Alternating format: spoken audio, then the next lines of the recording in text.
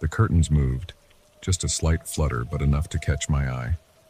I froze mid-sip of my morning coffee, staring at the window across the street. My new neighbor's house. For a moment I thought I'd imagined it, but then I saw it again, a shadow shifting behind the thin fabric. He was watching me. Again. I'd moved into this quiet suburban neighborhood just 3 weeks ago, hoping for a fresh start after my divorce.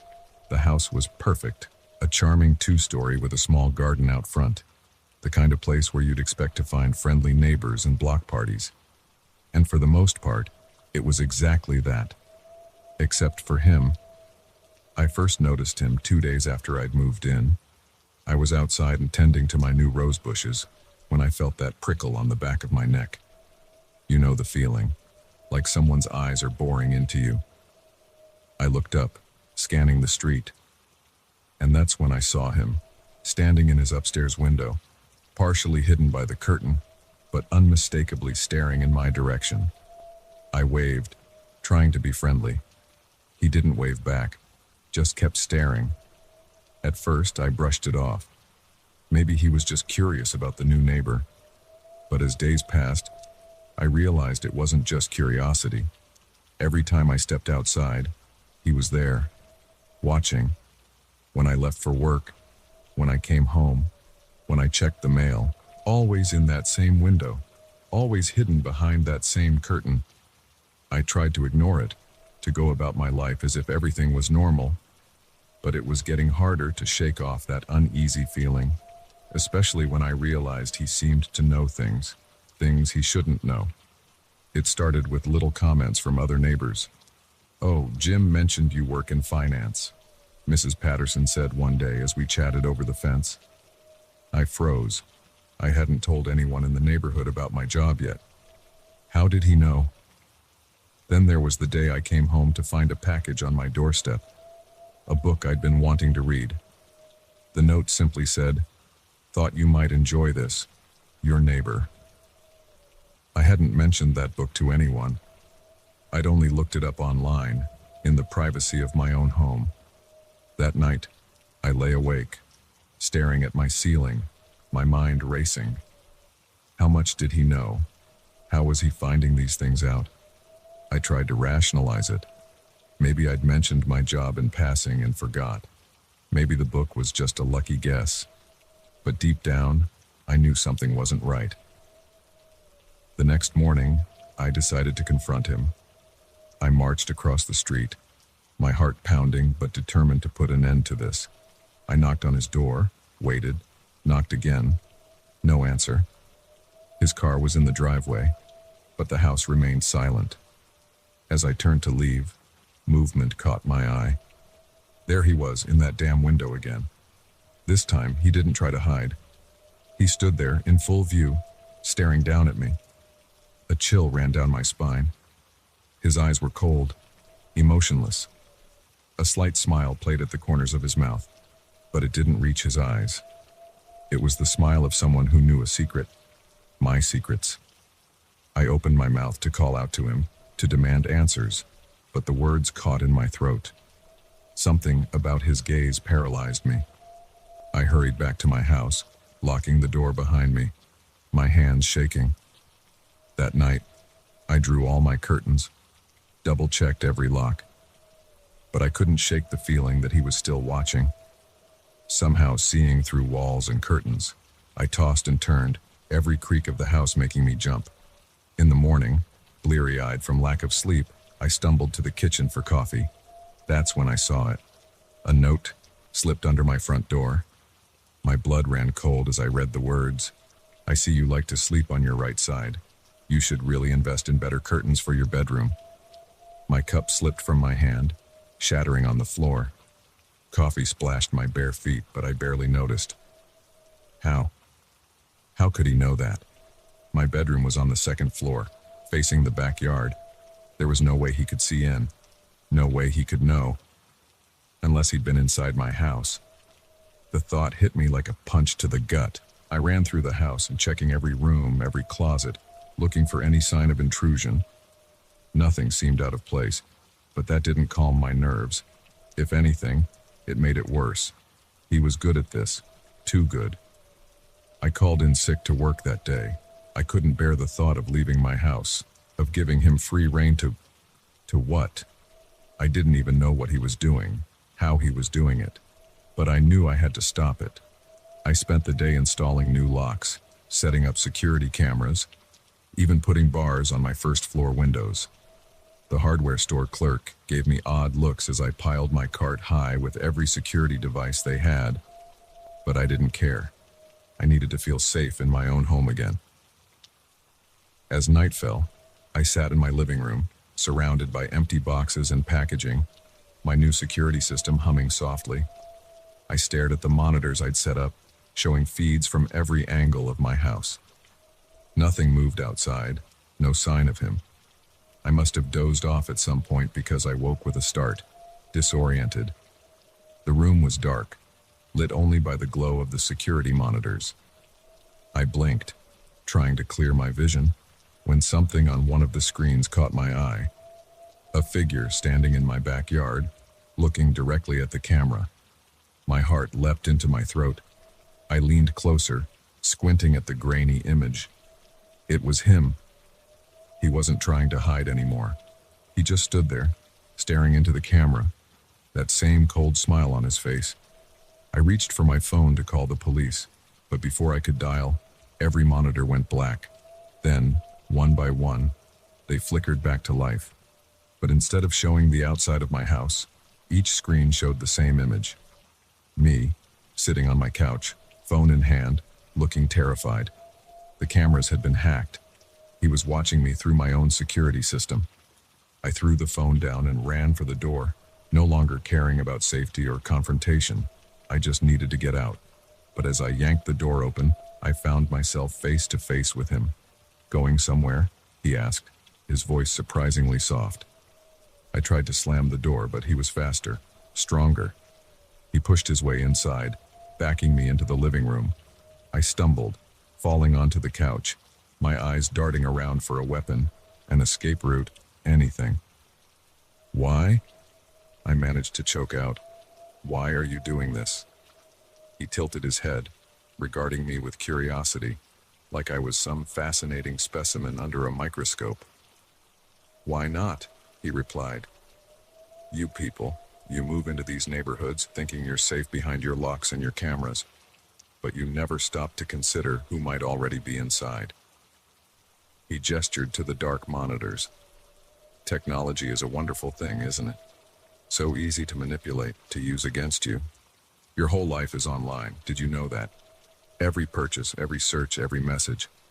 It's all there for someone who knows where to look." I felt sick. All those times I'd felt watched, all those little things he'd known about me. It hadn't been some supernatural ability. He'd simply hacked into my life, piece by digital piece. "What do you want?" I asked, hating how weak my voice sounded. His smile widened, and for the first time, I saw a flicker of emotion in his eyes. It wasn't reassuring. "Want? Oh, I don't want anything. This isn't about want. It's about power, control, the thrill of knowing everything about someone, of being able to manipulate their life without them even realizing it." He leaned in close, his breath hot on my face. "And you, my dear neighbor, have been my most entertaining subject yet." I closed my eyes, willing this all to be a nightmare. But when I opened them, he was still there, still smiling that cold, knowing smile. "Don't worry," he said, straightening up. "I'm not going to hurt you. Where's the fun in that? No, I'm going to leave now. And you're going to sit here wondering what I know, what I've seen, what I might do next. You're going to look at every camera, every computer, every phone, and wonder if I'm watching. And that, neighbor, is a far more satisfying punishment than anything physical I could do." With that, he turned and walked out, closing the door softly behind him. I sat there, shaking, for what felt like hours. When I finally found the strength to move, I did the only thing I could think of. I packed a bag, got in my car, and drove. I didn't have a destination in mind. I just knew I couldn't stay in that house, in that neighborhood, ever again. As I passed the "You are now leaving" sign at the edge of town, I glanced in my rearview mirror. There, in the distance, I saw a figure standing in the middle of the road. Even from this far away, I knew it was him, and I knew, with a certainty that chilled me to my core, that no matter where I went, he would always be watching. Because in this digital age, there's no such thing as a fresh start. There's no escape from someone who knows how to truly watch and listen. And as I drove into the night, I couldn't shake the feeling that this was just the beginning of a game I never agreed to play, but could never truly leave.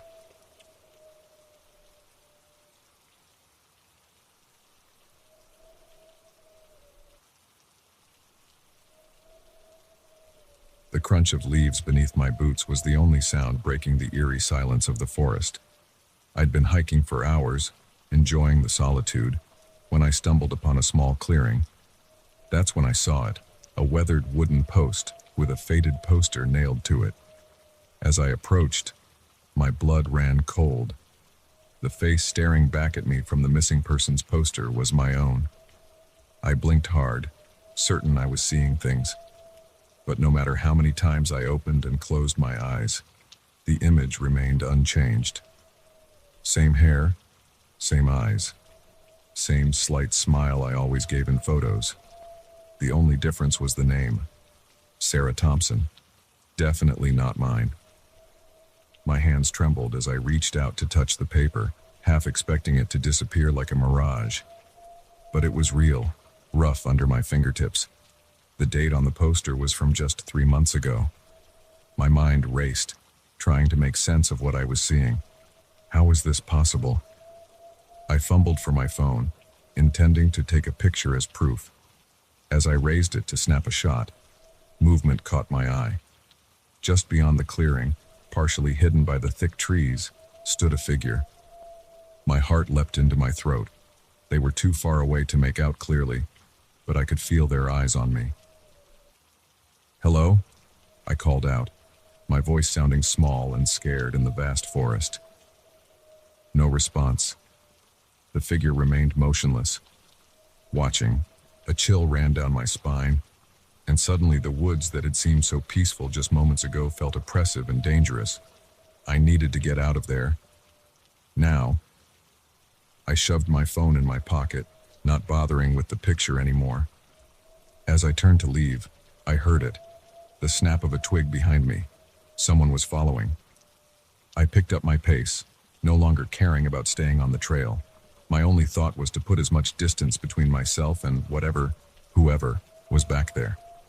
The sound of pursuit grew louder, branches cracking, leaves rustling.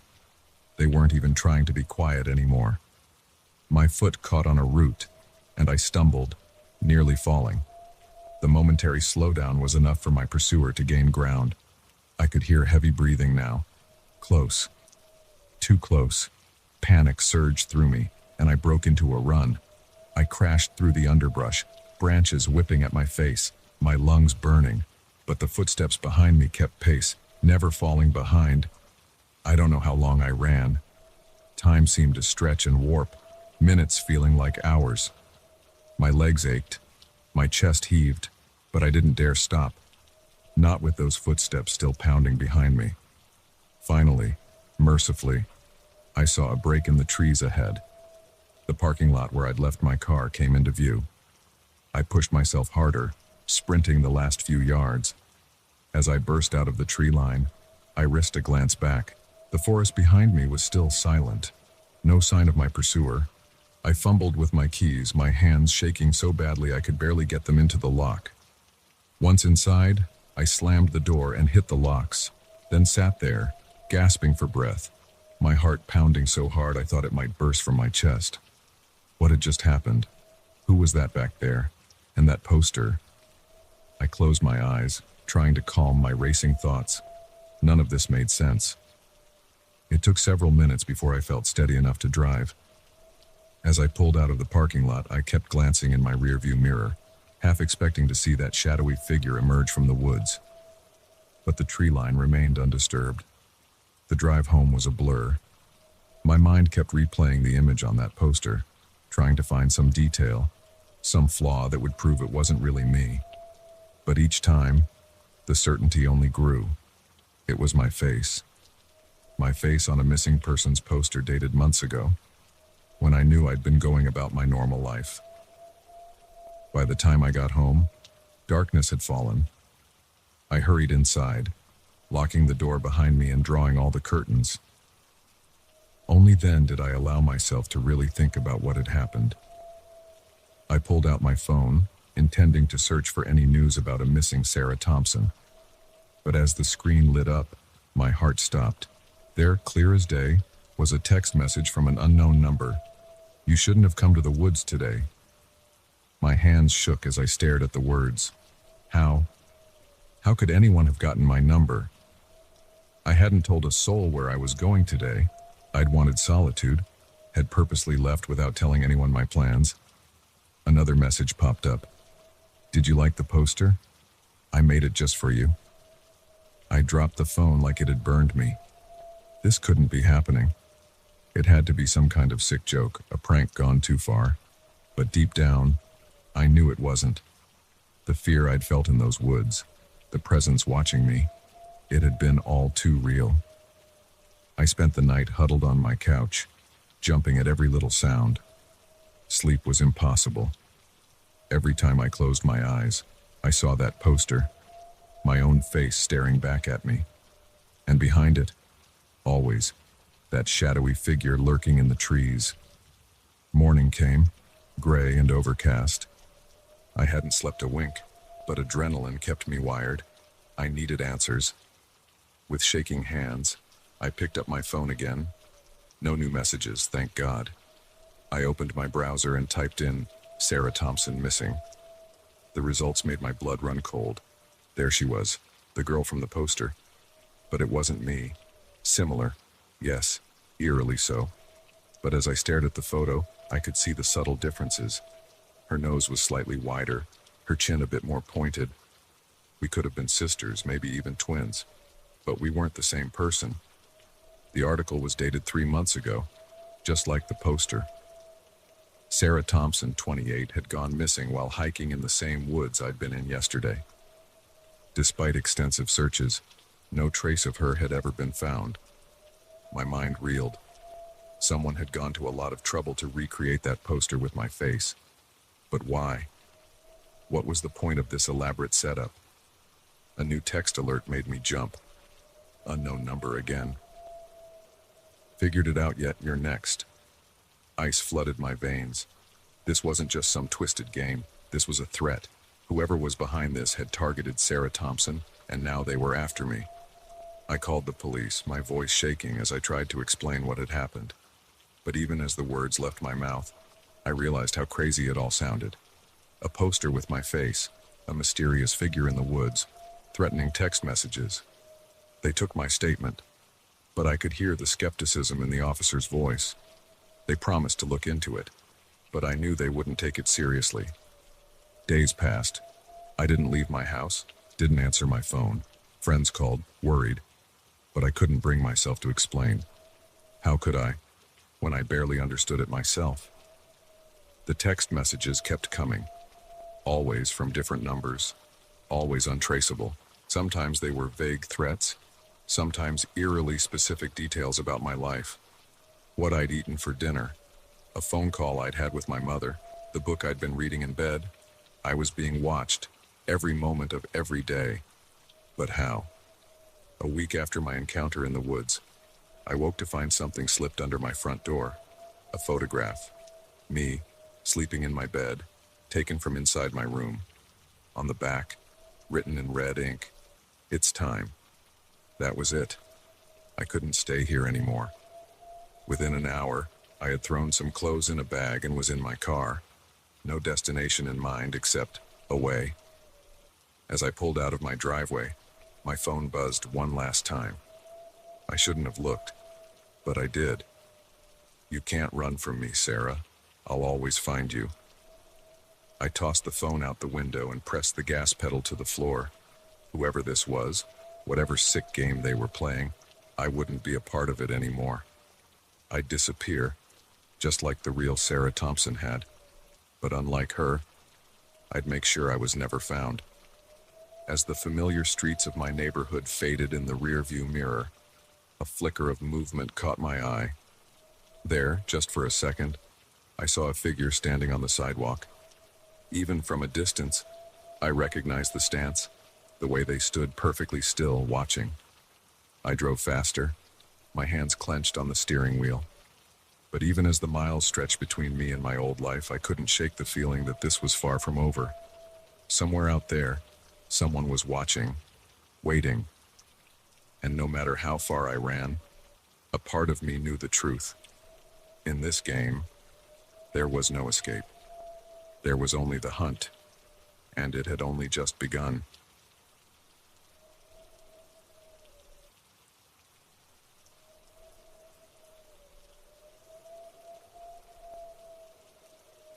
The headlights cut through the darkness, illuminating an endless ribbon of asphalt stretching into the night. I'd been driving for hours, the monotony of the highway lulling me into a trance-like state. That's when I saw him, a lone figure on the side of the road, thumb outstretched. In the split second it took me to pass him, our eyes met. I shouldn't have stopped. God, I shouldn't have stopped. But I did. Maybe it was the exhaustion from driving all day, or maybe it was just basic human decency. Whatever the reason, I found myself pulling onto the shoulder, gravel crunching under my tires as I came to a stop. I watched in the rearview mirror as the man jogged towards my car, his face hidden in the shadows cast by my taillights. As he got closer, I could make out more details. Tall, lean, probably in his mid-30s. He was wearing jeans and a dark jacket, a backpack slung over one shoulder. Nothing too out of the ordinary for a hitchhiker. I rolled down the passenger window as he approached. "Where you headed?" I asked, trying to sound casual despite the slight nervousness I felt. It was stupid to pick up a stranger in the middle of nowhere. I knew that. But it was too late to back out now. "Just up the road a ways," he said, his voice surprisingly soft. "There's a truck stop about 50 miles from here. I can get another ride from there." I hesitated for a moment, then nodded. "Hop in." He slid into the passenger seat, his backpack nestled between his feet. As I pulled back onto the highway, I snuck a glance at him. In the dim light of the dashboard, I could see he had sharp features, a day or two of stubble on his chin. His eyes were dark, intense. "Thanks for stopping," he said, breaking the silence. Not many people would these days. I shrugged, keeping my eyes on the road. "No problem. I've been where you are. Sometimes you just need someone to give you a break, you know." He nodded, a small smile playing at the corners of his mouth. "Oh, I know. More than you can imagine." We drove in silence for a while, the only sound the hum of the engine and the occasional rustle as my passenger shifted in his seat. I tried to relax, to shake off the unease that had settled over me. He was just a guy down on his luck, I told myself. Nothing to worry about. "So," I said, attempting to make conversation, "what brings you out here in the middle of the night?" He turned to look at me, and I felt a chill run down my spine. There was something in his gaze, something cold and calculating that hadn't been there before. "I could ask you the same thing," he said, his voice low. "It's dangerous to be out here alone. You never know who you might run into." I swallowed hard, my grip tightening on the steering wheel. "Just passing through," I said, trying to keep my voice steady. "On my way to visit family." He nodded slowly, his eyes never leaving my face. "Family's important. You're lucky to have them. Some of us aren't so fortunate." The way he said it made my skin crawl. There was an edge to his voice, a bitterness that hadn't been there before. I wished I could take back my offer of a ride, but we were miles from anywhere, nothing but darkness and empty roads stretching out before us. "I'm sure things will look up for you soon," I said, forcing a smile. "That truck stop isn't too far now. You'll be able to get another ride in no time." He laughed, a harsh, humorless sound that made me flinch. "Oh, I'm not worried about getting another ride. In fact, I think I found exactly what I need right here." My heart began to race. I pressed down on the accelerator, the speedometer creeping up. Maybe if I drove fast enough, I could get to the truck stop quickly, drop him off, and be done with this whole unsettling encounter. But as the car picked up speed, he reached over and placed his hand on the steering wheel. Now, he said, his voice eerily calm. Let's not do anything rash. Why don't you pull over? I think it's time we had a real conversation. I shook my head, panic rising in my throat. No, I don't think that's a good idea. We're almost to the truck stop. I'll drop you off there, okay? His grip on the steering wheel tightened. I said, pull over. The softness was gone from his voice, replaced by a steely command that brooked no argument. My mind raced, trying to figure a way out of this situation. Should I try to overpower him, crash the car, jump out? But before I could decide, he made the choice for me. In one swift motion, he grabbed the wheel and jerked it to the right. The car swerved violently, tires screeching as we careened off the road. I slammed on the brakes, but it was too late. We skidded to a stop in a cloud of dust, the engine sputtering and dying. For a moment, everything was silent. Then, slowly, he turned to me, that cold smile back on his face. There, he said. Isn't this better? Now we can really get to know each other. I fumbled for the door handle, ready to bolt, but he was faster. His hand shot out, grabbing my wrist in an iron grip. He tutted. Don't be rude. I'm not done talking yet. What do you want? I asked, my voice barely above a whisper. He tilted his head, regarding me with curiosity. Want? Oh, it's not about want. It's about need. You see, I need something from you. Something only you can give me. I felt sick. My mind conjured up all sorts of horrible scenarios, each worse than the last. Please, I said, hating how weak I sounded. I don't have much money, but you can take what I have. Just let me go. He laughed again, that same humorless sound that sent chills down my spine. Money? You think this is about money? Oh no, my friend. What I need is far more valuable than that. He reached into his jacket pocket, and I tensed, expecting him to pull out a weapon. Instead, he produced a small, ornate box. It looked old, the metal tarnished and engraved with symbols I didn't recognize. Do you know what this is? He asked, holding it up so I could see it clearly in the dim light. I shook my head, too terrified to speak. This, he said, his voice taking on an almost reverent tone, is a vessel, a very special vessel, and it's been empty for far too long. He opened the box, and for a split second, I thought I saw something move inside, a writhing darkness that seemed to defy the laws of physics. But then it was gone, and the box was just a box again. You see, he continued, I've been searching for someone like you. Someone pure, untainted, someone whose soul will fit perfectly in here. He tapped the box with one long finger. I felt the blood drain from my face. This man wasn't just dangerous. He was insane. You're crazy, I said, finding my voice at last. Let me go, or I'll scream. He smiled, a predator's grin that showed too many teeth. Scream all you want. There's no one out here to hear you. And even if there was, it wouldn't matter. Once I start the ritual, nothing can stop it. He began to chant, words in a language I didn't understand. The air around us seemed to thicken, grow heavy with an unnatural energy. The box in his hand began to glow, a sickly green light seeping from between its seams. I struggled against his grip, but it was like trying to move a mountain. My strength was fading, my vision growing dim around the edges. I could feel something pulling at me, not physically, but deep inside, like my very essence was being torn away. As consciousness began to slip away, I had one last terrifying thought. This wasn't the first time he'd done this, and if someone didn't stop him, it wouldn't be the last. The last thing I saw before darkness took me was his face, triumphant and terrible, bathed in that unholy green light. And I knew, with a certainty that chilled me to my core, that I should never have stopped. I should never have picked up the hitchhiker. Because sometimes, the real monsters aren't hiding in the darkness. Sometimes, they're standing right there in the light, thumb outstretched, waiting for someone kind enough, or foolish enough, to offer them a ride into the night.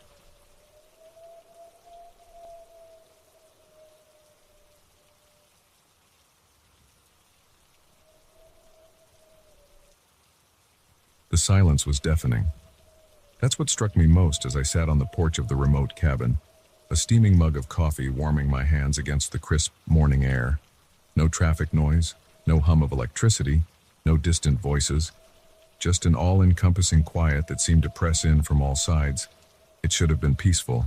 Instead, it left me unsettled, as if the forest was holding its breath, waiting for something to happen. I'd rented this place for a week, desperate for a break from the chaos of city life and the stress of my high-pressure job. A chance to disconnect, to recharge. Now, 3 days in, I was beginning to wonder if I'd made a mistake. The cabin itself was charming enough, rustic but comfortable, with a well-stocked kitchen and a fireplace that kept the chill at bay. But its isolation, which had seemed so appealing when I booked it, now felt oppressive. The nearest town was an hour's drive away, and I hadn't seen another soul since the property manager had dropped off the keys. As I sipped my coffee, my eyes scanned the tree line that encircled the small clearing where the cabin stood. Dense pines stretched as far as I could see, their branches swaying gently in the breeze. It was beautiful, in a wild, untamed sort of way. But there was something else, too. A feeling I couldn't shake. Like I was being watched. I shook my head, trying to dislodge the paranoid thoughts. This was ridiculous. I was letting my imagination run wild, that's all. Too many late nights watching horror movies. Probably. Still, as I finished my coffee and headed back inside, I couldn't help but glance over my shoulder one last time. The forest remained still and silent, revealing nothing. The day passed uneventfully. I hiked a nearby trail, read a book by the fire, and made myself a simple dinner. As night fell, I found myself growing increasingly anxious. The darkness seemed to press against the windows, and every creak of the cabin's old wooden frame made me jump. I tried to distract myself with TV, but the satellite reception was spotty at best. Instead, I decided to turn in early, hoping a good night's sleep would calm my nerves. I don't know what woke me. One moment, I was deep in dreamless sleep. The next, I was wide awake, every nerve on edge. The room was pitch black, the kind of darkness you only find far from civilization. I lay perfectly still, straining my ears. There it was again, a soft sound, barely audible. It could have been the wind or an animal moving through the underbrush. But something about it made the hair on the back of my neck stand up. It sounded deliberate, like footsteps trying to be quiet. I reached for my phone on the bedside table, fumbling in the dark. The screen's sudden brightness made me squint as I checked the time. 2:17 a.m. Far too late for it to be the property manager or some lost hiker. The sound came again, closer this time, definitely footsteps. They were slow, measured, moving around the perimeter of the cabin. I held my breath, my heart pounding so loudly I was sure whoever was out there must be able to hear it. The footsteps paused just outside my bedroom window. I could hear soft breathing now, barely audible over the frantic beating of my own heart. Then, slowly, the sound of a hand pressing against the glass. I wanted to scream, to run, to do something. But fear had me paralyzed. I lay there, rigid with terror, as the hand slowly dragged down the window pane, fingernails scraping against the glass. As suddenly as it had started, the sound stopped. The night was silent once more, but I knew better than to think it was over. Whatever was out there, it was waiting, watching. I don't know how long I lay there, every muscle tense, ears straining for any sound. Eventually, exhaustion won out over fear, and I drifted into a fitful sleep. Morning light streaming through the window woke me. For a moment, I was disoriented, the events of the night feeling like a distant nightmare. But as I became fully awake, the memory of those footsteps, that hand on the window, came rushing back. I threw off the covers and hurried to the window, half expecting to see some monstrous figure still lurking outside. But the clearing was empty, peaceful in the morning sun. It all seemed so normal, so ordinary, that I began to doubt myself. Had it all been a dream, a product of an overactive imagination and too much solitude?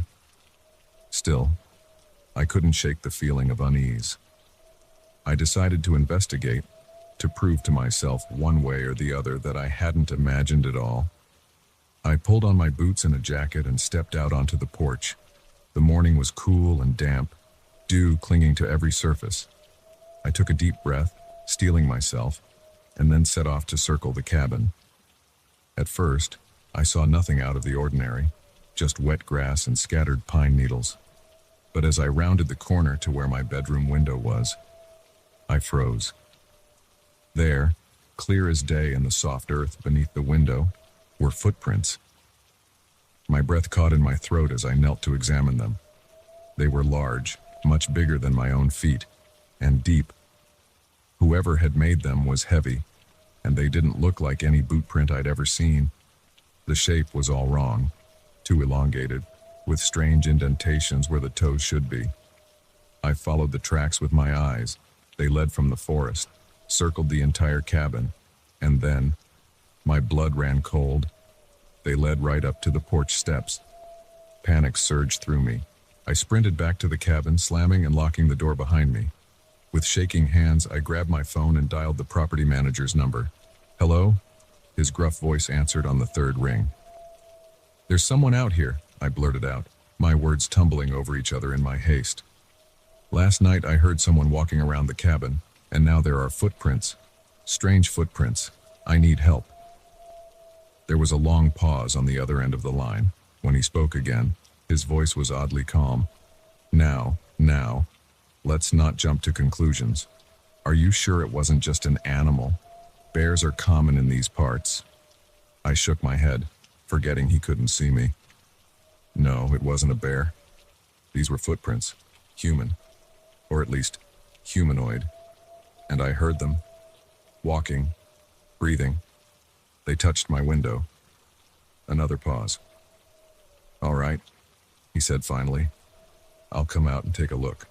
But it'll take me about an hour to get there. Just stay inside, keep the doors locked. I'm sure it's nothing to worry about." I wanted to scream at him, to make him understand the terror I'd felt, the wrongness of those footprints. But I just mumbled a thank you and hung up. The next hour was the longest of my life. I paced the cabin, jumping at every sound, my eyes constantly darting to the windows. But nothing happened. No footsteps, no breathing, no hands on glass. When I finally heard a car pulling up, I nearly cried with relief. I ran to the door, ready to fling it open, but caution made me pause. "Hello?" I called out. "Is that you?" "It's me," came the reply. "Can you come out here? I want to take a look at those tracks you mentioned." I stepped out onto the porch, blinking in the bright sunlight. The property manager was standing by his truck, a puzzled look on his face. "Where did you say you saw these tracks?" he asked. I pointed towards the side of the cabin. "Over there, under my bedroom window. They go all the way around." He walked over to where I was pointing, his brow furrowed. I followed, ready to show him the evidence of my terrifying night. But when we reached the spot, I stopped short. The ground was undisturbed. No footprints, no sign that anything had been there at all. I don't understand," I stammered. "They were right here. Big footprints all around the cabin. I saw them just an hour ago." The property manager gave me a long look, somewhere between concern and suspicion. "Look," he said finally, "being out here alone can play tricks on your mind. Maybe you should consider cutting your stay short, head back to the city, get some rest." I wanted to argue, to insist that I wasn't crazy, that something had been here. But looking at the unmarked earth, I began to doubt myself. Had it all been in my head? As the property manager drove away, promising to check in on me later, I stood on the porch, staring out at the silent forest. The feeling of being watched was back, stronger than ever. I knew then that I couldn't stay. Whether the footprints had been real or imagined, something was wrong here. This place, this silent, watching forest, was not safe. As I packed my bags, my eyes kept darting to the windows, half expecting to see a face peering in. And when I finally got in my car and started down the long, winding road back to civilization, I couldn't shake the feeling that something was following me, just out of sight in the dense trees. I never returned to that cabin, never told anyone the full story of what happened there. But to this day, I can't look at a forest without remembering that night, those phantom footsteps, and the undeniable feeling that in the deepest, darkest woods, there are things watching and waiting that are better left undisturbed.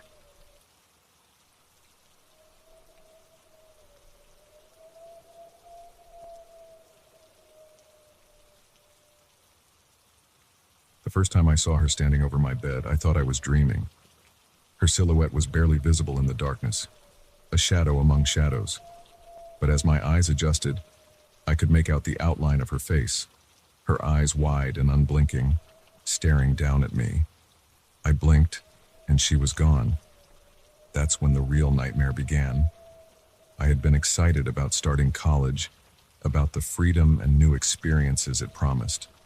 When I found out I'd be sharing a dorm room, I was even more thrilled. The thought of making a new friend, someone to share this chapter of my life with, filled me with anticipation. The day I moved in, I met Sarah. She seemed nice enough, if a bit quiet. She had long, dark hair that she wore in a messy bun, and she always seemed to be wearing oversized sweaters, even though it was still warm outside. We exchanged pleasantries as we unpacked, but she didn't say much beyond the basics. The first few weeks passed without incident. We fell into a routine, polite but distant roommates. Sarah kept to herself mostly, spending a lot of time at her desk with her headphones on. I tried to engage her in conversation a few times, but her responses were always short, her eyes never quite meeting mine. It was about a month into the semester when I first noticed something odd. I woke up in the middle of the night, that unsettling feeling you get when you know you're being watched. When I opened my eyes, I saw Sarah standing at the foot of my bed, just staring at me. I sat up, startled, and she quickly turned and went back to her own bed without a word. The next morning, I tried to bring it up casually over breakfast. "Hey, was everything okay last night? I thought I saw you standing by my bed." Sarah looked at me, her face blank. "What? No, I was asleep all night. You must have been dreaming." I laughed it off, but something about her response felt off. Still, I pushed the thought aside. Maybe it had been a dream after all. But it happened again, and again. Always the same. I'd wake up to find Sarah standing over me, watching me sleep. Each time I brought it up, she denied it, insisting I must have been dreaming or seeing things in the dark. I started to dread going to sleep. Every night, I'd lie awake, listening for the creak of her bed, the soft pad of her feet on the floor. Sometimes I'd pretend to be asleep, keeping my eyes barely open, watching as she slowly, silently made her way to my bedside. During the day, Sarah acted as if nothing was amiss. She went about her routine as usual, quiet and withdrawn. But I noticed other things now. The way she'd sometimes stare at me when she thought I wasn't looking. How she seemed to know things about my schedule that I'd never told her. I tried to rationalize it. Maybe she was sleepwalking. Maybe she had some kind of sleep disorder. I even considered that maybe I was the one with the problem, that stress or lack of sleep was making me imagine things. But then came the night that changed everything. I woke up suddenly, that familiar feeling of being watched prickling my skin.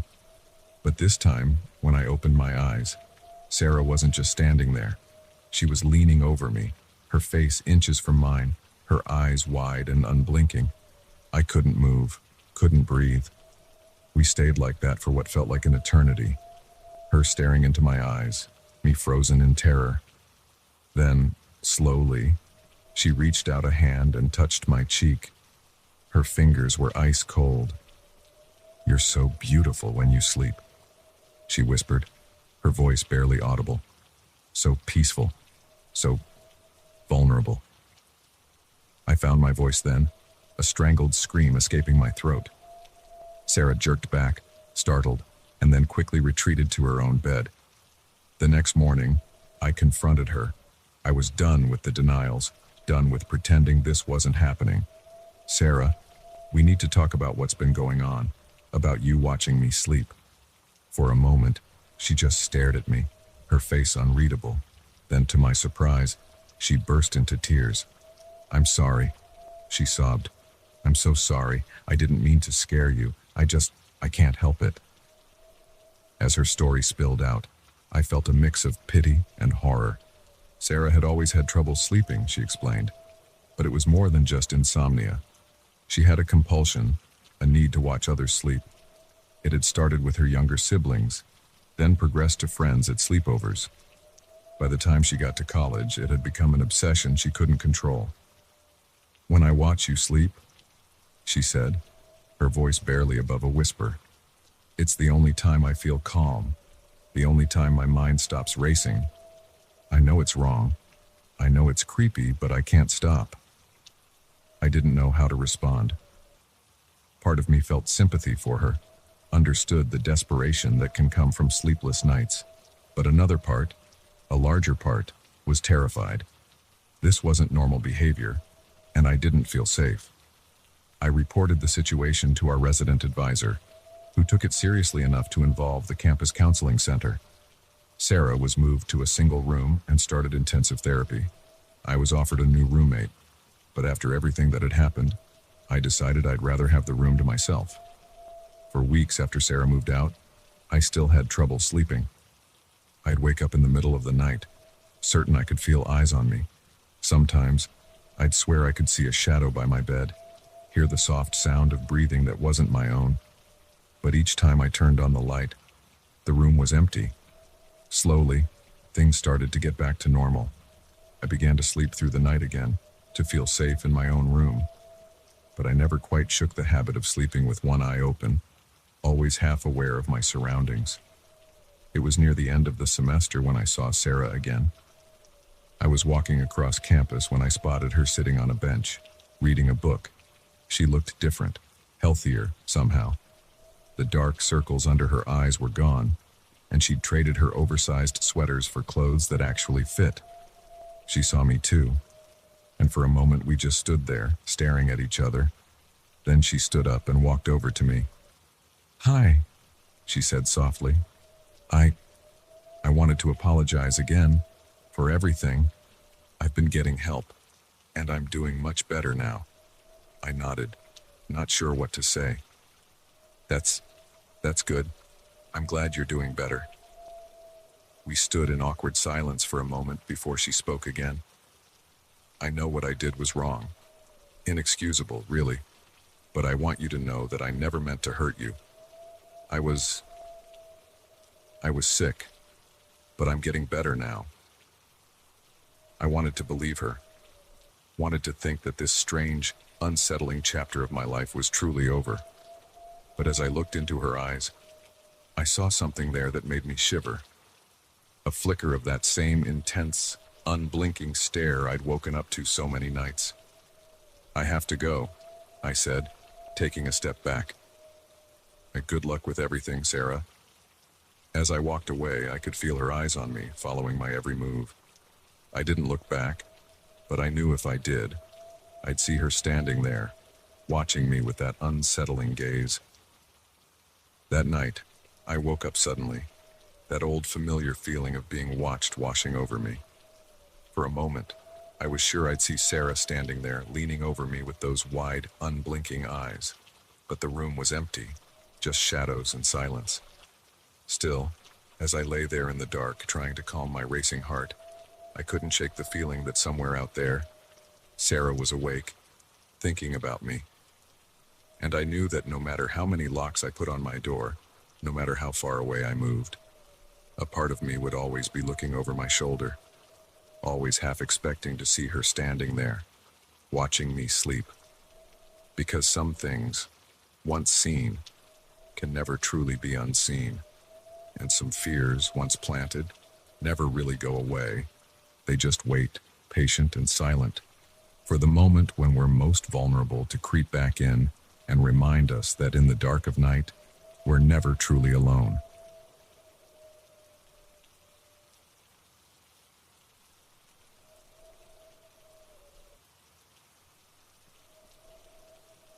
The phone buzzed in my pocket, its vibration feeling more like a jolt of electricity through my body.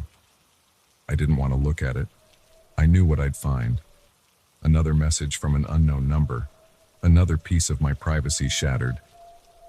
But like a moth drawn to a flame, I couldn't resist. With trembling fingers, I pulled out my phone and read the text. "Blue looks good on you today. Matches your eyes." My heart stopped. I was wearing a blue shirt, one I'd just bought yesterday. I hadn't told anyone about it, hadn't posted any pictures online. How could they know? It had started 3 weeks ago. A simple text from an unknown number. "Have a good day at work." I'd brushed it off as a wrong number, maybe someone who'd misdialed their friend, but then they kept coming. Always from different numbers, always untraceable. At first, they were innocuous enough. Comments about the weather, about current events. But then they got personal. They knew where I worked, what I'd had for lunch, who I'd talked to that day. It was like having a shadow, one that saw everything I did but remained invisible. I'd gone to the police, of course, but what could they do? There were no threats, no demands, just someone who seemed to know everything about my life. They took a report, told me to keep a log of the messages, but I could see the skepticism in their eyes. In the age of social media oversharing, who could prove these weren't just lucky guesses? But I knew better. I'd become paranoid, checking my privacy settings obsessively, even going so far as to tape over my laptop camera and smartphone lenses. I'd stopped posting on social media altogether, and still the messages came. "That new haircut suits you." "Your mom will love the birthday gift you bought her." "You should really eat more than just coffee for breakfast." Each one a knife, twisting deeper into my sense of security. I'd stopped sleeping properly, jumping at every notification, every buzz of my phone. My friends had noticed the change in me, the dark circles under my eyes, the way I'd flinch when someone approached me unexpectedly. But how could I explain it to them? That someone was watching me, knew everything about me, but I had no idea who or how. I'd considered changing my number, but the rational part of my brain knew it wouldn't help. If they could get my private information so easily, a new phone number would be child's play. As I stared at the latest message about my blue shirt, a new text came in. "You look pale. Are you feeling all right?" I snapped my head up, scanning the busy street around me. People rushed by, absorbed in their own worlds, their own phones. Any one of them could be the one sending these messages. Or maybe they were watching from one of the countless windows overlooking the street, or through the traffic cameras on every corner. I felt exposed, vulnerable, like an insect under a microscope. Every move scrutinized by an unseen observer. My palms were sweaty, my breathing shallow. I needed to get inside, away from prying eyes. I ducked into the nearest coffee shop, a small, dimly lit place I'd never been to before. As I settled into a corner booth, my back to the wall so I could see the entire room, my phone buzzed again. "The lavender latte is their specialty here. You should try it." My blood ran cold. How? How could they possibly know where I was? I hadn't planned to come here, hadn't told anyone. It was a spur-of-the-moment decision driven by panic. With shaking hands, I ordered the lavender latte. When it arrived, I stared at it, unable to take a sip. It felt like accepting defeat, like playing into their game. But what choice did I have? As I sat there, the untouched latte growing cold, I tried to think rationally. Who could be doing this? An ex-partner. But I hadn't dated anyone seriously in years. A coworker. But how would they know what I did outside of work? A neighbor. But then how did they follow me when I left home? My mind raced through possibilities, each more unlikely than the last. Was I being targeted by some high-tech stalker? Had I unknowingly angered someone with the resources to mount this kind of surveillance? Or was I simply losing my mind? The worst part was the not knowing who was watching or why. Were they getting some sick pleasure out of my fear? Were they building up to something worse? Or was this all some elaborate prank that I was failing to understand? I must have sat there for hours, lost in my spiraling thoughts. The barista had given up trying to make eye contact, probably assuming I was just another weirdo using their shop as a refuge. As the afternoon light began to fade, my phone buzzed again. "It's getting late. You should head home. Don't forget to pick up milk on the way. You're almost out." I felt a hysterical laugh bubble up in my throat. Of course they knew I needed milk. Of course they were telling me to go home, like a concerned friend rather than the tormentor they were. As I stepped out of the coffee shop, the cool evening air hit my face, and I made a decision. I wasn't going home. Not to my apartment where every corner, every shadow might be hiding a camera or a microphone. I turned and walked in the opposite direction of my usual route. For hours I wandered the city, down unfamiliar streets, through neighborhoods I'd never visited. I took random turns, doubled back on myself, anything to shake the feeling of being followed. But with every step, my phone would buzz. That's an interesting part of town. Never took you for an architecture buff. The pizza place on the corner is fantastic. You should grab a slice. Your friend Sarah lives 2 blocks from here. Why don't you pay her a visit? It was useless. No matter where I went, they knew. As midnight approached, exhaustion began to set in. My feet ached, my head throbbed, and the weight of constant surveillance pressed down on me like a physical thing. Finally, defeated, I made my way home. As I approached my building, a final text came through. "Welcome back. Sleep well. We'll talk again tomorrow." I collapsed onto my bed, not bothering to change clothes or turn off the lights. As I lay there, staring at the ceiling, I realized something that chilled me to my core. Despite the fear, despite the invasion of privacy, a small part of me had begun to anticipate the messages, to wonder what they'd say next, what new detail of my life they'd comment on. Was this Stockholm Syndrome? Had my tormentor become, in some twisted way, my only real companion? The only one who truly saw me, knew me? As I drifted off into an uneasy sleep, one last thought flickered through my mind. What if, tomorrow, the messages stopped coming? What if I woke up to silence, to a world where no one was watching, where no one cared about the minute details of my day? And why did that thought terrify me even more than the messages themselves?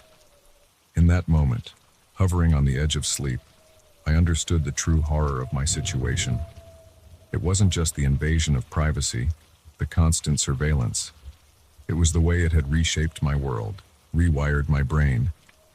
I had become addicted to being watched, dependent on the validation of this unseen observer.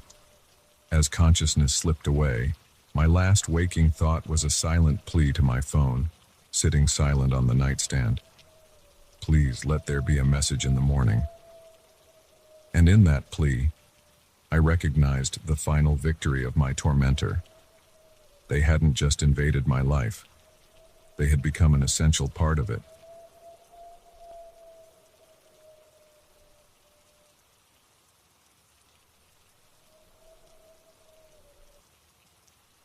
The hairbrush wasn't where I'd left it.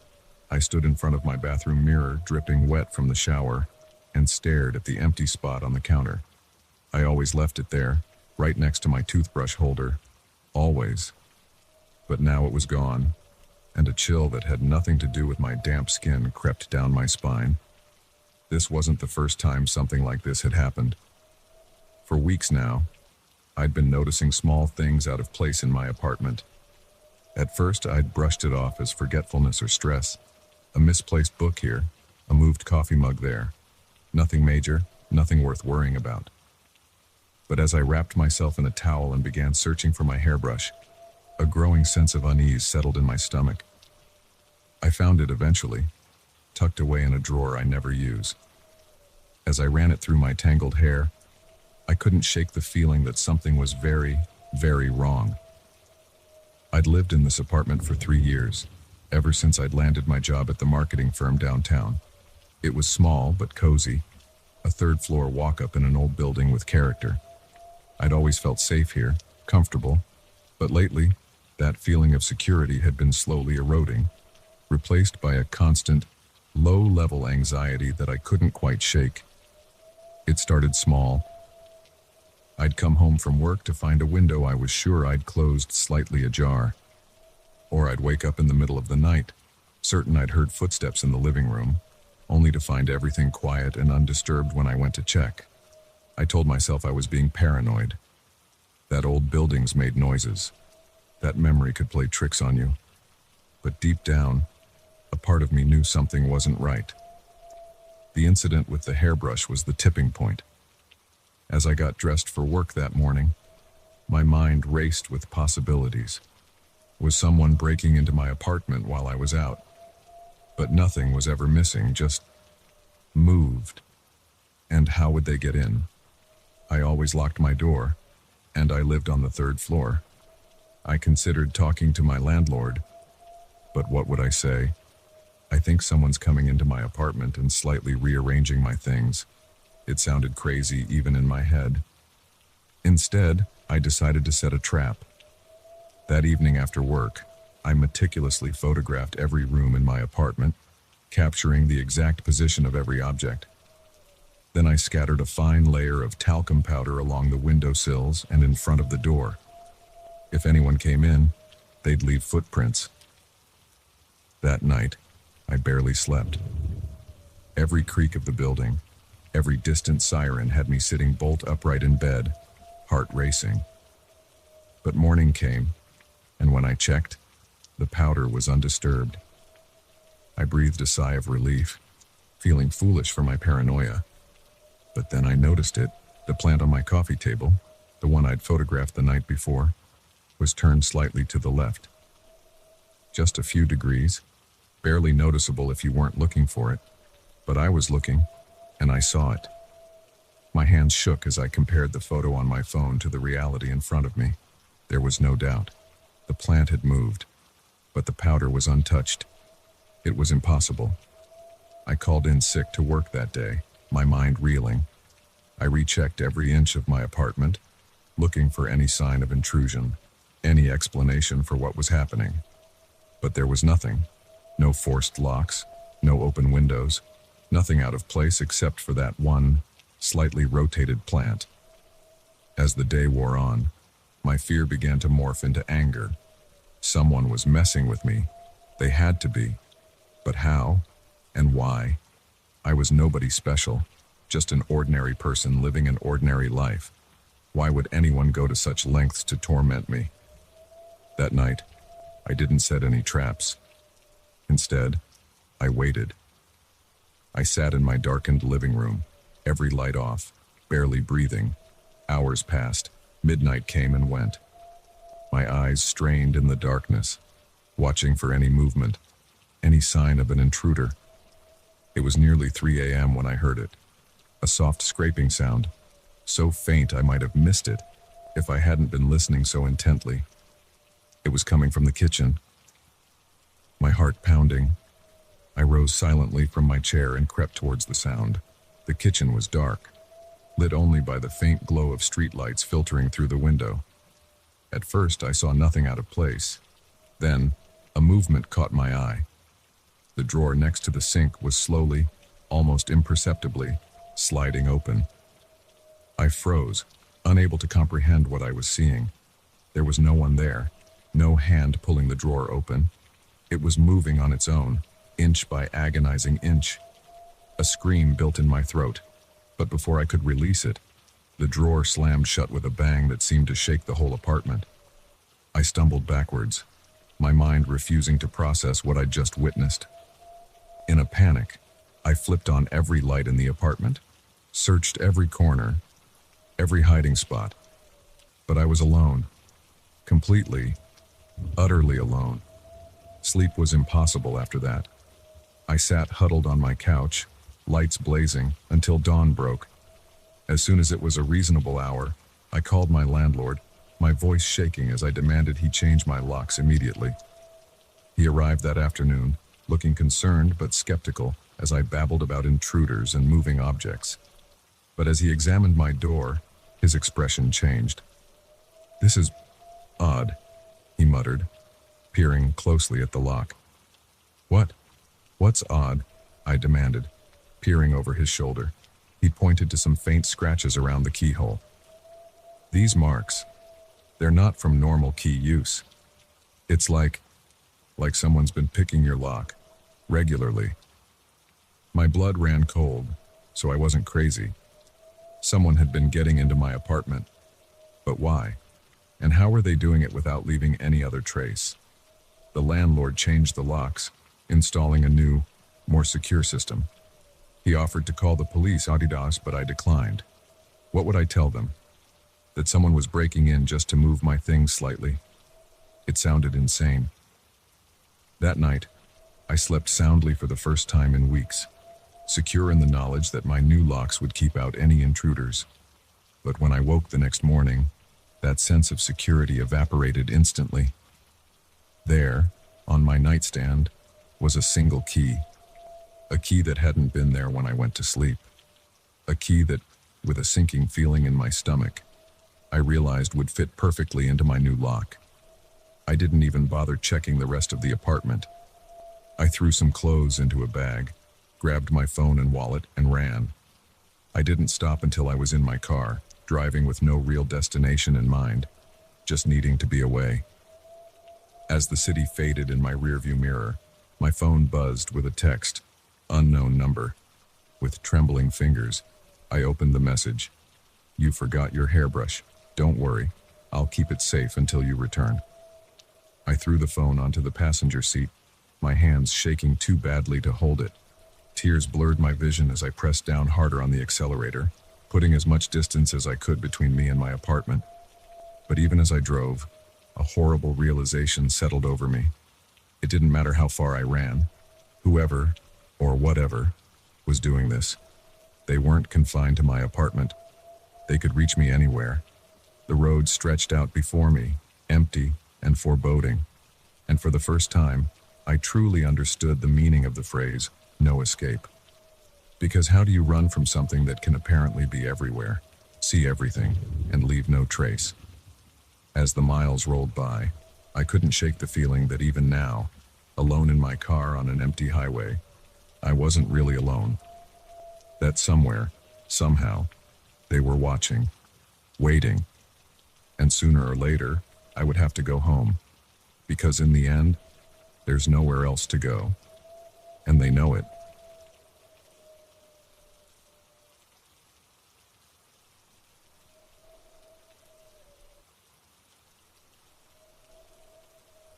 The engine's low rumble was the only sound breaking the pre-dawn silence as I pulled into my driveway, exhausted from another graveyard shift at the hospital. That's when I saw it. The same dark sedan parked across the street, its windows tinted black, reflecting the dim glow of the streetlights. It had been there every night this week, always in the same spot, always silent and still. At first, I'd thought nothing of it. Cars parked on the street all the time in our quiet suburban neighborhood.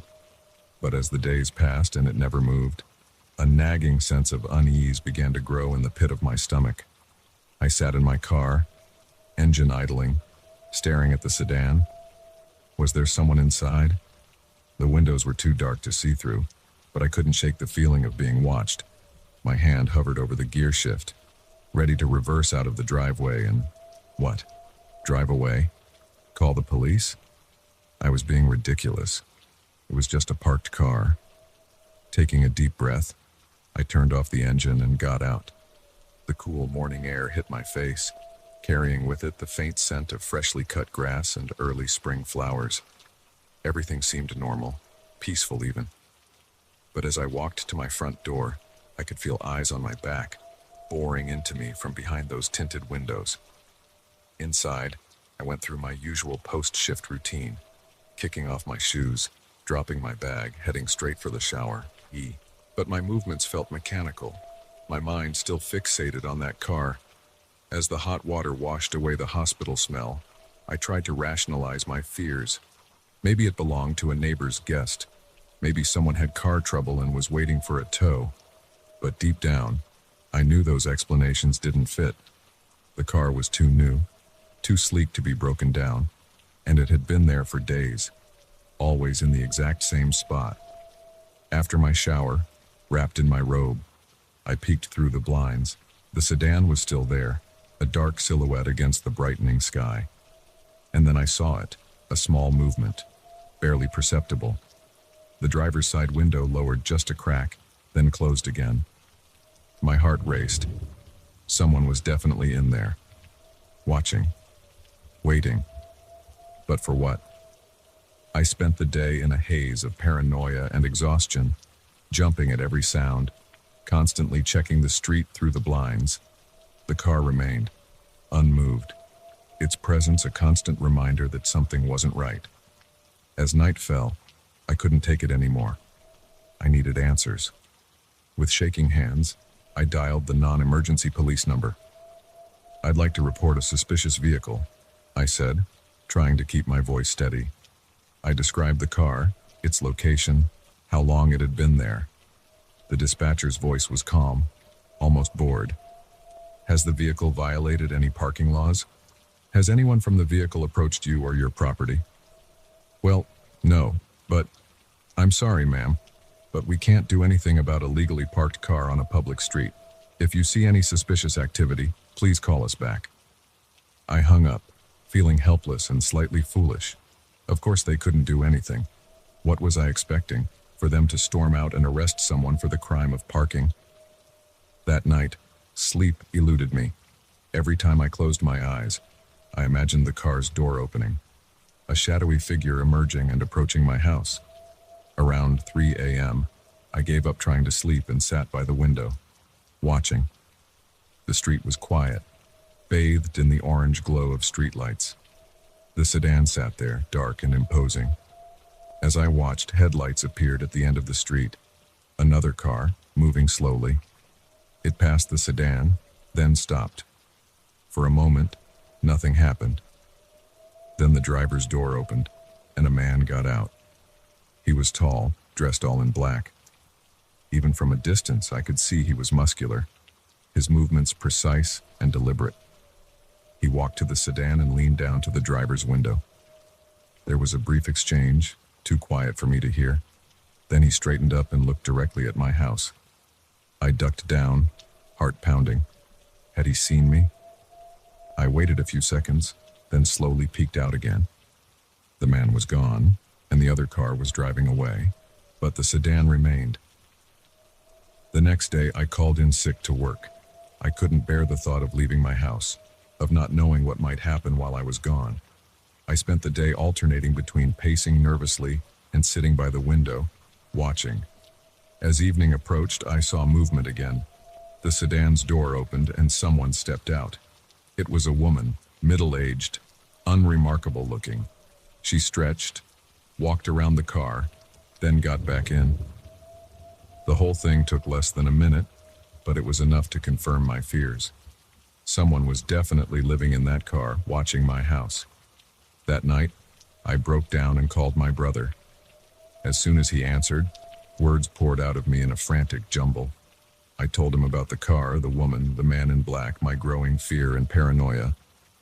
There was a long pause when I finished. Then, "Have you been sleeping okay? Eating properly?" I felt a stab of betrayal. "What? Yes, of course. Did you hear what I said? Someone is watching me." He sighed. "Look, I know things have been tough since Mom died, and working those night shifts can't be easy. Maybe you should talk to someone. A professional, I mean." "I'm not crazy," I snapped. "This is real. Come over and see for yourself if you don't believe me." Okay, he said, his voice placating. "I'll come by tomorrow after work. Just try to get some rest, all right?" I hung up, angry and hurt. But a small part of me wondered, was I losing it? Was the stress and grief finally catching up with me, making me see threats where there were none? The next day crawled by. I alternated between watching the street and trying to distract myself with TV, books, anything. But my eyes kept being drawn back to that car, its presence a constant, gnawing worry. When my brother finally arrived, I practically dragged him to the window. "There," I said, pointing. "See? It's been there for over a week now." He peered out, frowning. "The black sedan? Are you sure it hasn't moved? Maybe different cars just park in the same spot." "I'm sure," I insisted. "Watch it long enough. You'll see someone in there." He stayed for a couple of hours, humoring me. We sat by the window, talking in low voices, but nothing happened. The car sat there, silent and still. As he was leaving, my brother placed a hand on my shoulder. "Look," he said gently, "I think you might be working too hard. Why don't you take a few days off? Maybe go visit Dad for a while?" I nodded, not having the energy to argue. But as soon as he was gone, I returned to my vigil by the window. It was nearly midnight when I saw it. The sedan's door opened, and the woman got out again. But this time, she didn't just stretch and get back in. She looked directly at my house, raised her hand, and waved. I stumbled back from the window, my heart racing. She had seen me. She knew I was watching. This wasn't paranoia or stress or grief. This was real. With trembling hands, I reached for my phone to call the police. But before I could dial, it buzzed with a text message. "Unknown number. We see you, Sarah. We've always seen you. It's time to come home now." I dropped the phone, a scream building in my throat. How did they know my name? What did they mean? Come home. As panic overwhelmed me, I heard a sound that made my blood run cold. The soft click of a key turning in a lock. My front door swung open, and there, silhouetted in the doorway, was the man in black. "Hello, Sarah," he said, his voice oddly gentle. "We've been waiting a long time for you to notice us. Are you ready to remember now?" As he stepped into the light, something in my mind shifted. Memories, long buried, began to surface. The car, the watchers, they had always been there, hadn't they? Waiting for me to wake up, to remember who I really was.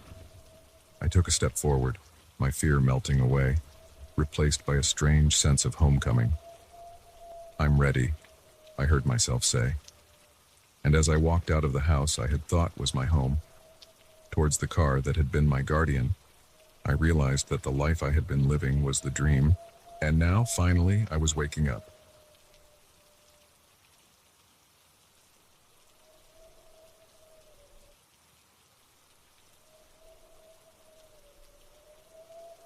The headlights in my rearview mirror were relentless, two piercing eyes that had been fixed on me for the last hour. I gripped the steering wheel tighter, my knuckles white, as I pushed my old Honda to its limits on the winding mountain road. It was well past midnight, and I hadn't seen another car since I left the last gas station 50 miles back. No one, except for the vehicle that had been tailing me ever since. At first, I thought nothing of it. Late-night drives often come with temporary road companions, other solitary travelers sharing the same stretch of asphalt for a while. But as the miles ticked by and every turn I took was mirrored by those unwavering headlights, a cold dread began to seep into my bones. I was on my way back from visiting my sister in Colorado, a trip I'd made dozens of times before. Usually, I enjoyed these long drives, the solitude, the ever-changing landscape, the time to think. But tonight, every shadow seemed menacing, every curve in the road a potential ambush. I tried to rationalize it. Maybe they were just going in the same direction. Maybe they were afraid of getting lost and were using me as a guide. But deep down, I knew better. The way they matched my every move, sped up when I did, slowed down in perfect sync. This was no coincidence. I considered pulling over, but the thought of stopping, of being a sitting duck for whoever was in that car, made my stomach churn. So I kept driving, my eyes darting between the road ahead and the rearview mirror, watching those headlights that never seemed to get any closer or fall behind. As the road wound higher into the mountains, a plan began to form in my mind. I knew these roads well, had driven them countless times in daylight and darkness. Up ahead was a lookout point, a wide shoulder where tourists stopped to admire the view. If I could just make it there, maybe I could confront my pursuer, or at least get a better look at them. I pressed the gas pedal harder, the engine protesting as I pushed it to its limits. The headlights behind me grew slightly dimmer as I gained some distance. My heart raced, hope mingling with fear as the lookout point came into view. With a screech of tires, I swerved onto the shoulder, throwing the car into park and killing the lights in one fluid motion.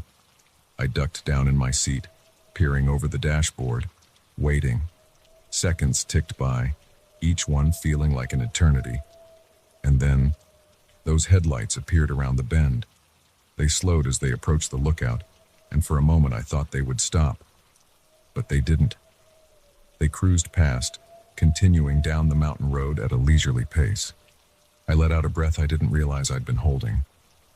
Had I imagined it all? Was it just paranoia born from too many hours on the road? But as I sat there trying to calm my racing heart, I saw something that made my blood run cold. The car, a dark sedan that I could now see clearly in the moonlight, pulled a U-turn about a quarter-mile down the road. It was coming back. Panic surged through me. I fumbled with my keys, my hands shaking so badly I could barely get them into the ignition. The car sputtered to life just as the sedan's headlights illuminated my rearview mirror once again.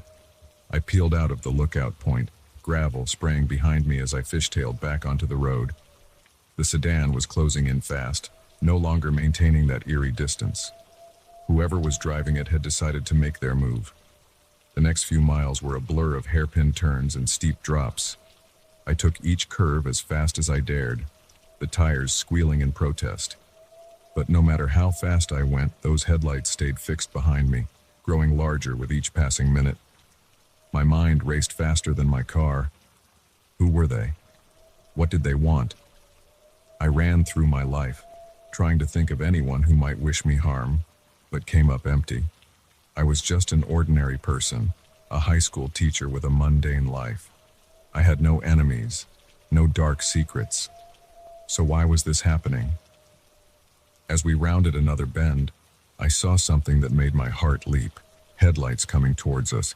Another car, the first I'd seen in hours. Maybe if there was a witness, my pursuer would back off. But as the approaching car got closer, my hope turned to horror.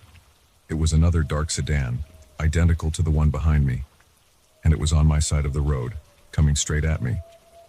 I had seconds to react.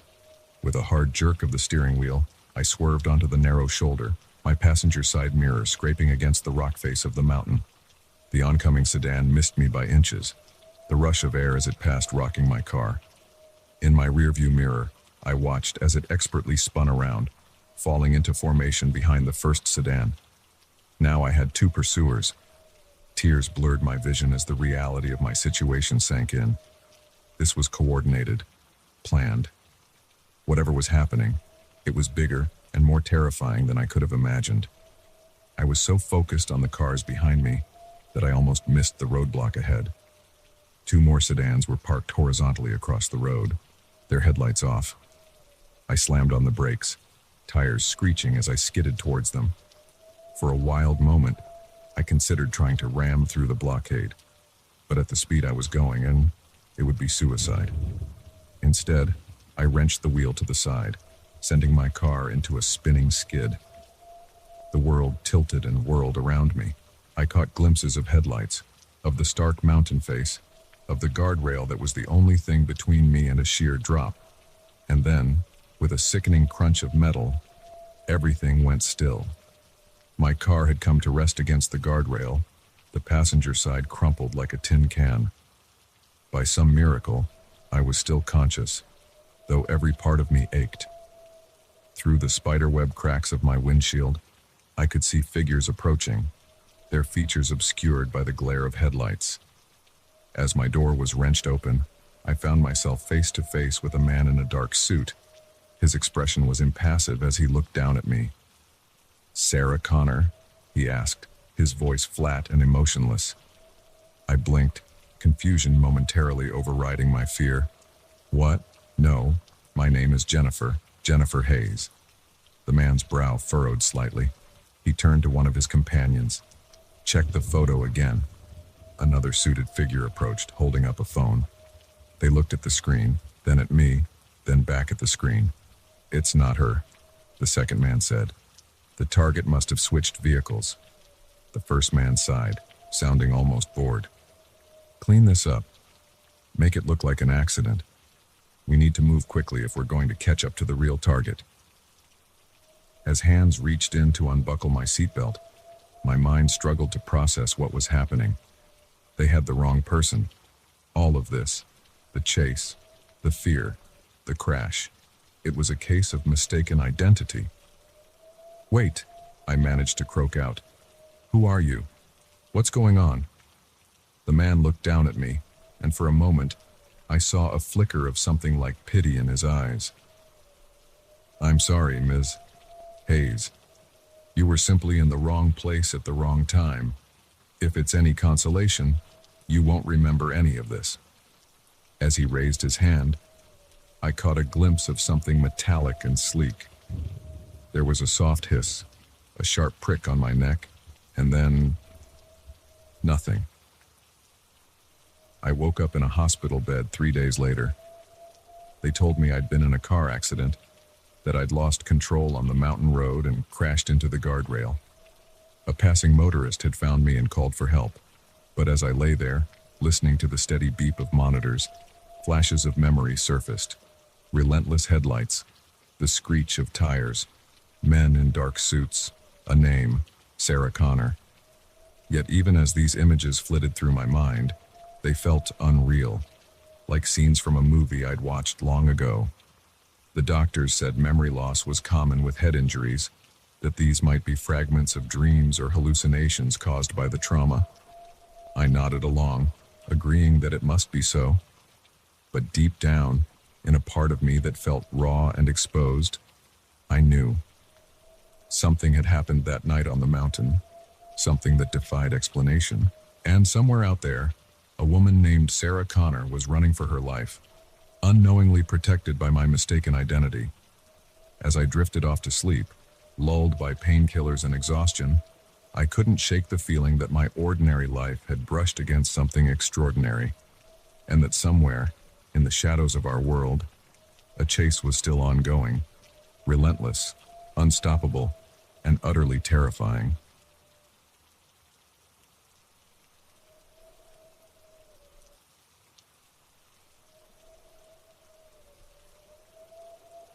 The first red flag should have been the way he smiled. It was too wide, too perfect, like he'd practiced it in the mirror 1,000 times. But I was too caught up in the excitement of meeting my new neighbor to notice. If only I'd paid attention to that nagging feeling in my gut, maybe things would have turned out differently. I'd just moved into the quiet suburban neighborhood, a quaint little house with a white picket fence. The American dream, right? The first few days were a whirlwind of unpacking and settling in. It wasn't until the 4th day that I met Jack. He came over with a plate of cookies, the perfect picture of neighborly friendliness. "Welcome to the neighborhood," he said, flashing that too-perfect smile. "I'm Jack. I live next door." I invited him in, grateful for the company after days of solitude. We chatted over coffee, and he seemed nice enough. He asked all the right questions. Where I was from, what I did for work, if I was settling in okay. But there was something in the way he listened, head tilted slightly, eyes never leaving my face, that made me feel exposed. As he was leaving, he paused at the door. "You know," he said, that smile still firmly in place, "this neighborhood is very safe, but you can never be too careful. I'd be happy to keep an eye on your place when you're out." I thanked him, thinking it was a kind offer. I didn't realize then that it wasn't an offer at all. It was a statement of intent. Over the next few weeks, I started to notice Jack more and more. He was always there, puttering in his yard when I left for work, taking out his trash when I came home. At first, I thought it was just coincidence, but then I began to feel his eyes on me, even when I couldn't see him. One evening, as I was watering my new flower beds, Jack appeared at the fence. "Those flowers are coming along nicely," he said, making me jump. I hadn't heard him approach. "Oh, thanks," I said, trying to calm my racing heart. "I'm still learning. Gardening isn't really my forte." He leaned on the fence, that smile never wavering. "I could give you some tips if you'd like. I've got quite the green thumb." His eyes flicked to my house, then back to me. "I noticed you left your bedroom window open last night. You might want to be careful about that. Like I said, you can never be too safe." A chill ran down my spine. How did he know which window was my bedroom, and why was he watching my windows at night? "Right," I managed to say. "Thanks for the advice." That night, I double-checked every lock, making sure all the windows were closed and curtains drawn, but I couldn't shake the feeling of being watched. The incidents started piling up. I'd come home to find my porch light on when I was sure I'd turned it off. My mail would be slightly out of place in the mailbox, as if someone had rifled through it. Once I could have sworn I saw a shadow move past my kitchen window late at night. Each time, Jack was there the next day with a friendly wave and a word of caution. "I heard a noise last night. Came out to check, but didn't see anything. Just wanted to make sure you're okay." Or, "I noticed a strange car driving by yesterday. Can't be too careful these days." It was always the same refrain. Can't be too careful. And always that same unwavering smile. I started to dread coming home. My house, which should have been my sanctuary, felt like a cage. I knew Jack was watching, always watching. Things came to a head one Saturday afternoon. I was in my backyard, trying to enjoy the sunshine despite my constant unease, when I heard Jack's voice. "Beautiful day, isn't it?" I turned to see him standing at the fence, that eerie smile plastered on his face. But this time, there was something different in his eyes, an intensity that made my skin crawl. "I was thinking," he continued, "maybe I could come over later, help you install some security cameras. I've got a whole system at my place. I could show you how it works." The thought of Jack having cameras pointed at my house made me feel physically ill. "That's okay," I said, trying to keep my voice steady. "I appreciate the offer, but I'm good." His smile flickered for just a moment, a flash of something dark crossing his face. Now, he said, his voice taking on a patronizing tone. "I really think it would be for the best. After all, I've been keeping an eye on things for you, but I can't be everywhere at once." I felt a surge of anger cut through my fear. "I don't need you to keep an eye on things, Jack. I'm perfectly capable of taking care of myself." He tilted his head, regarding me with an expression that made me think of a predator sizing up its prey. "Oh, I don't think you are," he said softly. "I don't think you have any idea how dangerous the world can be. But don't worry, I'll keep you safe, whether you want me to or not." I didn't sleep that night.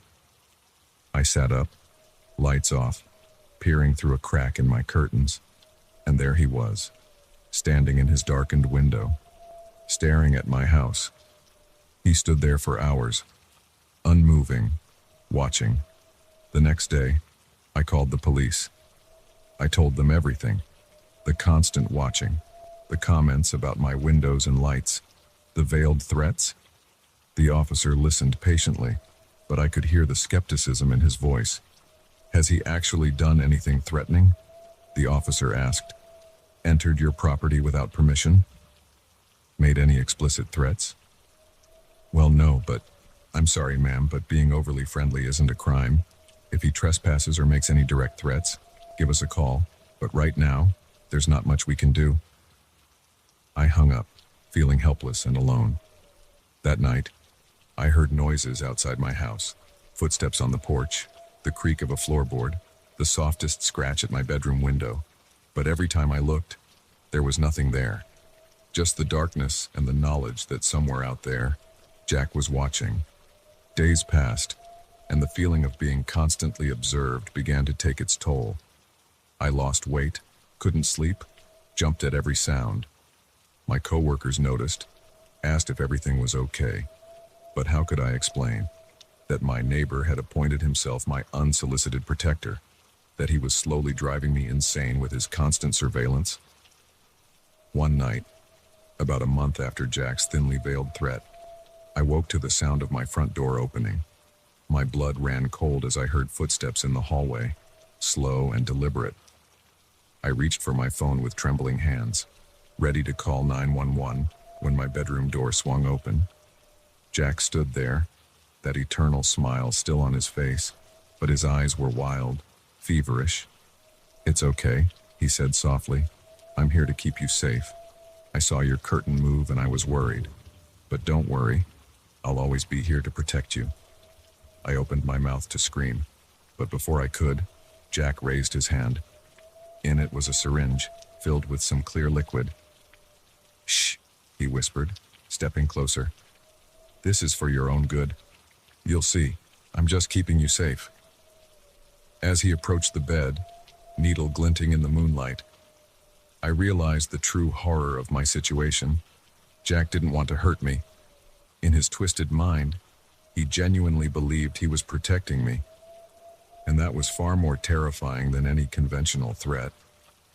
In that moment, survival instinct took over. I lunged for the bedside lamp, swinging it with all my might. It connected with Jack's head with a sickening crunch, and he crumpled to the floor. I didn't wait to see if he was unconscious. I ran, barefoot and in my pajamas, out of the house and into the street. I didn't stop running until I reached the police station, gasping and sobbing. This time, they believed me. They found Jack in my bedroom, the syringe still clutched in his hand. A search of his house revealed a room filled with monitors, showing feeds from hidden cameras he'd planted all over the neighborhood. My house had more cameras trained on it than any other. Jack was arrested, charged with breaking and entering, attempted assault, and a host of other crimes. But even as they led him away, he kept smiling that unnerving smile. "I was just trying to keep her safe," he told the officers. "You'll see. She needs me. She'll realize that soon enough." I sold my house soon after. I couldn't bear to live there anymore, knowing how thoroughly my privacy had been violated. As I packed up my belongings, I caught a glimpse of the house next door. The curtains twitched, and for a moment, I could have sworn I saw that familiar, too wide smile. But that was impossible. Jack was in jail. It was just my imagination, my nerves still frayed from the ordeal. Wasn't it? As I drove away for the last time, I couldn't shake the feeling that somewhere, somehow, Jack was still watching. And that smile, that terrible, unchanging smile, would haunt my dreams for years to come.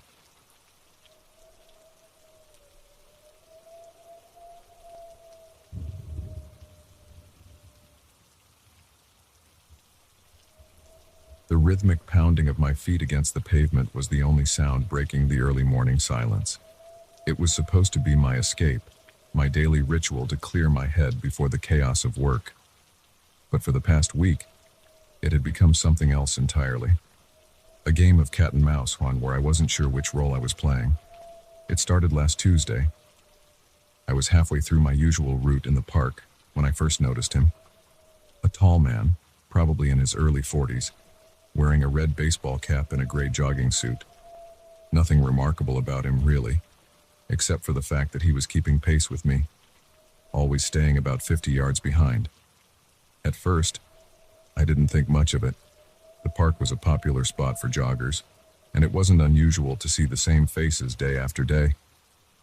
But as I finished my run and headed home, I glanced back one last time. He was still there, maintaining that exact distance.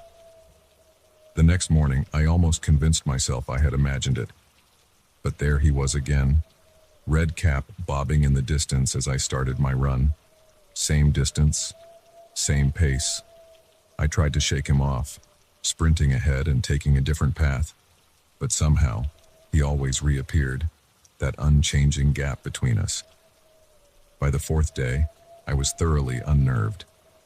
I tried varying my route, my timing, even skipping a day, but it didn't matter.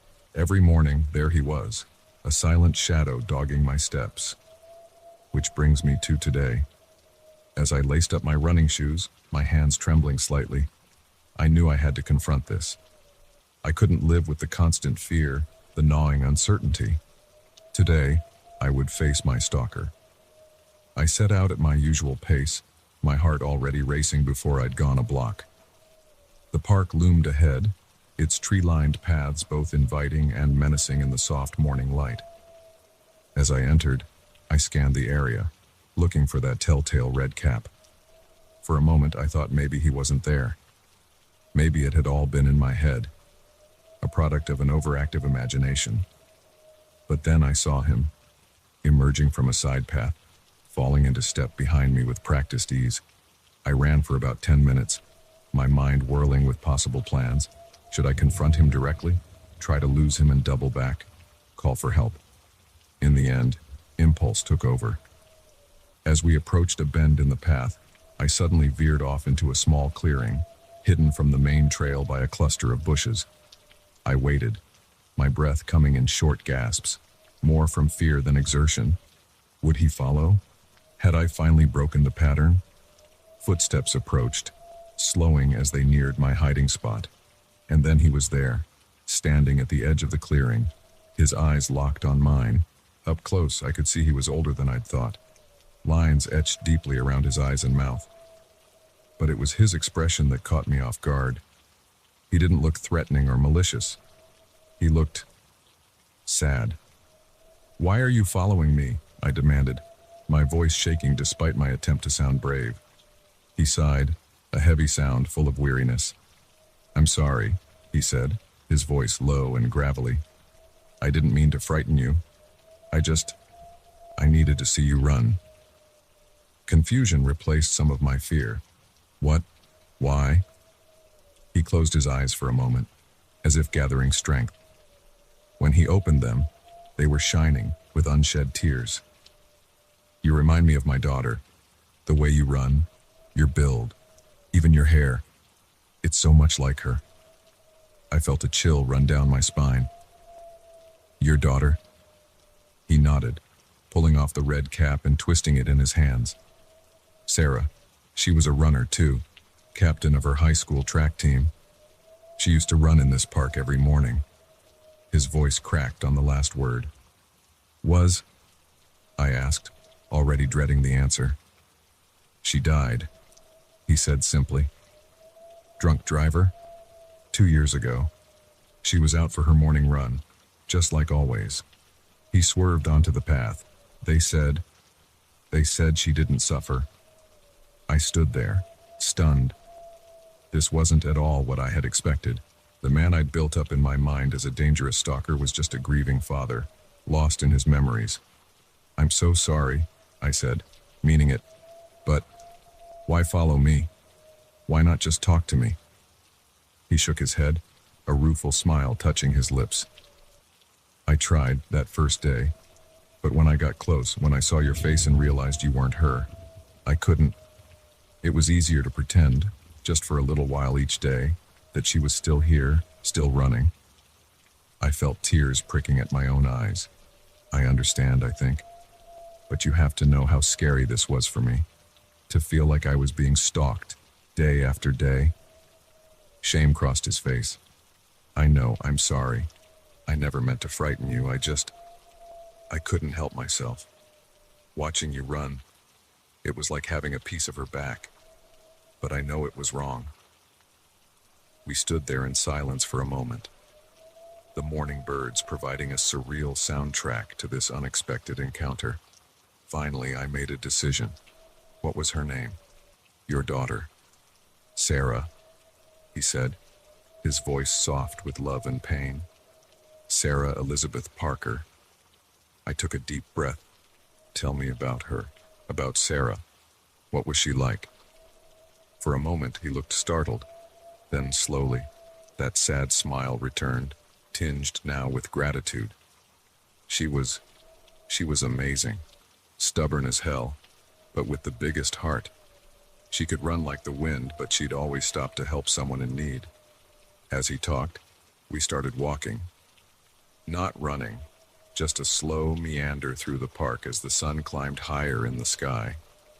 He told me about Sarah's dreams of becoming an Olympic runner, about her volunteer work at the local animal shelter, about the way she'd scrunch up her nose when she laughed.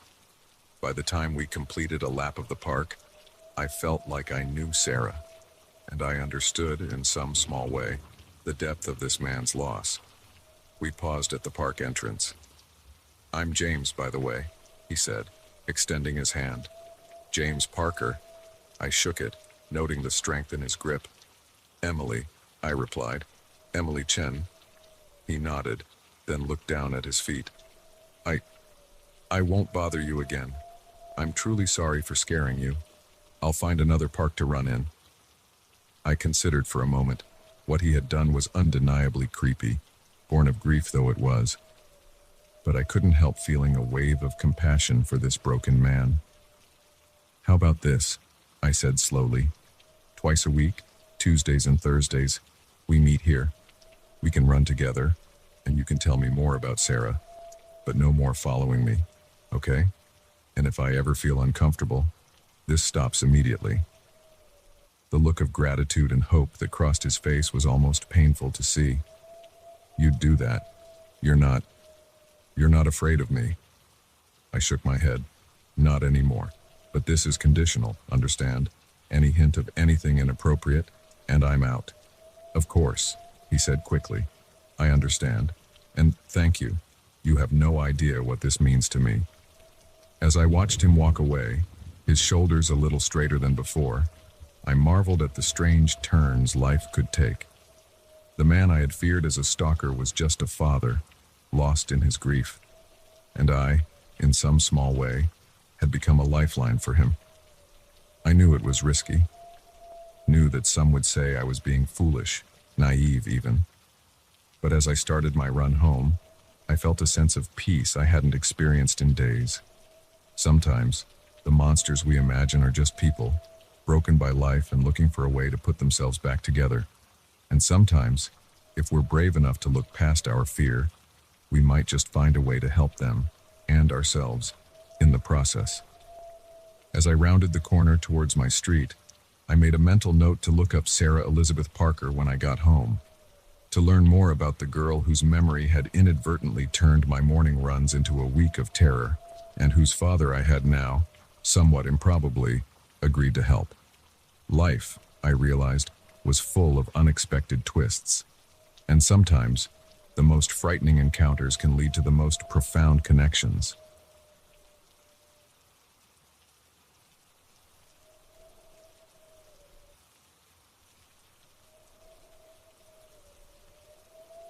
The key slid into the lock with a familiar click, but the room that greeted me was anything but familiar. I stood frozen in the doorway, my hand still on the knob, as I tried to make sense of what I was seeing. This was my room number 412, the same room I'd checked into just hours ago. But everything inside, from the furniture layout to the color of the walls, was completely different. My mind raced, searching for a logical explanation. Had I somehow gotten off on the wrong floor? But no, I double-checked the number on the door. Was I more tired than I thought? Hallucinating from jet lag, perhaps?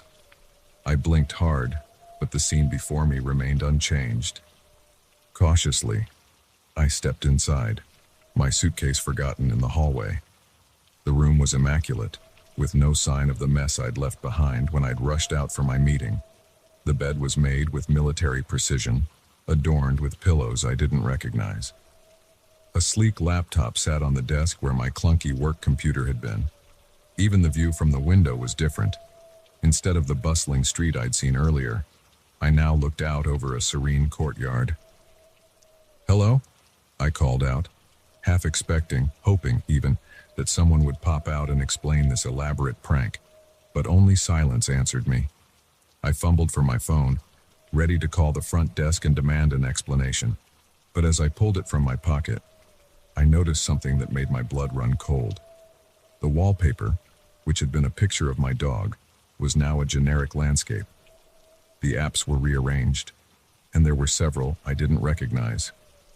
With shaking hands, I navigated to the contacts. Names I'd never seen before filled the screen. My family, my friends, my colleagues, all gone, replaced by strangers. Panic began to set in. This wasn't just a mix-up with room assignments. Something was very, very wrong. I backed out of the room, my heart pounding in my chest. The hallway looked the same as it had before. Neutral carpeting, bland artwork on the walls, room numbers neatly displayed on each door. But now it felt sinister, as if at any moment the familiar could shift into the unknown. I made my way to the elevator, pressing the button for the lobby with more force than necessary. As the doors slid shut, I caught a glimpse of my reflection in the mirrored wall and gasped. The face staring back at me was my own. And yet, not. My hair was shorter, styled differently.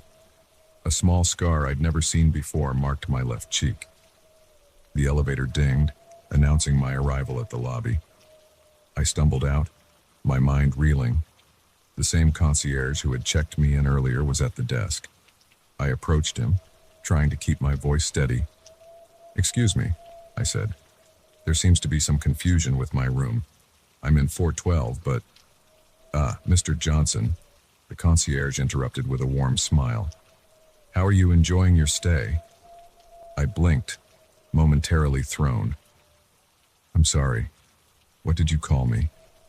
His smile faltered slightly. "Mr. Johnson. That is your name, isn't it? David Johnson?"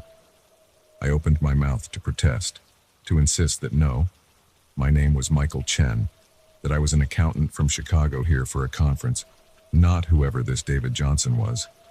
But something stopped me. A flicker of doubt, a seed of uncertainty that had taken root the moment I'd opened that hotel room door. "Yes," I heard myself say. "Of course, I'm sorry, I'm just a bit disoriented." The concierge's smile returned full force. "Perfectly understandable, sir.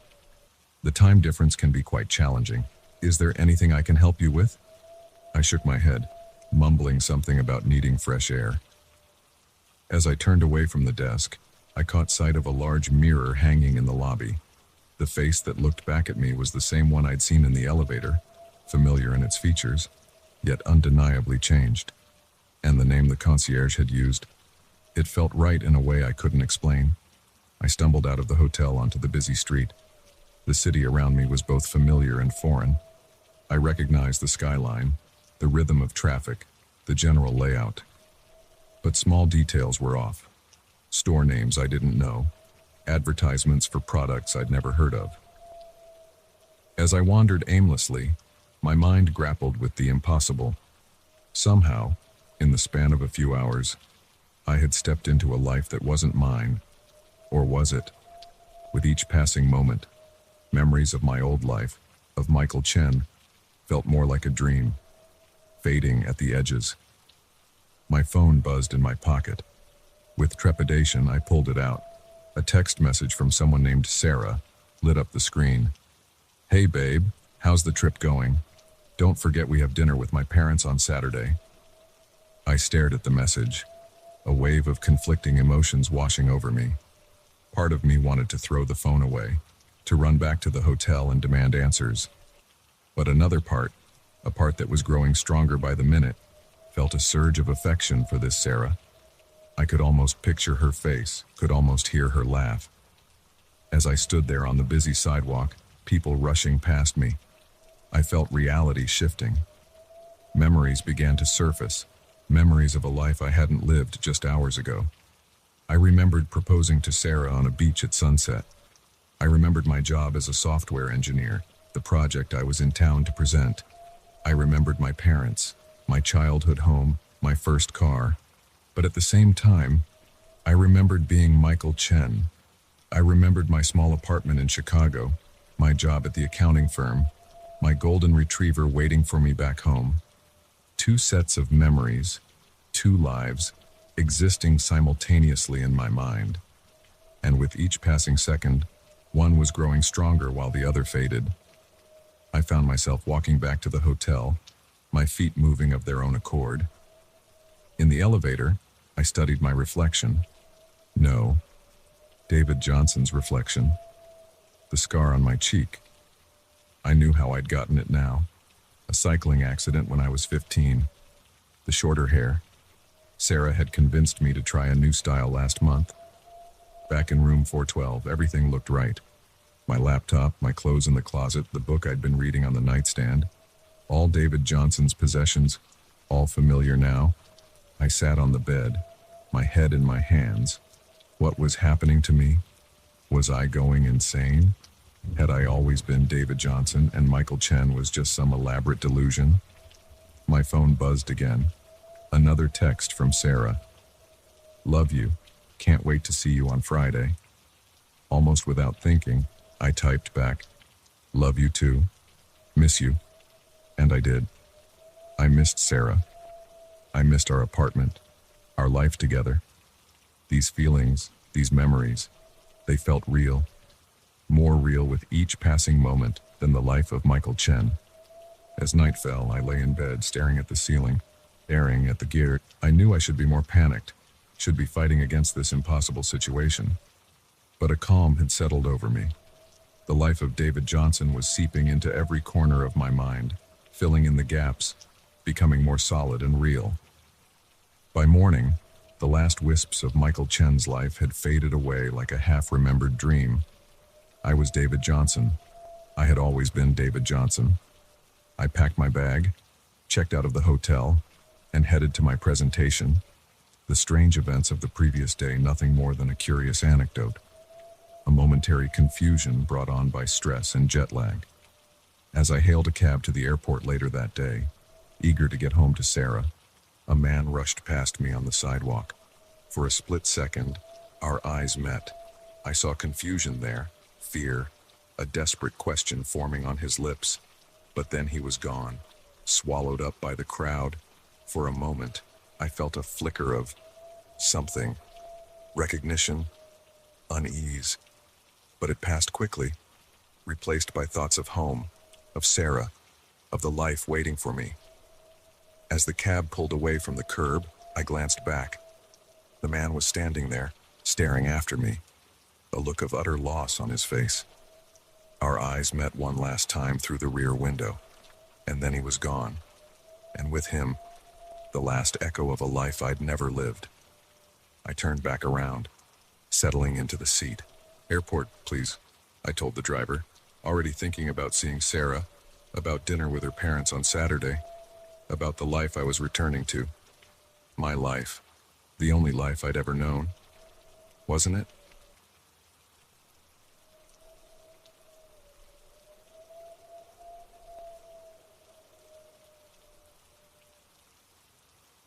The photograph slipped from my trembling fingers, fluttering to the floor like a fallen leaf. I stared at it, my mind refusing to process what I'd just seen. It was impossible. It couldn't be real. And yet, there it was. A picture of me, standing in my own living room, sound asleep. I'd found the photo tucked inside my mailbox this morning, nestled between bills and junk mail. At first, I thought it was just an odd angle, a trick of the light. But the longer I looked, the more certain I became. It was me, in my favorite pajamas, standing upright in the middle of my living room with my eyes closed. The timestamp in the corner read, 3:17 a.m., just 2 nights ago. I live alone. I always lock my doors and windows, and I certainly don't sleepwalk. With shaking hands, I picked up the photo again, scrutinizing every detail. The more I looked, the more unsettling it became.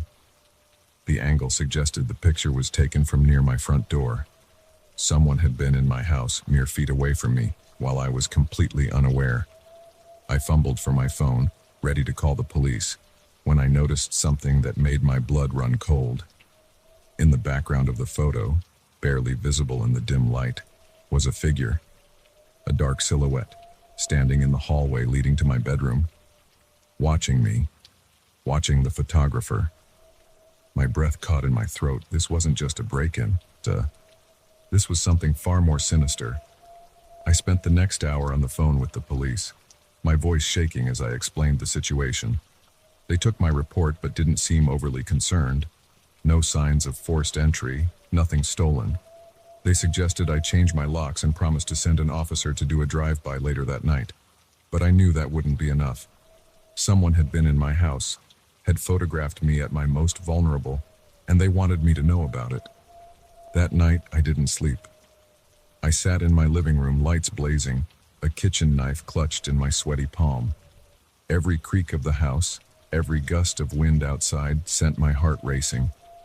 I kept expecting to see a shadow move across the wall, to hear footsteps creeping down the hallway. But nothing happened. The night passed, torturously slow, and dawn finally broke. Exhausted and jittery from too much coffee, I headed to work. I couldn't shake the feeling of being watched.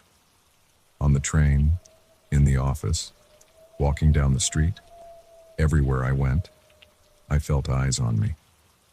When I returned home that evening, I found another envelope in my mailbox. My hands shook so badly I could barely open it. Inside was another photo. This time, I was at my kitchen table, head down on my arms as if I'd fallen asleep while eating breakfast. The timestamp showed it was from that very morning. I hadn't fallen asleep at the table. I remembered my morning clearly. I'd been too wired, too scared to even sit down for breakfast. I'd paced the kitchen, gulping down coffee before rushing out the door. But the evidence was right there in my hands. Somehow, someone had been in my house again, had drugged me, positioned me, photographed me, all without leaving a trace. I called the police again. This time, they sent an officer to take my statement in person. He was young, probably fresh out of the academy, and he tried to hide his skepticism as I babbled about the photos, about feeling watched. "Ma'am," he said gently, "are you sure you're not sleepwalking? Or maybe taking any medication that might cause memory loss?" I wanted to scream, to grab him by the shoulders and shake him until he understood the terror I was living with. Instead, I just shook my head, fighting back tears. He left me with a card for a local security company and a promise to look into it. But I could see in his eyes that he didn't believe me, that he thought I was just another bored suburbanite with an overactive imagination. That night, I didn't even try to sleep. I set up my laptop on the kitchen table, opened up a live streaming app, and started recording. If something happened, if someone came into my house, I'd have proof. Hours ticked by. The house creaked and settled. Cars occasionally drove by outside, but nothing out of the ordinary happened. Until 3:17 a.m. One moment, I was staring at the screen, fighting to keep my eyes open. The next, I was waking up, slumped over the table. Confused, I looked at the time, 5:45 a.m. With a growing sense of dread, I rewound the live stream. There I was, sitting at the table, eyes glued to the screen. And then, at exactly 3:17 a.m., the feed went dark. When it came back on 2 hours later, I was in the same position, fast asleep. Someone had turned off my camera. Someone had been in my house, again, while I was right there. I barely made it to the bathroom before I threw up, fear and revulsion overwhelming me. This couldn't be happening. It wasn't possible, but it was. The evidence was there, undeniable. I called in sick to work.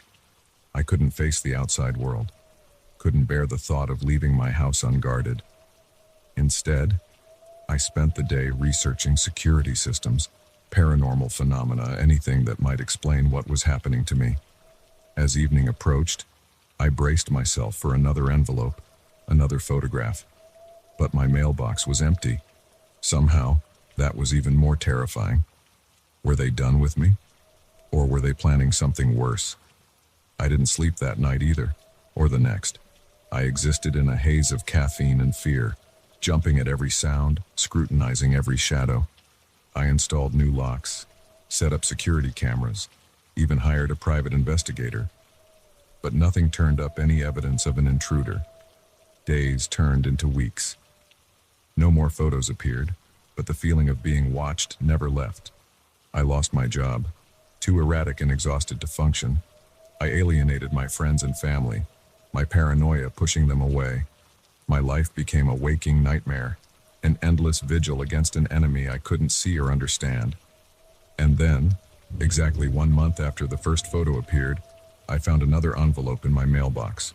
With trembling hands, I opened it. Inside was a single sheet of paper. No photo this time, just a typed message. "We see you when you're sleeping. We know when you're awake. We've been inside your mind, and now we're coming to take." The paper slipped from my numb fingers. My mind raced, trying to make sense of the words. Inside my mind, coming to take. Take what? As if in answer, I felt a strange sensation wash over me. A heaviness in my limbs, a fog descending over my thoughts. I tried to move, to call for help, but my body wouldn't respond. The last thing I saw before darkness took me was my own reflection in the hallway mirror. My eyes were open, but blank, empty. And behind me, just visible in the mirror's edge, was a figure, dark, featureless, reaching for me with shadowy hands. I woke up in a hospital bed 3 days later. The doctor said I'd suffered a psychotic break, that I'd been found wandering the streets, babbling about photos and watchers in the night. They showed me the camera footage from my house, footage of me sleepwalking, taking photos of myself, typing out that final message. They told me it was all in my mind, that I'd created this elaborate delusion, this mystery to solve, to escape from the mundane reality of my life. And as I sit here in this sterile room, under the watchful eyes of nurses and orderlies, I almost believe them. Almost. But sometimes, late at night when the ward is quiet, I catch a glimpse of movement in the corner of my eye, a shadow where no shadow should be. And I wonder, was it all in my mind? Or did they just want me to think it was? Because if it was real, if those watchers in the night truly exist, then they're still out there, waiting, watching, and someday they'll come for me again. The thought should terrify me, but as I drift off to sleep, a strange sense of calm washes over me, because now I know the truth. Now I understand. In this world of watchers and shadows, of realities that shift and minds that fracture, there's only one thing I can be certain of. I am not alone, and neither are you.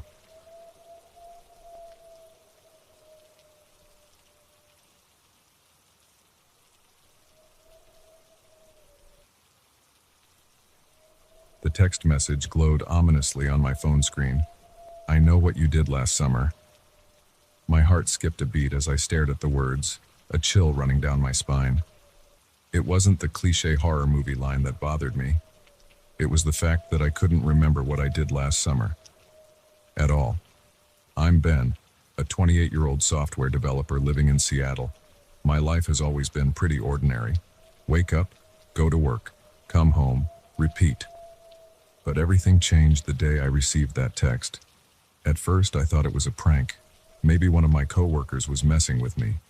I tried to laugh it off, but something about it nagged at me. I scrolled through my photo gallery, looking for pictures from last summer. There were plenty from spring, and then it jumped to fall. The entire summer was just gone. I racked my brain, trying to remember anything from those missing months, family barbecues, 4th of July fireworks, weekend hikes, all blank. It was as if someone had taken an eraser to that part of my memory. Unsettled, I texted back, "Who is this?" The response came almost immediately. "Someone who knows the truth. Meet me at Volunteer Park near the water tower, 8 p.m. tonight. Come alone." I shouldn't have gone. Every instinct told me it was a bad idea. But the gnawing uncertainty, the inexplicable gap in my memory, drove me forward. As the sun began to set, I found myself walking through the park, my hands shoved deep in my pockets to hide their trembling. The water tower loomed ahead, a silent sentinel in the gathering dusk. As I approached, I saw a figure standing in its shadow, a woman, her face obscured by the hood of her jacket. "Ben," she said as I drew near. It wasn't a question. "Who are you?" I demanded, trying to keep my voice steady. "What do you know about last summer?" She pulled back her hood, revealing a face that was hauntingly familiar, yet I couldn't place it. "My name is Alex, and I know everything about last summer because I was there with you." My mind reeled. I had no recollection of this woman, no memory of spending time with her. I don't understand. I don't remember you." A sad smile played at the corners of her mouth. "I know. That's part of the problem. Something happened to us. Ben. Something they don't want us to remember." "They? Who's they? What are you talking about?" Alex glanced around nervously. "Not here. It's not safe. We need to go somewhere private." Against my better judgment, I followed her. We ended up at a small, dingy motel on the outskirts of town. As we entered the room, Alex immediately drew the curtains and checked the smoke detector for hidden cameras. "Okay," I said, my patience wearing thin. "Start talking." "What's going on?" She took a deep breath.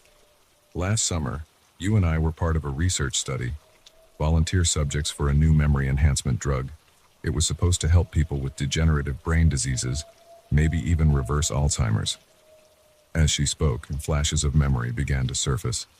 A sterile lab, men in white coats, the sharp sting of a needle in my arm. "The drug worked," Alex continued. "Too well. We started remembering things we shouldn't, things they didn't want anyone to know." "What things?" I asked, my mouth dry. She shook her head. "I'm not sure. Every time I try to focus on it, it slips away. But I know it was big. Government secrets, maybe. Corporate conspiracies.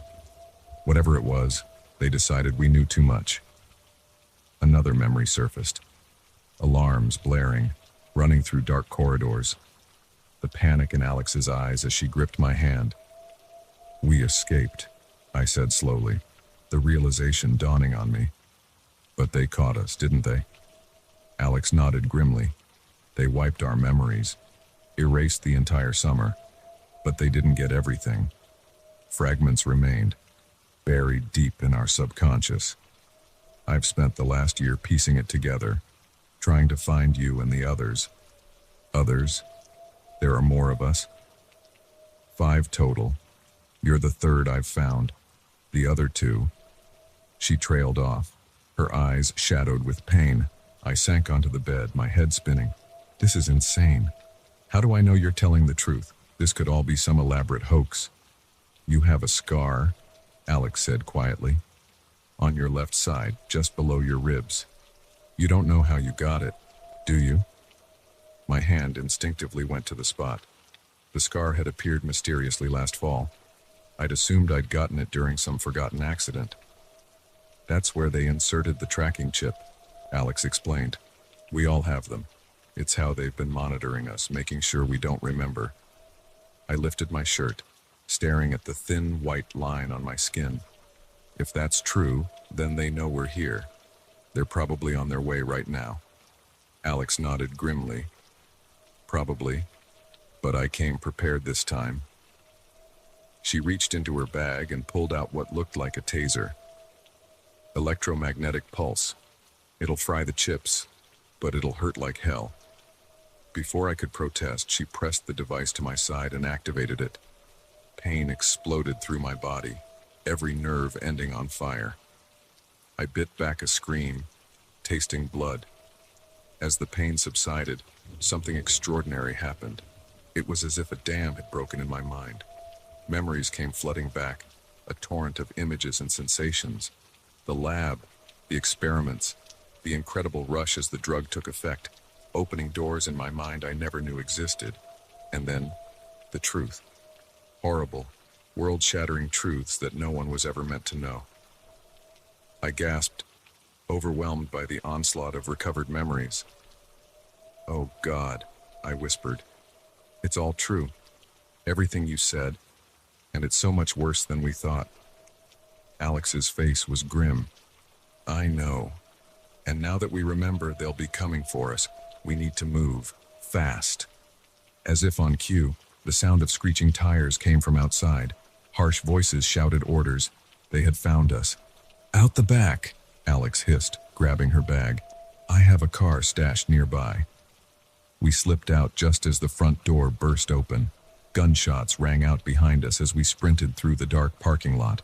My lungs burned, my newly awakened memories screaming at me to run faster, to escape the fate I now remembered all too clearly.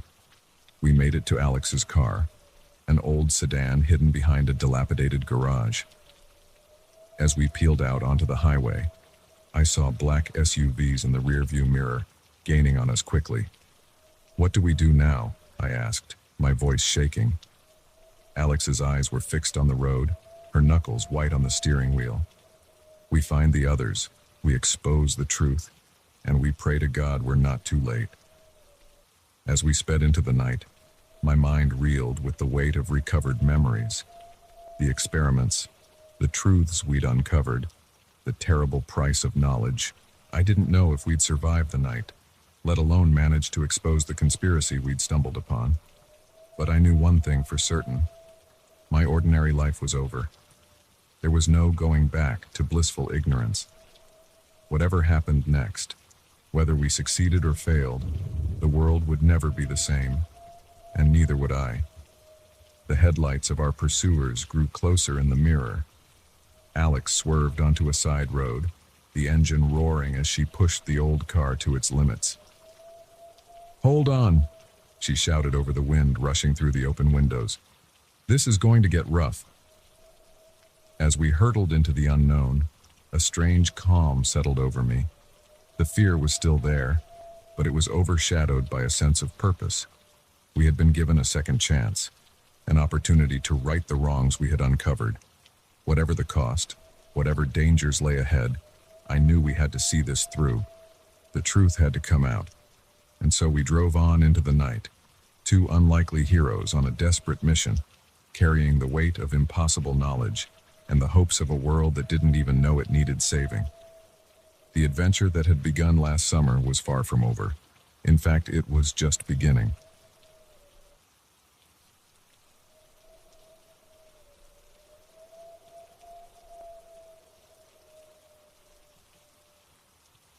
The acrid smell of burning rubber filled my nostrils as I stood on the side of the desolate highway, watching helplessly as black smoke billowed from under the hood of my car. This wasn't how my road trip was supposed to go. I was stranded in the middle of nowhere, my cell phone showing no bars, and the sun was already dipping below the horizon. That's when I saw the headlights approaching in the distance, and for a moment, I felt a surge of relief. Little did I know, those lights marked the beginning of the most terrifying night of my life. I'm Sarah, a 26-year-old graphic designer from Portland. I decided to take a solo road trip down the Pacific Coast Highway, a little adventure to clear my head after a messy breakup. Everything had been going great until my trusty old Civic decided to give up the ghost on this lonely stretch of road. As the approaching car slowed down, I waved my arms, grateful for any help. It was an old pickup truck, rust eating away at its edges. The driver, a middle-aged man with a scruffy beard and a worn baseball cap, leaned out of the window. "Car trouble?" he asked, his voice gruff but not unkind. "Yeah," I replied, trying to keep the desperation out of my voice. It just started smoking. "I don't suppose you know anything about cars?" He chuckled, stepping out of the truck. "Been fixing cars longer than you've been alive, I reckon. Let's take a look." I felt a wave of relief wash over me. Maybe my luck was turning around after all. The man, who introduced himself as Tom, popped the hood and peered inside. After a few minutes of tinkering, he straightened up, wiping his hands on his jeans. "Well, the good news is it's just a blown radiator hose.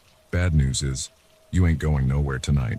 Nearest town's about 30 miles that way," he said, jerking his thumb down the road. My heart sank.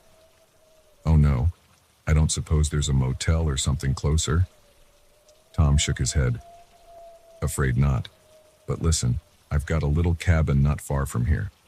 My wife and I, we sometimes put up stranded travelers.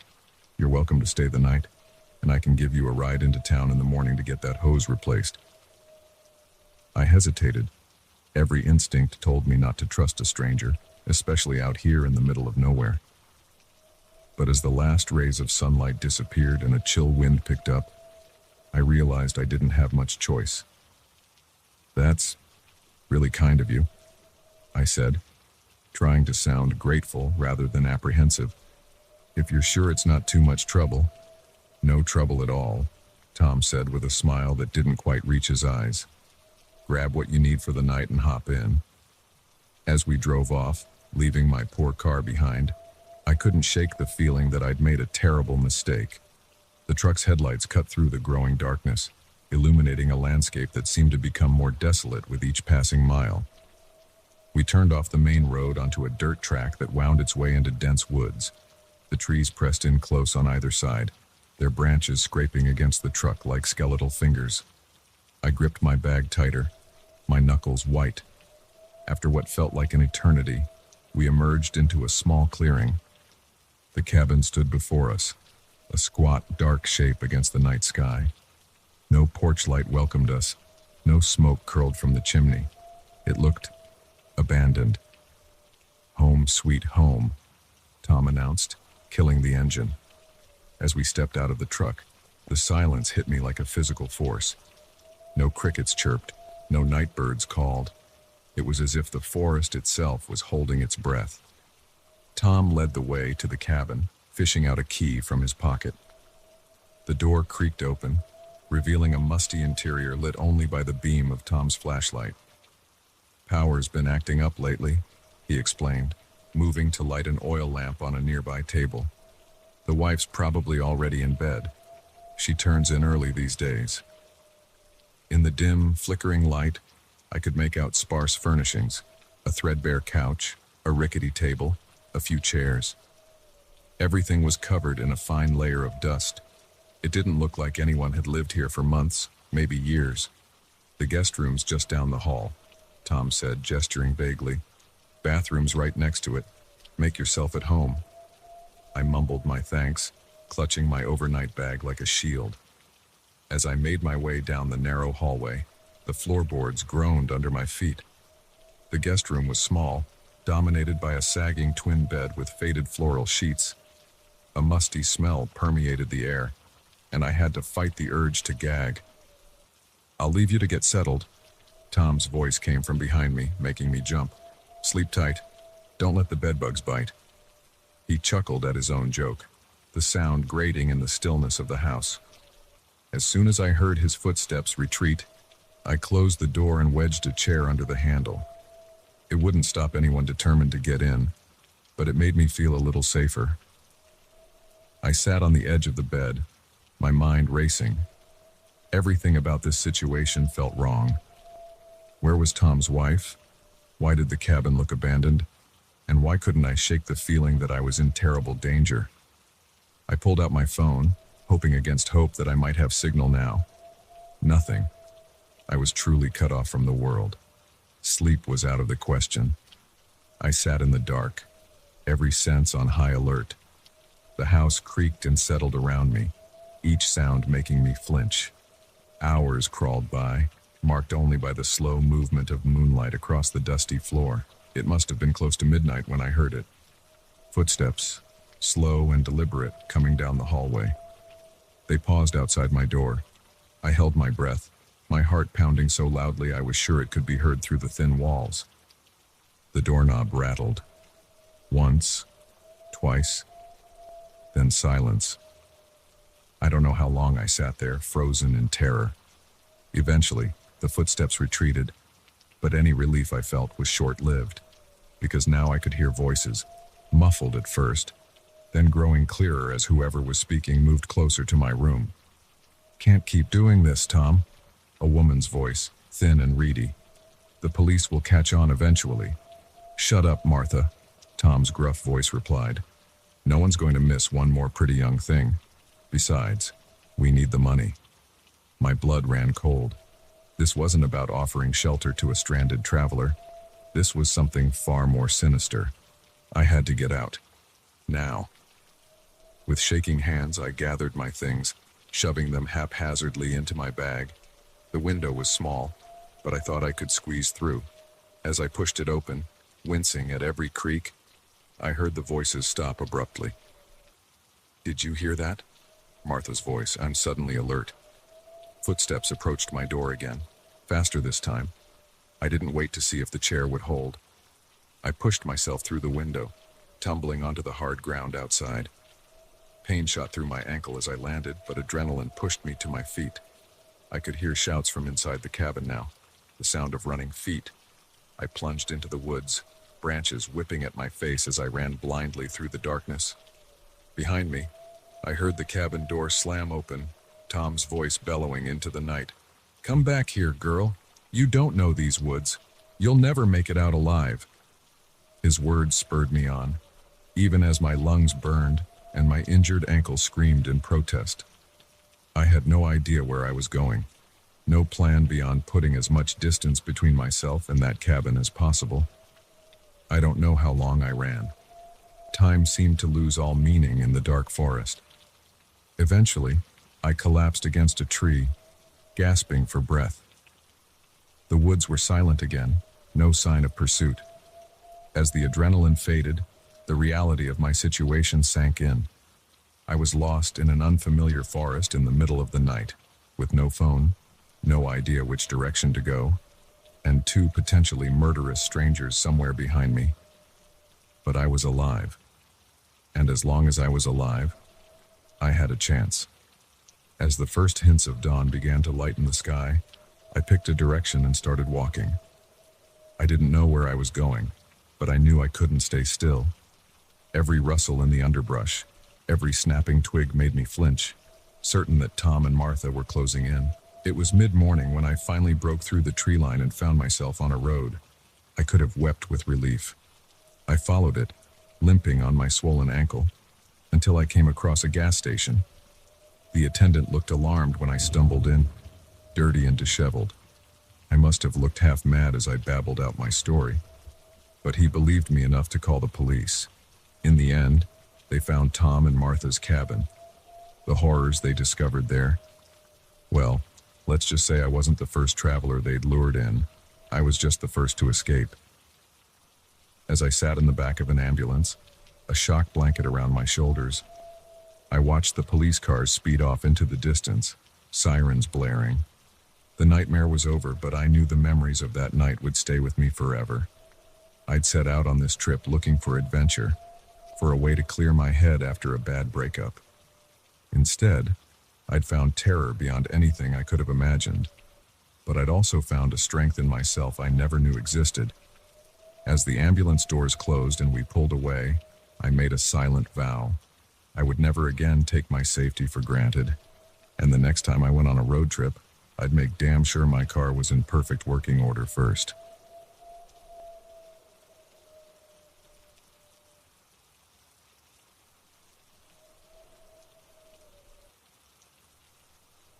The security camera flickered to life, its grainy image filling the monitor in front of me.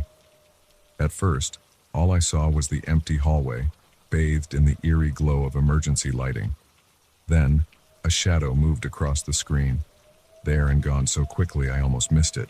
My heart rate spiked, and I leaned closer, squinting at the monitor. That's when I saw it, a figure, barely visible, standing at the end of the corridor. It wasn't moving, just watching. And somehow, impossibly, I knew it was looking right at me. My name is Mike, and I've been working as a night security guard at Oak Ridge office complex for the past 6 months. It's not the most exciting job in the world, but it pays the bills and gives me plenty of time to work on my novel. At least, that's what I thought until tonight. The night had started like any other. I arrived at 10 p.m., relieved the day shift guard, and settled in for my usual routine of hourly rounds and mindless TV watching. The complex was always eerily quiet at night, with only the hum of the air conditioning and the occasional creak of the old building to keep me company. It was during my 2 a.m. round that I first noticed something was off. As I walked down the main corridor on the third floor, I felt a chill run down my spine. It was colder than usual, the kind of bone-deep cold that seeps into your very core. I shrugged it off, assuming the AC was just working overtime, but then I heard it, a soft whisper, so faint I almost convinced myself I'd imagined it. I paused, listening intently. For a moment, there was nothing but silence. Then I heard it again, clearer this time. "Mike, help us." I spun around, my flashlight beam cutting through the darkness. But the hallway was empty. "Hello?" I called out, my voice echoing off the walls. "Is someone there?" No response. Just the oppressive silence of the empty building. With shaking hands, I pulled out my radio to call for backup, but all I got was static. Frustrated, I headed back to the security office, telling myself I was just tired, that my mind was playing tricks on me. Back in the office, I poured myself a cup of coffee, hoping the caffeine would chase away the lingering unease. That's when I noticed the security cameras. Usually, the monitors showed empty hallways, occasionally flickering as they cycled through different areas of the building. But now, every single screen was filled with static, except for one. The third-floor hallway camera was crystal clear, and that's where I saw the figure, standing motionless at the far end. I blinked hard, rubbing my eyes. This couldn't be real. When I looked again, the figure was gone. But the unease remained, settling in my stomach like a lead weight. For the next hour, I watched the monitors intently, searching for any sign of movement. Nothing, just empty hallways and offices. At 3:30 a.m., I decided to do another round. I told myself it was just to be thorough, but deep down, I knew I was hoping to find some rational explanation for what I'd seen. The moment I stepped out of the office, I knew something was wrong.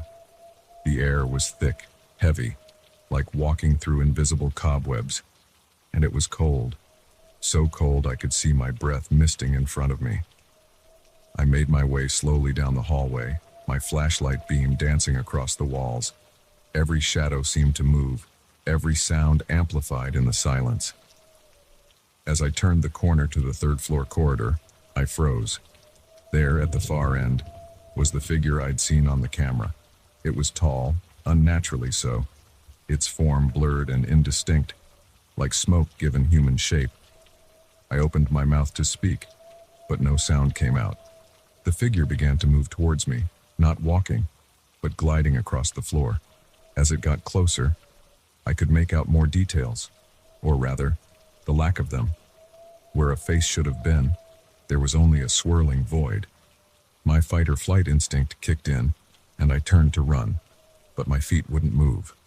I was rooted to the spot, unable to do anything but watch as the figure drew nearer. When it was just a few feet away, it stopped, and then, impossibly, it spoke. "Mike," it said, its voice a chorus of whispers. "We need your help." I found my voice at last. "Who? What are you?" The figure seemed to ripple, its edges blurring even more. "We are those who cannot leave, trapped, forgotten. You must help us." My mind raced, trying to make sense of what I was seeing, what I was hearing. "I don't understand. How can I help?" The figure raised an arm, pointing down the hallway. "The truth lies in the archives. Find it. Set us free." And then, as suddenly as it had appeared, the figure vanished. The oppressive cold lifted, and I could move again. I stumbled back to the security office, my heart pounding, my mind reeling. For the rest of my shift, I sat in the office, jumping at every sound, my eyes glued to the monitors, but nothing else happened. When the morning shift arrived, I didn't know what to say. How could I explain what I'd seen, what I'd experienced? I went home, exhausted but unable to sleep. The figure's words echoed in my mind. The truth lies in the archives. I spent the day researching the history of Oak Ridge Office Complex. It had been built in the 1960s, originally as a research facility for a pharmaceutical company. But as I dug deeper, I found whispers of darker things, unethical experiments, unexplained disappearances, hushed-up accidents. That night, I returned to work with a sense of purpose. I knew I had to find those archives, had to uncover the truth, whatever it might be. During my rounds, I searched every floor, looking for any sign of an archive room.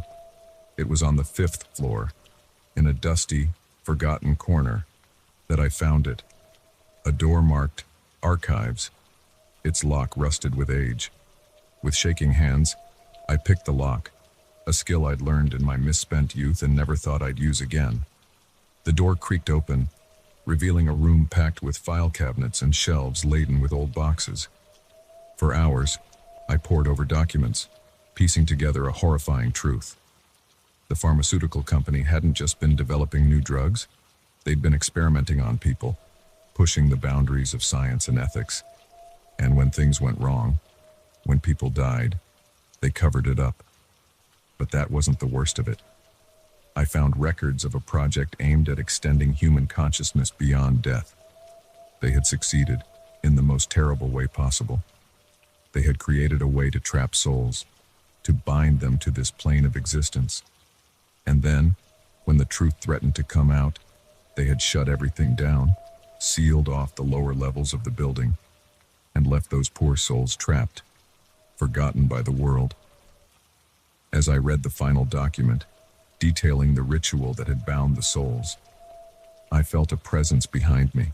I turned to see not one error, but dozens of figures, all like the one I'd seen before. They filled the room, their whispers rising in a desperate chorus. "Free us," they pleaded. "Break the binding. Let us go." I knew what I had to do. The document in my hands held the key, a reversal of the original ritual that could set these souls free. With trembling voice, I began to read the words aloud. The temperature in the room plummeted, and the figures began to glow, their forms becoming more distinct. I could see faces now, men, women, young, old, all wearing expressions of desperate hope. As I spoke the final word, a blinding light filled the room. The figures began to fade, their whispers turning to sighs of relief. And then, they were gone. The silence that followed was profound. I stood there, surrounded by the dusty remnants of a long-buried secret, trying to process what had just happened. When my shift ended, I handed in my resignation. I couldn't stay in that building, couldn't pretend that my world hadn't been irrevocably changed. As I walked out of Oak Ridge office complex for the last time, I felt a weight lift from my shoulders. The truth had been uncovered, the trapped souls set free. But I knew I would carry the memory of that night with me forever. Sometimes, late at night, I think I hear whispers on the wind. Not pleading now, but grateful, and I know that somewhere, beyond the veil of our world, those souls are at peace at last.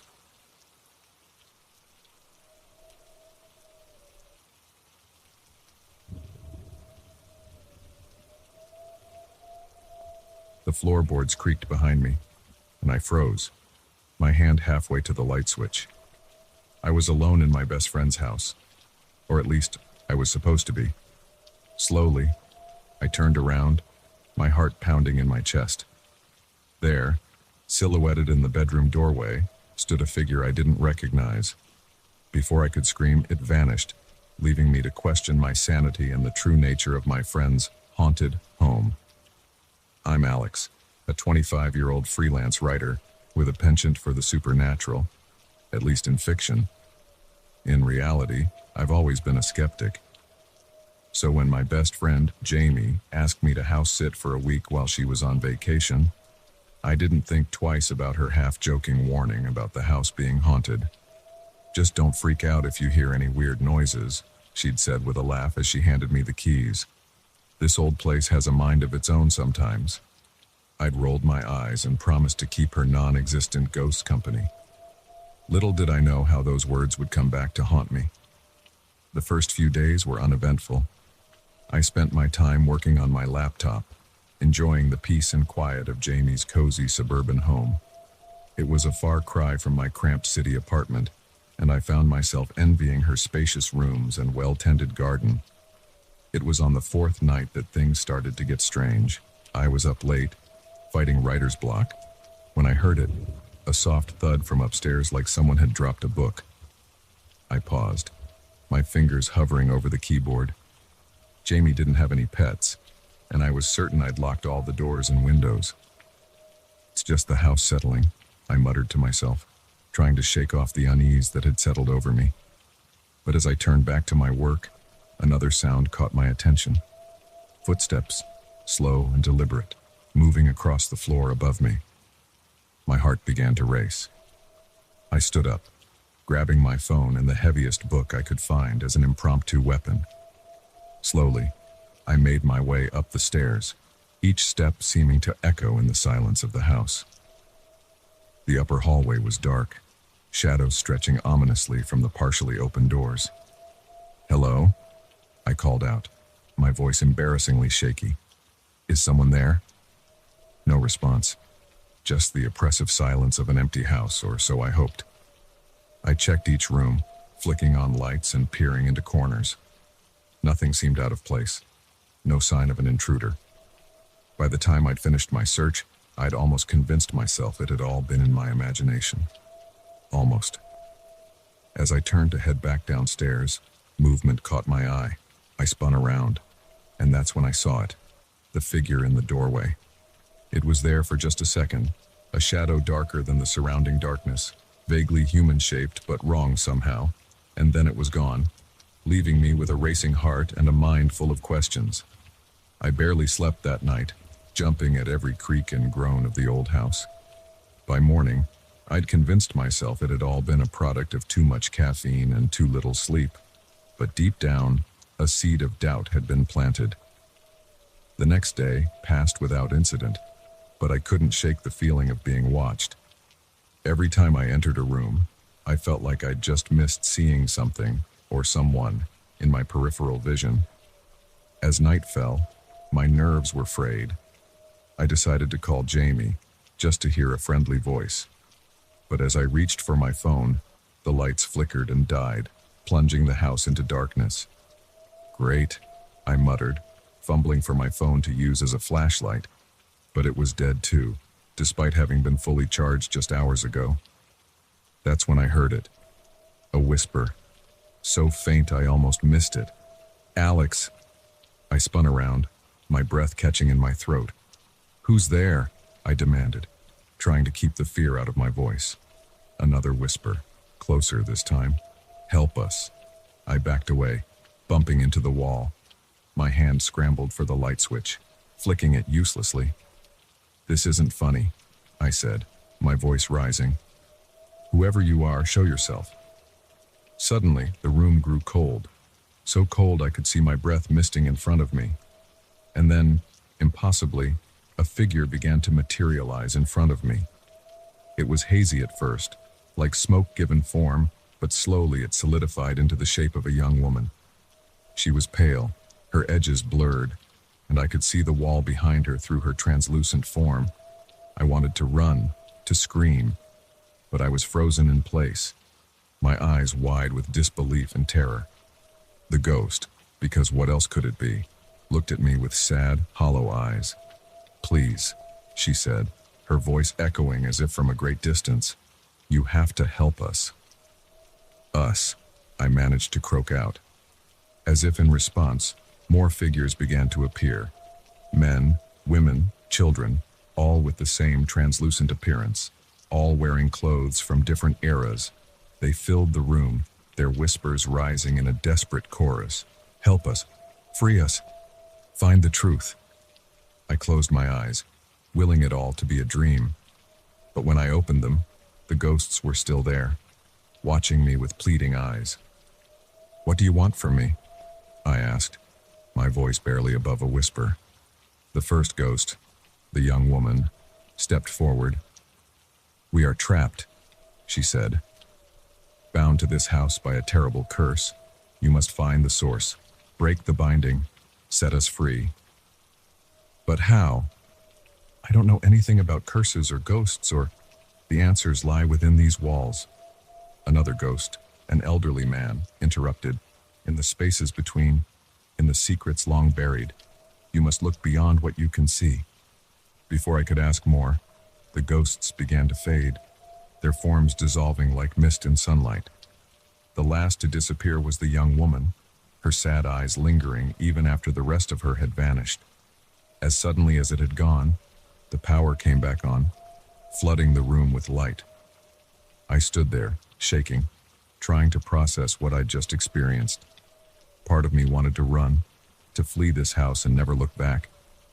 But a larger part, the part that had always been drawn to mysteries and the unknown, knew I couldn't leave.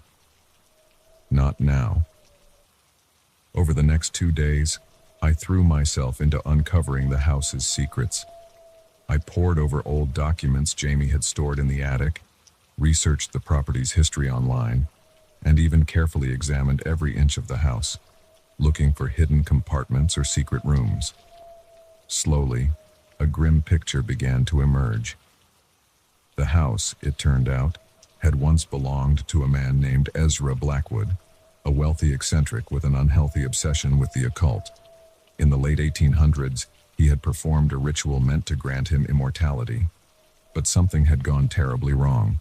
Instead of extending his own life, Blackwood had inadvertently bound the souls of everyone who died on the property to the house. For over a century, these spirits had been trapped, unable to move on, forced to relive their final moments over and over. The key to breaking the curse, according to Blackwood's journals, lay in reversing the original ritual. But to do that, I needed to find the artifact he had used, a small, ornate box that had been hidden somewhere in the house. As the sun set on my last day of house-sitting, I finally found it. Behind a loose brick in the fireplace, I discovered a small cavity containing a dust-covered box. It was made of dark wood, intricately carved with symbols I didn't recognize. With trembling hands, I opened it. Inside was a single piece of parchment, covered in spidery handwriting. The reversal ritual. As I began to read the words aloud, the temperature in the room plummeted. The ghosts appeared again, more solid this time, their faces filled with a mix of hope and fear. The air grew thick, charged with an energy I couldn't explain. As I spoke the final word, a blinding light filled the room. I heard the ghosts cry out, not in pain but in relief. When the light faded, they were gone. I stood there in the silent house, the empty box in my hands, wondering if it had all been real. Had I truly just freed a century's worth of trapped souls? Or had I imagined the whole thing? Just then, I heard the front door open. "Alex?" Jamie's voice called out. "I'm back early. How was everything?" I looked down at the box in my hands, then back at the empty room. How could I possibly explain what had happened? In the end, I decided, some secrets were better left untold. Everything was fine, I called back, hiding the box behind a cushion. Just a quiet week in a perfectly normal house. As I went to greet Jamie, I couldn't help but smile. The house felt lighter somehow, as if a great weight had been lifted. And though I knew I'd spend the rest of my life questioning what had really happened during that week, one thing was certain. I'd never look at old houses the same way again.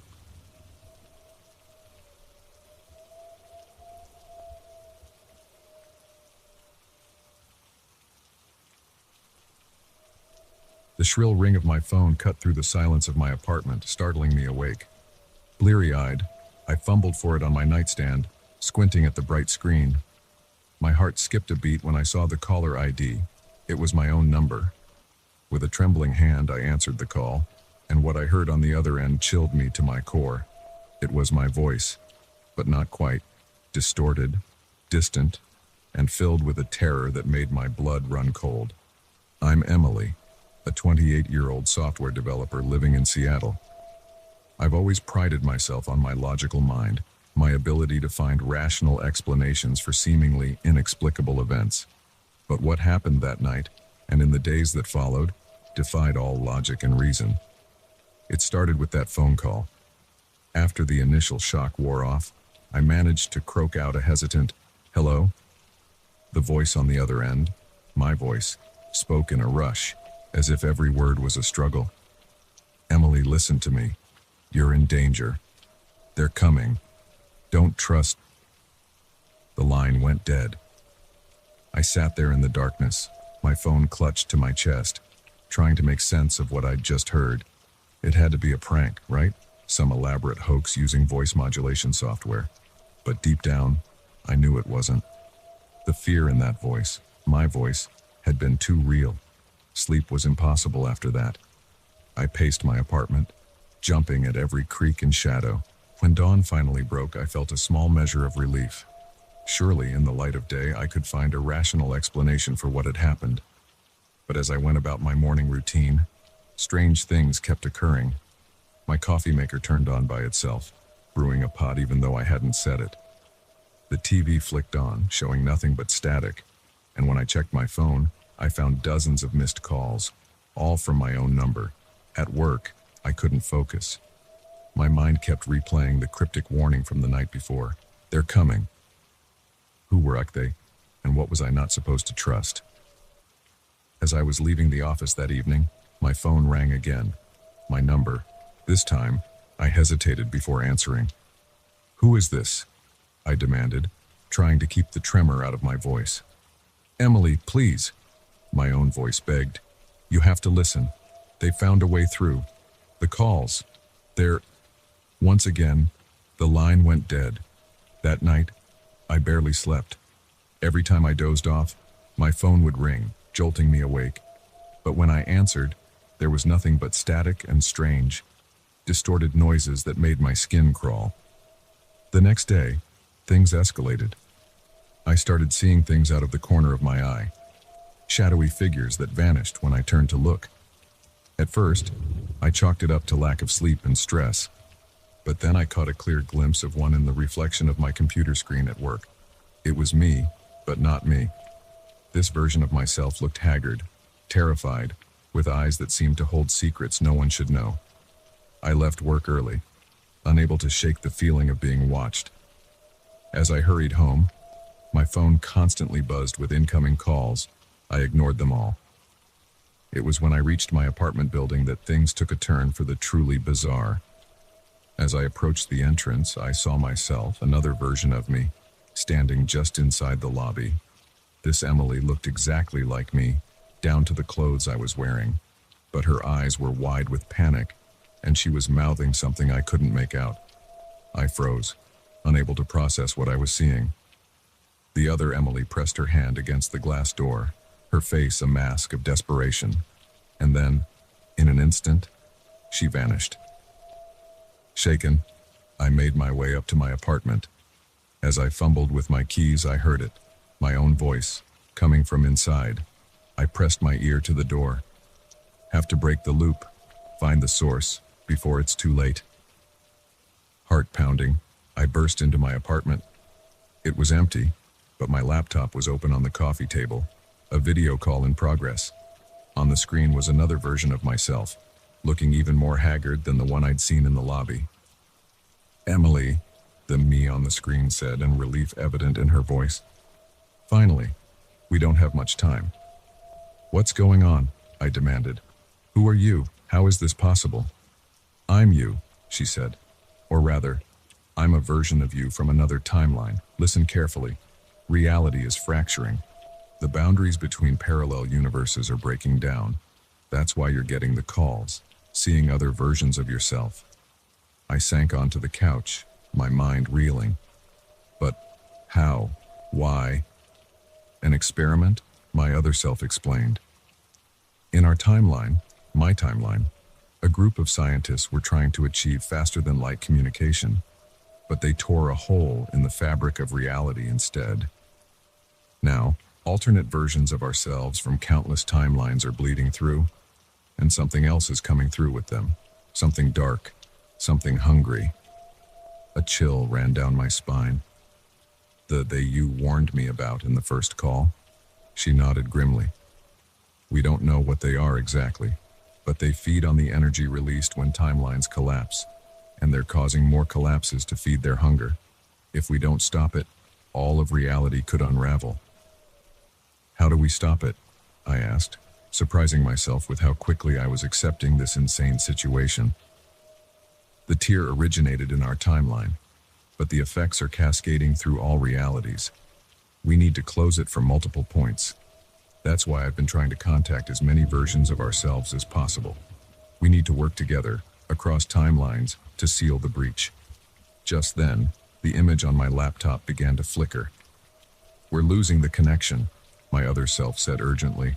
Find the others. Pool our knowledge. The key is... The screen went black. I sat there in stunned silence, trying to process everything I'd just learned.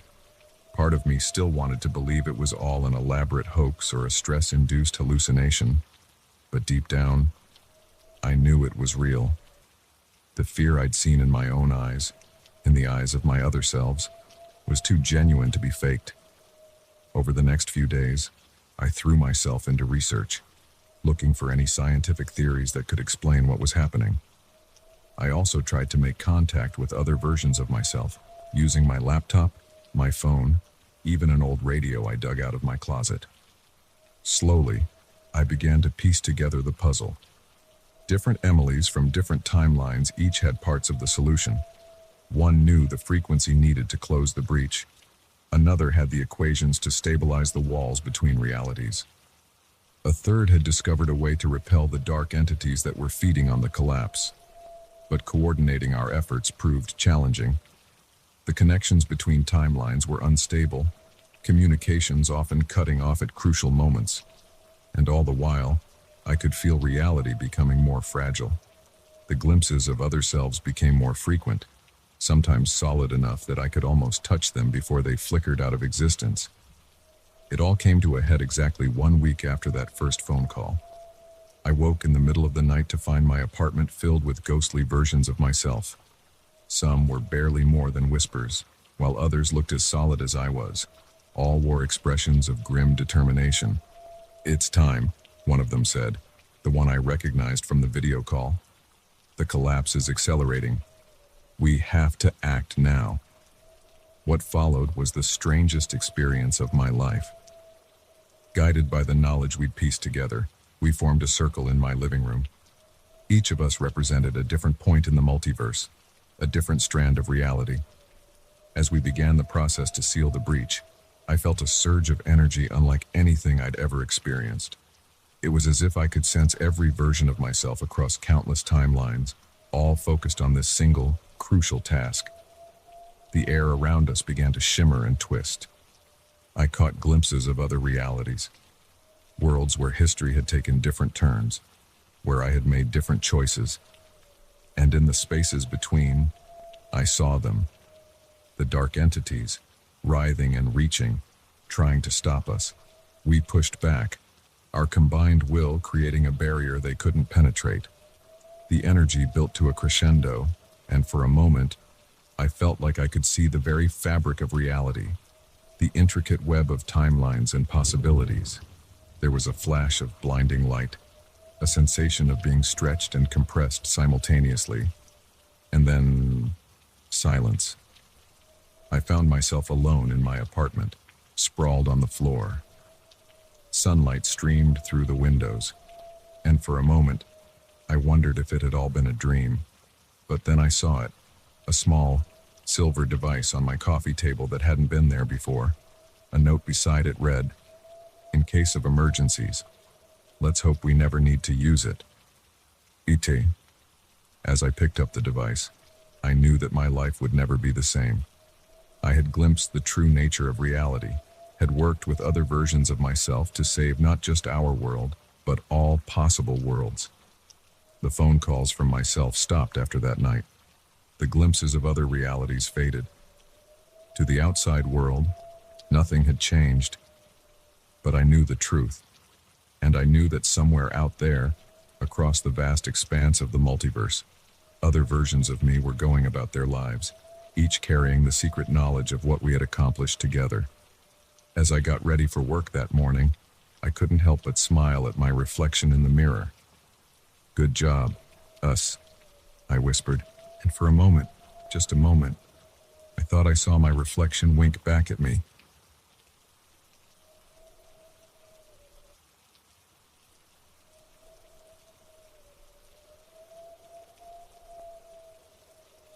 first time I noticed something was missing from my apartment, I brushed it off as forgetfulness. The second time, I chalked it up to stress. But by the third time, when I came home to find my favorite mug gone without a trace, I knew something was terribly wrong. Someone was entering my home while I was away, but instead of taking valuables, they were slowly erasing pieces of my life, one small item at a time. My name is Olivia, and until a month ago, I was just another 29-year-old trying to make it in the big city.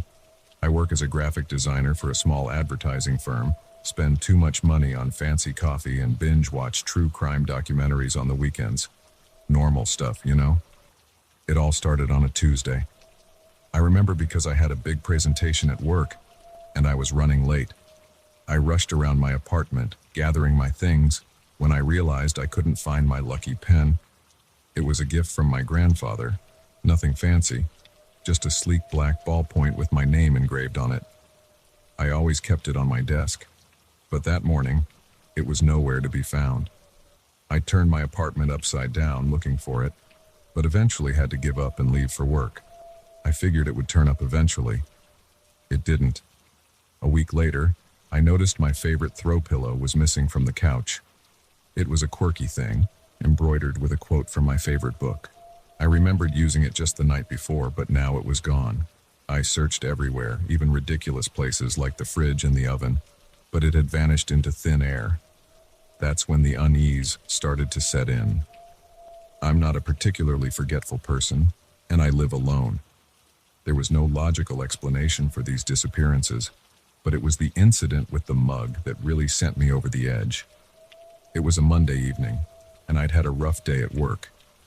All I wanted was to curl up with a cup of tea in my favorite mug, a handmade ceramic piece I'd bought at a local art fair.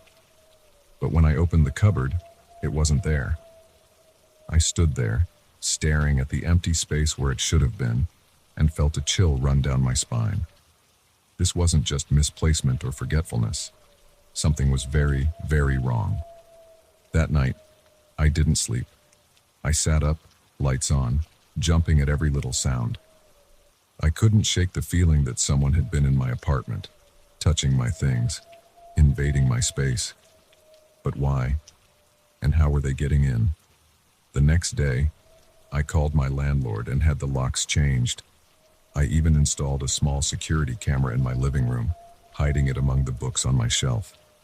I felt a little silly, like I was overreacting, but I needed to know what was happening.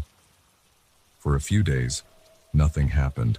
No more disappearances, no strange noises. I started to relax, thinking maybe it had all been in my head. Then, exactly a week after the mug incident, I checked the security footage and felt my blood run cold. There, in grainy black and white, was a figure moving through my living room. They moved with purpose, clearly familiar with the layout of my apartment. I watched, horrified, as they picked up a framed photo from my mantel, a picture of me and my best friend at her wedding, and simply walked out of frame with it. I rewound the footage, watching it again and again. The figure was careful to keep their face turned away from the camera, but something about their movements seemed familiar. It was like watching a distorted version of myself move through the apartment.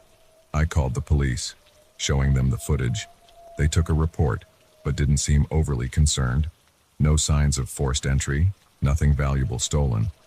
They suggested it might be someone with access to the building, a maintenance worker or another tenant. They promised to look into it, but I could tell they didn't consider it a high priority. Frustrated and scared, I decided to take matters into my own hands. I set up more cameras, covering every angle of my apartment.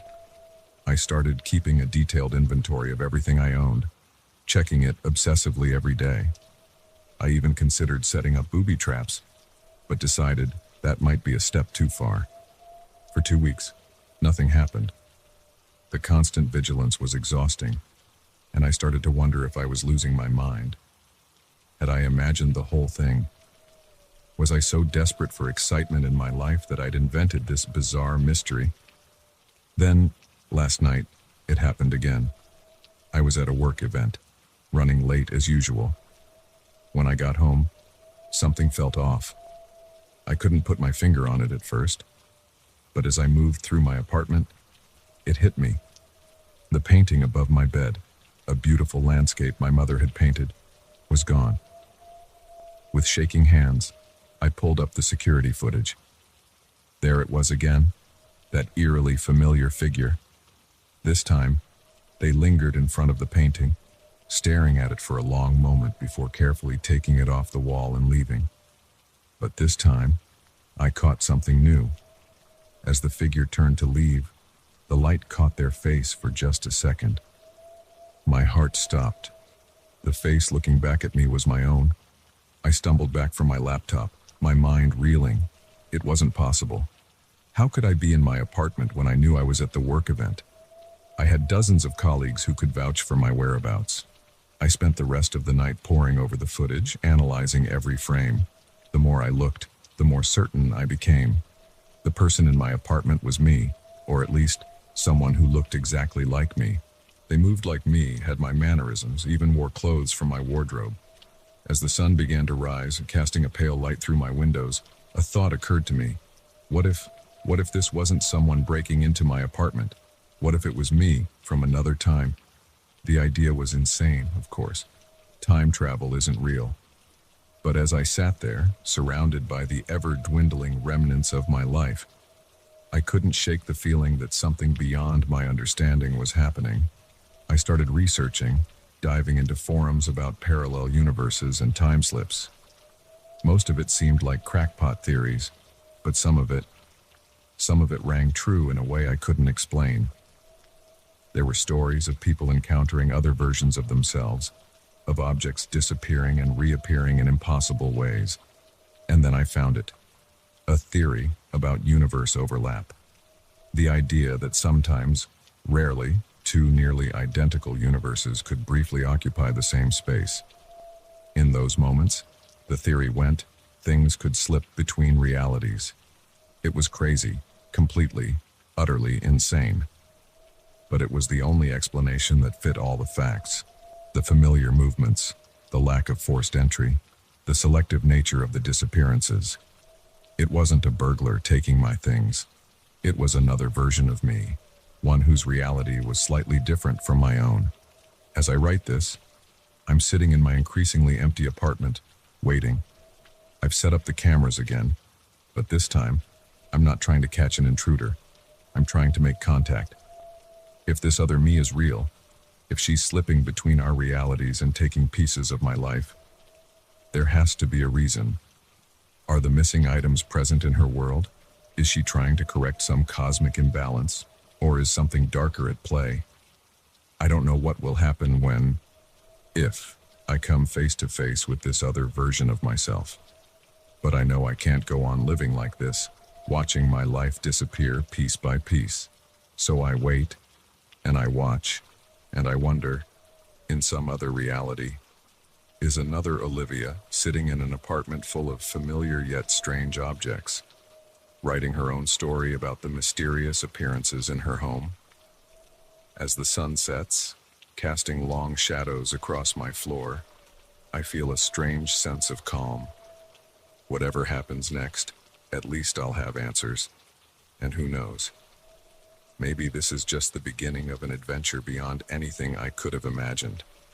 After all, if there's one thing I've learned from all this, it's that reality is far stranger and more malleable than we ever suspected. And somewhere out there, in the vast tapestry of existence, another me is waiting. It's time we had a talk.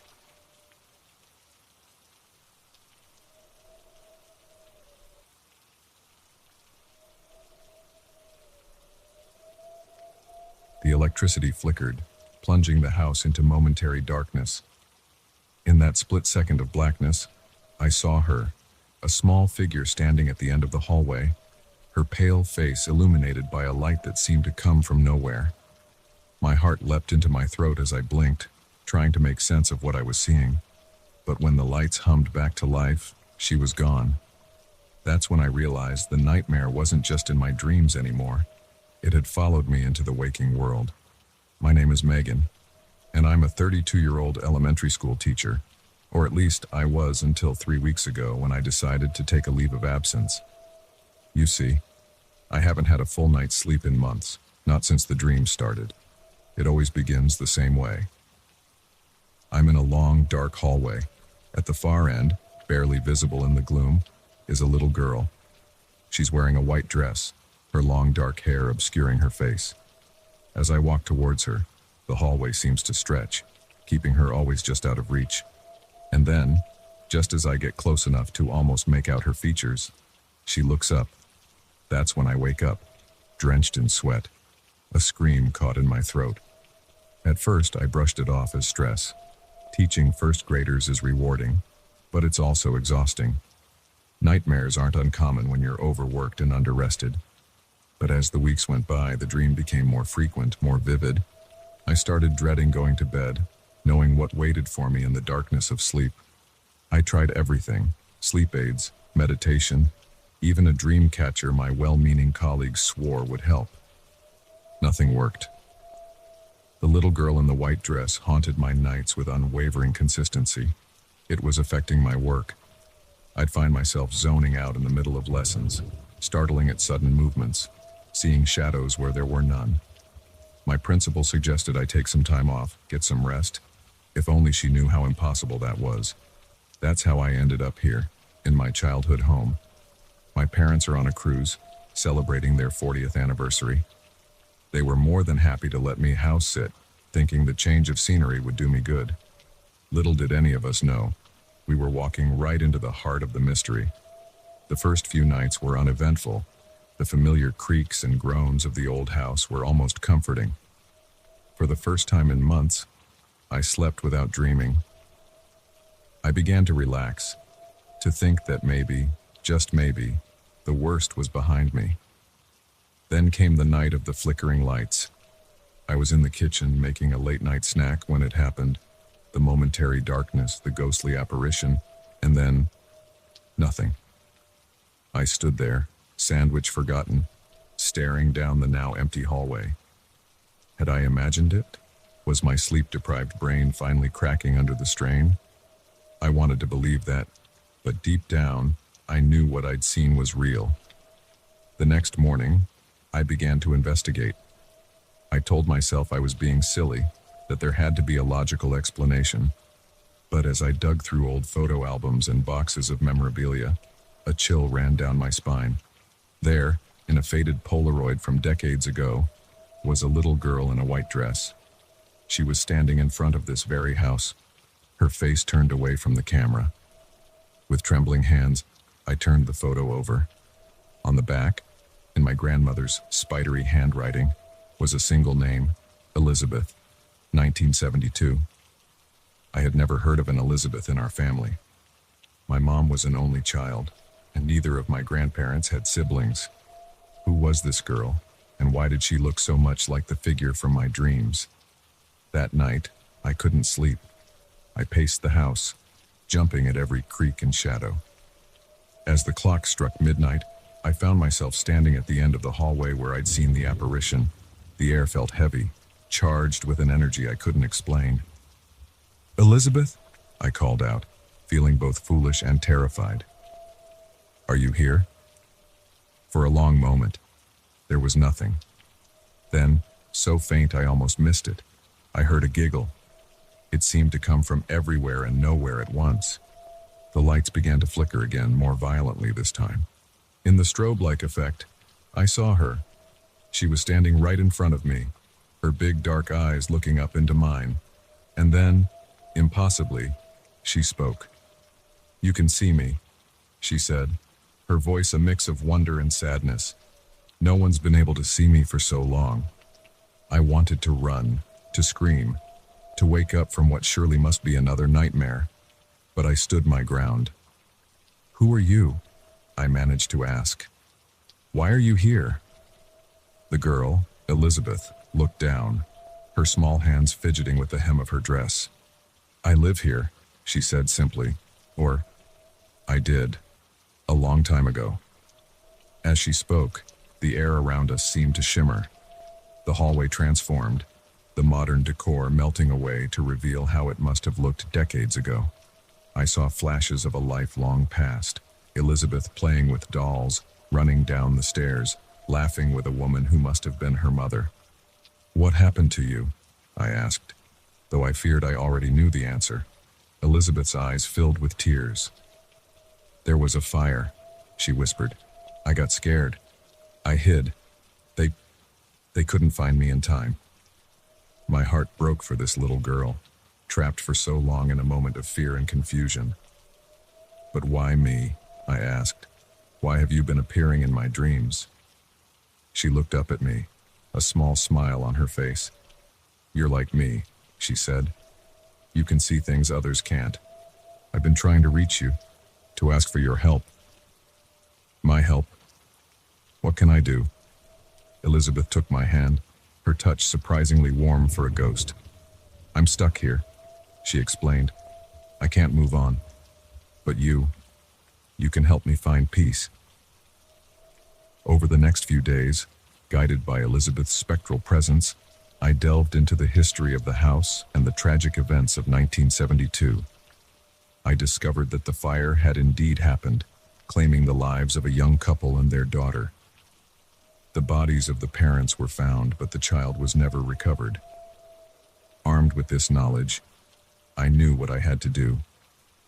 With Elizabeth by my side, invisible to all but me, I went to the local authorities. I told them about the dreams, the apparition, the hidden history of the house. They were skeptical at first, but something in my conviction must have swayed them. A team was sent to the house, armed with ground-penetrating radar and other high-tech equipment. And there, in a long-forgotten root cellar, they found her, the earthly remains of a small girl, clutching a teddy bear, hidden away from the fire that had claimed her family. As they carefully excavated the site, I felt a tug on my hand. Elizabeth stood beside me, but she looked different now. The sadness was gone from her eyes, replaced by a peaceful light. "Thank you," she said, her form already starting to fade. "I can go home now." I watched, tears streaming down my face, as Elizabeth's spirit dissolved into motes of light, drifting up into the clear blue sky. The weight that had been pressing on my chest for months lifted, and for the first time in what felt like forever, I took a deep, easy breath. That night, I slept without dreaming. No more endless hallways, no more spectral little girls, just peaceful, restorative sleep. In the weeks that followed, I struggled to make sense of what had happened. Part of me wanted to rationalize it all away. Stress, an overactive imagination, a coincidence of history and happenstance. But I knew the truth. I had been given a gift, the ability to bridge the gap between this world and the next, to bring peace to a troubled soul. As I prepared to return to my life, to my students and my career, I couldn't help but wonder, was Elizabeth an isolated incident, or were there others out there, lost souls in need of help? Only time would tell. For now, I was content in the knowledge that I had made a difference, that I had helped a little girl find her way home. And if my dreams ever again filled with long, dark hallways and ghostly figures, well, I would be ready. After all, sometimes the things that go bump in the night aren't looking to scare us. Sometimes they're just looking for a helping hand to guide them into the light.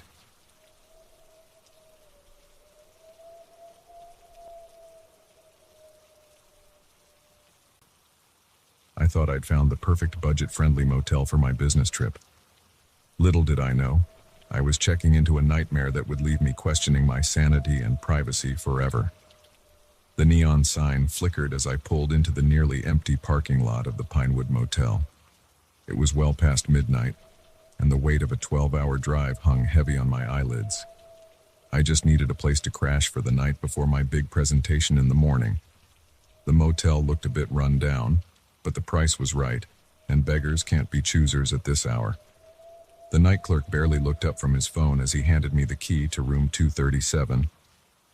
"Checkout's at 11, he mumbled, returning to whatever game had him so engrossed. I nodded, too exhausted to care about the lack of hospitality. The door creaked as I pushed it open, revealing a room that had seen better days. The floral wallpaper was peeling at the corners, and the carpet had a few suspicious stains I chose to ignore. But the bed looked clean enough, and that's all that mattered to me right now. I tossed my overnight bag onto the chair by the window and flopped onto the bed, not even bothering to change. The springs groaned under my weight, but the mattress was surprisingly comfortable. I reached for the remote on the nightstand, figuring I'd watch a bit of TV before passing out. That's when I noticed it, a tiny red light, blinking steadily from behind the ancient tube TV. At first, I thought it might be some old indicator light, but something about it seemed off. I got up to take a closer look, my curiosity overriding my exhaustion. As I peered behind the TV, my blood ran cold. There, nestled in the dusty components, was a small camera. Its lens was pointed directly at the bed. My mind raced. Was this some kind of sick joke? A forgotten prop from a low-budget movie? But deep down, I knew the truth. Someone had been watching this room, recording God knows what. I stumbled back, suddenly feeling exposed and violated. How many people had been recorded in this room without their knowledge? How many intimate moments had been captured for some pervert's twisted enjoyment? I grabbed my phone, ready to call the police, but then hesitated. What if the night clerk was in on it? What if the whole motel was part of some underground voyeur network? Paranoia gripped me, and I found myself scanning the room, looking for more hidden eyes. That's when I spotted another pinprick of red light, this time coming from the air vent near the ceiling. My heart pounded as I dragged the chair over and climbed up to investigate. Sure enough, another camera was hidden behind the grate, its lens peeking through one of the slats. I felt sick. The room I had thought was a safe haven for the night had become a prison of prying eyes. I wanted to grab my things and run, but a morbid curiosity kept me rooted in place. How deep did this rabbit hole go? I started a methodical search of the room, checking every nook and cranny. The alarm clock on the nightstand. Camera. The smoke detector above the bed. Camera. Even the innocuous-looking coat hook on the back of the bathroom door held a tiny lens, perfectly positioned to capture anyone using the toilet or shower. By the time I finished my search, I had found no less than 7 hidden cameras, each one more cleverly disguised than the last. The room was a masterpiece of surveillance, designed to capture every possible angle and leave no corner unobserved. I sat on the edge of the bed, my head in my hands, trying to process what I had discovered. Should I confront the night clerk? Call the police? What if they were all in on it? My mind spun with dark possibilities. As I contemplated my next move, a new thought struck me like a bolt of lightning. What if there were cameras I couldn't see? What if there were microphones hidden in the walls, capturing every sound? The paranoia that had been simmering beneath the surface now boiled over, consuming me entirely. I started tearing the room apart, ripping down curtains, flipping over furniture, and pulling up corners of the carpet. I unscrewed light switch plates and pried off baseboards, searching for any sign of additional surveillance equipment. In my frenzy, I barely registered the sound of footsteps approaching my door. It wasn't until I heard the key in the lock that I snapped back to reality. I froze, standing in the middle of the devastated room, as the door swung open. The night clerk stood there, his eyes wide with shock as he took in the scene before him. "What the hell are you doing?" he demanded, his earlier apathy replaced by anger and fear. I pointed an accusatory finger at him, my voice shaking with a mix of rage and terror. "You're sick. You know that. All these cameras, watching people without their knowledge. I'm calling the police." The clerk's face went pale, and for a moment, I thought he might try to stop me. But then his shoulders slumped, and he let out a heavy sigh. "Look, I don't know anything about any cameras, I just work the night shift, but this isn't the first time someone's freaked out in this room." His words gave me pause. "What do you mean?" He ran a hand through his greasy hair, looking uncomfortable.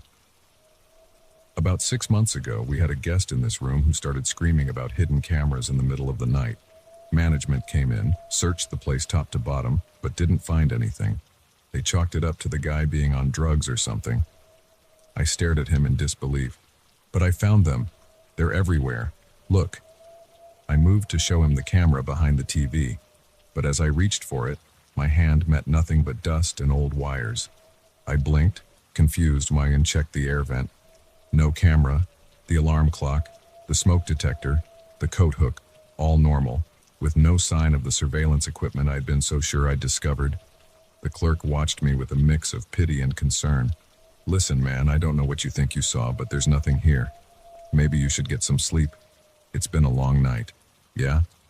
I nodded dumbly, unable to process what was happening. Had I imagined it all? Was I losing my mind? The clerk helped me put the room back in order, righting overturned furniture and hanging curtains back up.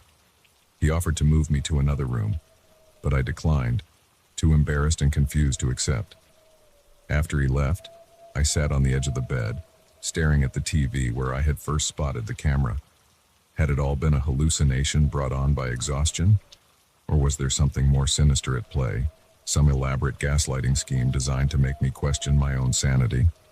I didn't sleep that night. I couldn't shake the feeling of being watched, even though I had no proof that any cameras existed. Every shadow, every reflection, every tiny sound had me on edge, convinced that hidden eyes were still observing my every move.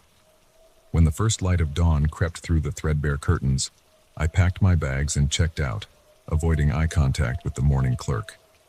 As I drove away from the Pinewood Motel, I couldn't decide what scared me more, the possibility that I had been secretly recorded, or the idea that my mind could conjure such a vivid and terrifying delusion. In the weeks that followed, I found myself obsessively checking for hidden cameras in every hotel room, every public restroom, every changing room. I invested in counter-surveillance equipment, spending hours scanning for wireless signals and hidden lenses. My friends and family grew concerned, telling me I was becoming paranoid. Maybe they were right, but I couldn't shake the memory of that night, of the absolute certainty I felt when I discovered those cameras. To this day, I don't know what really happened in room 237 of the Pinewood Motel. Were there actually hidden cameras that were somehow removed while I was distracted? Was it all a stress-induced hallucination? Or is there some truth that lies somewhere in between? Some explanation that my rational mind can't quite grasp? One thing's for certain, I'll never look at a motel room the same way again. Because once you've felt the weight of unseen eyes upon you, the sensation never truly goes away.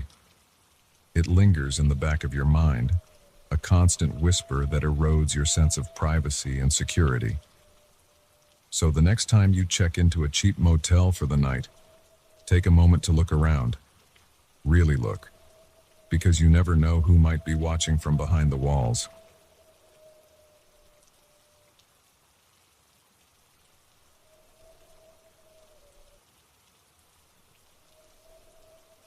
The wilderness was supposed to be my escape, a chance to clear my head and reconnect with nature. Instead, it became a nightmare that would haunt me for years to come. I've always been an outdoors enthusiast, but lately, the pressures of city life had been getting to me. The constant noise, the endless stream of emails, the suffocating feeling of being surrounded by concrete and steel. It was all becoming too much. That's why I decided to take a week off and go on a solo camping trip deep in the Adirondacks. The first few days were exactly what I needed. The crisp mountain air filled my lungs. The gentle rustling of leaves in the breeze soothed my frayed nerves, and the star-filled night sky reminded me of how small my problems really were in the grand scheme of things. I hiked during the day, pushing myself physically and reveling in the simple pleasure of putting one foot in front of the other.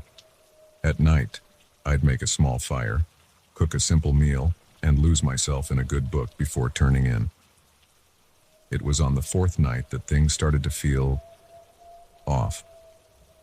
I had set up camp in a small clearing, my tent nestled between two large pines. The fire was burning low, casting flickering shadows across the forest floor.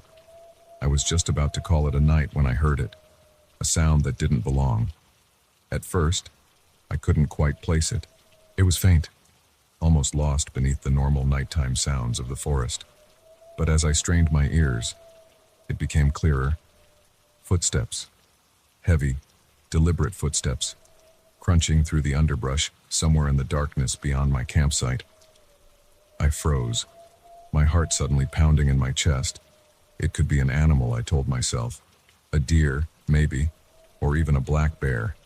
But deep down, I knew this was different. The rhythm was too regular, too purposeful to be anything but human. I called out, my voice sounding thin and weak in the vast darkness. "Hello? Is someone there?" The footsteps stopped abruptly. The forest fell silent, as if holding its breath. I waited, straining my ears for any response. But none came. After what felt like an eternity, the normal sounds of the night gradually returned. The hoot of an owl, the chirping of crickets. But the footsteps didn't resume. Sleep didn't come easily that night. Every snapping twig, every rustle of leaves had me sitting bolt upright, peering into the darkness for any sign of an intruder. But morning came without incident, and in the bright light of day, I managed to convince myself that I had imagined the whole thing. Stress-induced paranoia, that's all it was. I spent the day hiking, pushing myself harder than usual in an attempt to tire myself out and ensure a good night's sleep. By the time I returned to my campsite, my legs were aching and my mind was clear. I built up the fire, cooked dinner, and settled in for another peaceful evening. That's when I saw them. Just beyond the ring of firelight, partially obscured by the undergrowth, were footprints. Large, deep impressions in the soft earth, forming a path that led directly to the edge of my campsite before veering off into the woods. My blood ran cold as I realized these weren't my prints. They were much too large, and the tread pattern was all wrong for my hiking boots.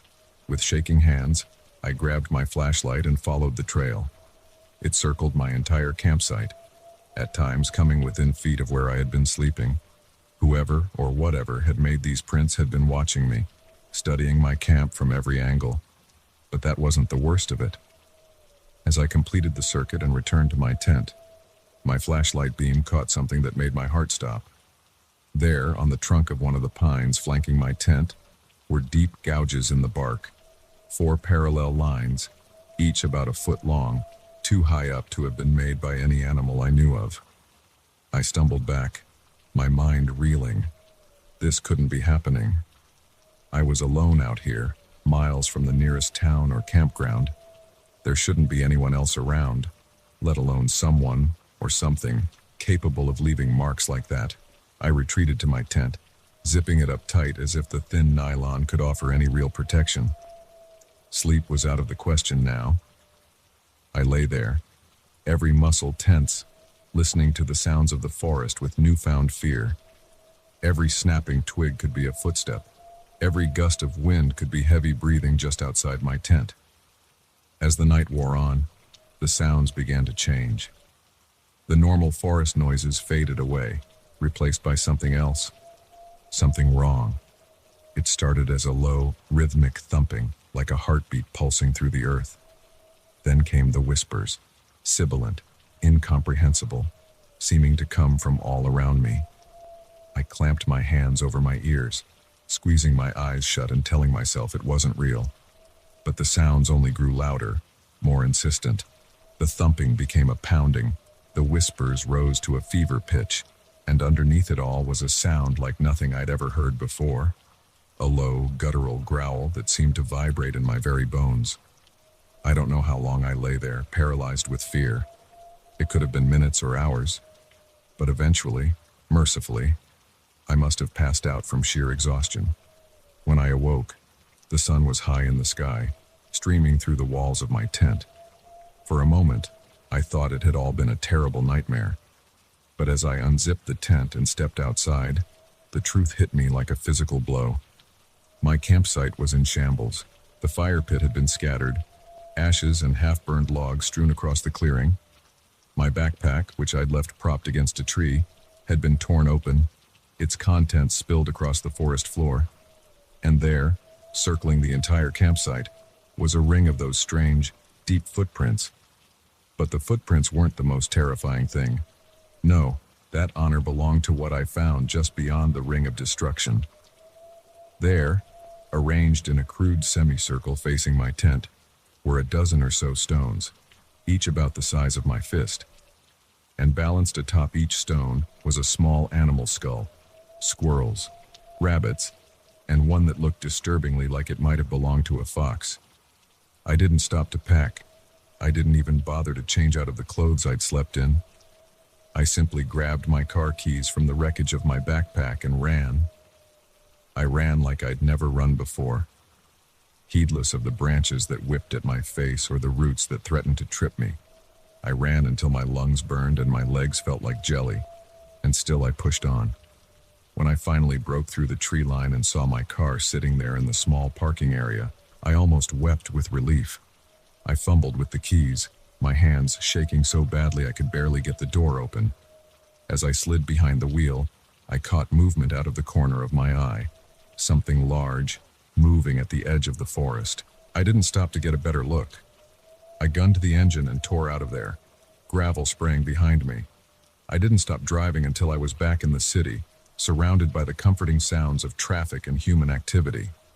It was only then, sitting in my driveway with my hands still gripping the steering wheel, that I allowed myself to break down. In the days and weeks that followed, I tried to make sense of what had happened.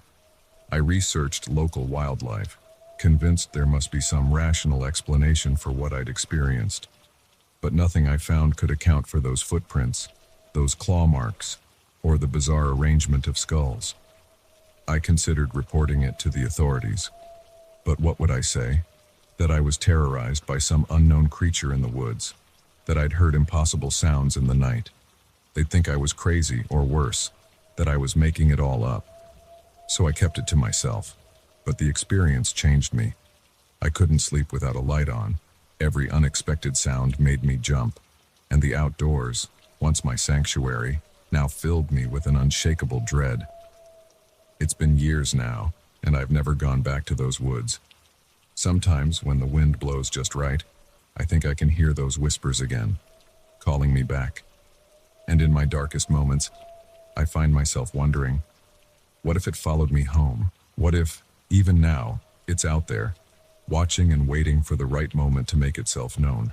One thing's for certain, I'll never look at the wilderness the same way again, because now I know that out there, in the deepest, darkest parts of the forest, there are things that defy explanation. Things that remind us that for all our civilization, we're still just prey animals at heart.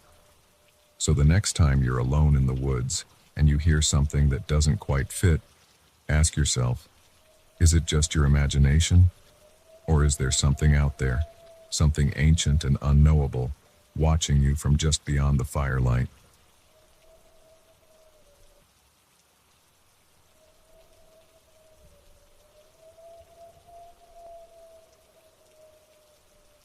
The moment I saw his thumb raised against the stormy sky, I knew I'd regret stopping. But loneliness and guilt are powerful motivators, especially on a night when the world seems to be drowning.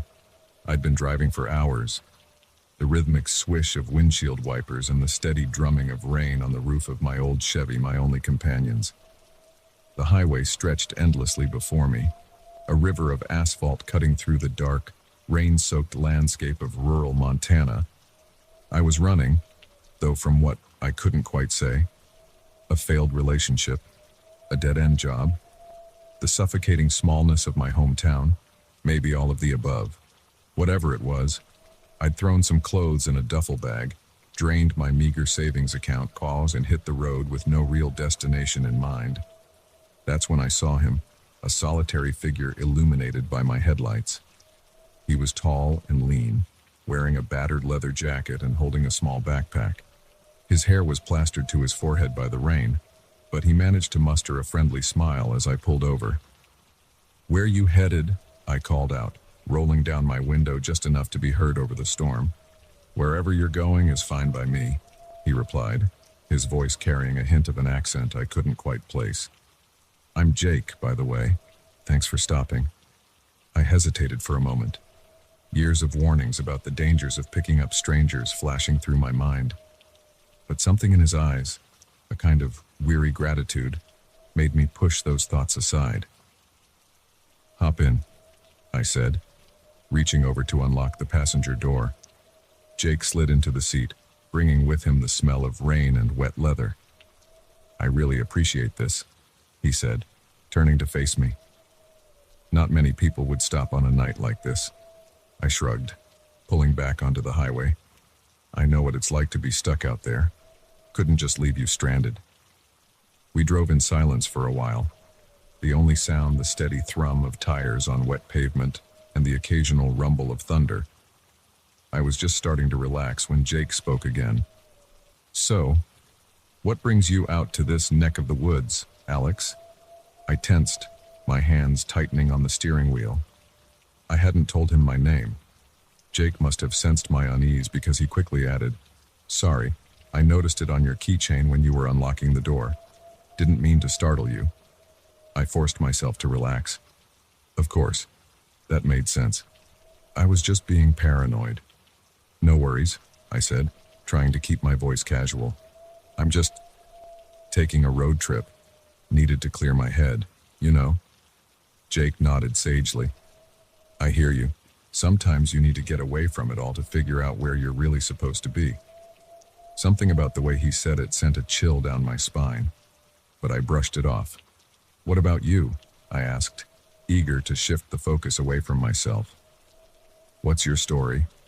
Jake leaned back in his seat, a faint smile playing on his lips. "Oh, I'm a bit of a wanderer myself.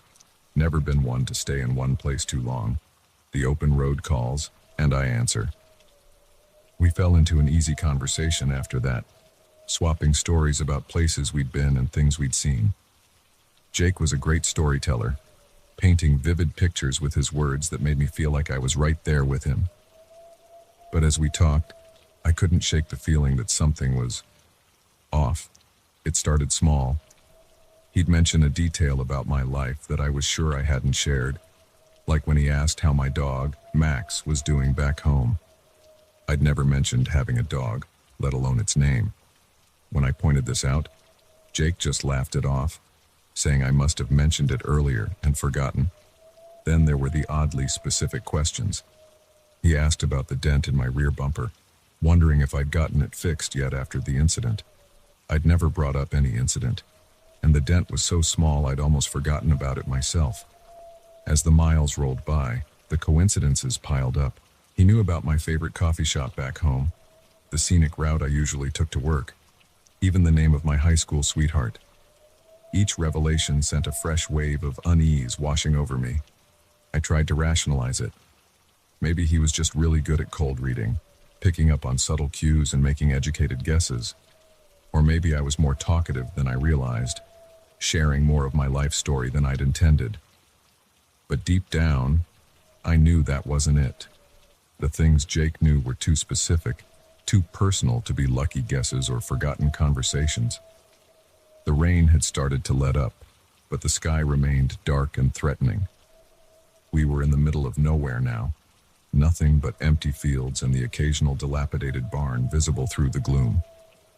I was acutely aware of how alone we were out here.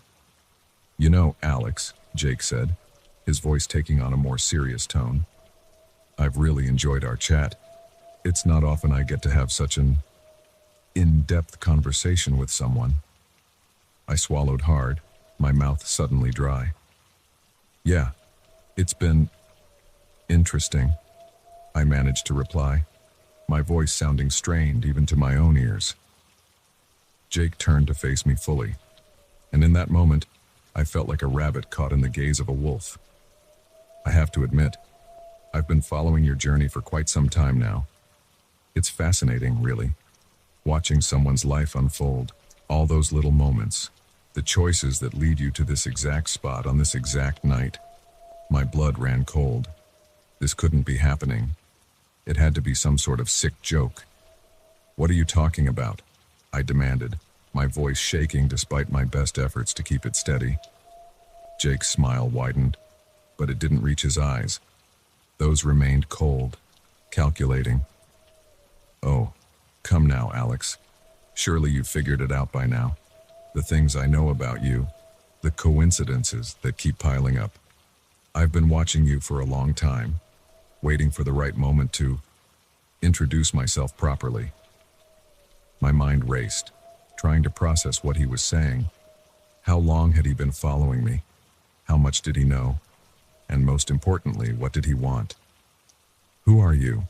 I whispered, fear closing my throat and making it hard to speak. Jake chuckled, a sound devoid of any real humor. "I'm whoever I need to be, Alex. A friend, a confidant, a stranger in need of a ride. It all depends on what the situation calls for." I couldn't take it anymore. I had to get out of there, away from this man who knew far too much about me. Without warning, I yanked the steering wheel hard to the right, sending the car skidding onto the shoulder of the road. Jake didn't seem surprised by my actions. He simply braced himself against the dashboard, that unnerving smile never leaving his face. As soon as the car came to a stop, I fumbled with my seatbelt, desperate to put some distance between us.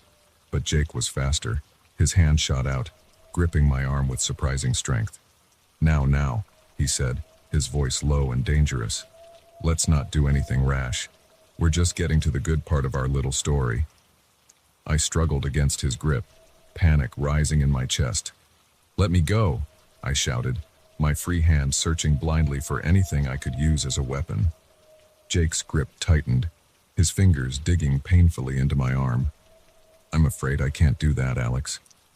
You see, I've invested far too much time in you to let you go now. We have so much more to discuss." In that moment, with the rain picking up again outside and Jake's cold eyes boring into mine, I realized the true horror of my situation. This wasn't just about tonight. This man, this stranger who knew everything about me, had been a shadow in my life for who knows how long. And now, on this dark, lonely stretch of highway, that shadow had finally stepped into the light. As Jake reached into his jacket with his free hand, I closed my eyes, bracing myself for whatever was coming next. In that moment, I understood with terrifying clarity that my impromptu road trip, my attempt to run away from my problems, had led me straight into a nightmare far worse than anything I'd left behind. The last thing I heard before the world went dark was Jake's voice, eerily calm and almost gentle. "Don't worry, Alex. This is just the beginning of our journey together." When I came to, I was no longer in my car. The rain had stopped, and the air around me was stale and musty. As my eyes adjusted to the dim light, I realized I was in some kind of basement or cellar. Jake was nowhere to be seen, but I could hear footsteps above me, moving back and forth with deliberate purpose. I tried to move, only to find my wrists and ankles bound tightly to a chair. Panic threatened to overwhelm me, but I forced it down. I needed to think, to find a way out of this. As I struggled against my bonds, my mind raced back over every interaction I'd had in the past few months, trying to pinpoint when Jake might have entered my life. Had he been the new barista at my local coffee shop? The friendly guy who helped me change a tire last week? How long had he been watching, waiting for the perfect moment to strike? The footsteps above grew louder, and I heard the creak of a door opening. Jake's voice drifted down, humming a tune I vaguely recognized but couldn't quite place. As his footsteps descended the stairs, I steeled myself for whatever was to come. One thing was certain. My life would never be the same again. The open road, which had once represented freedom and possibility, now stretched before me as a dark and terrifying unknown. And somewhere along that road, Jake would always be waiting, ready to step out of the shadows and into my life once more.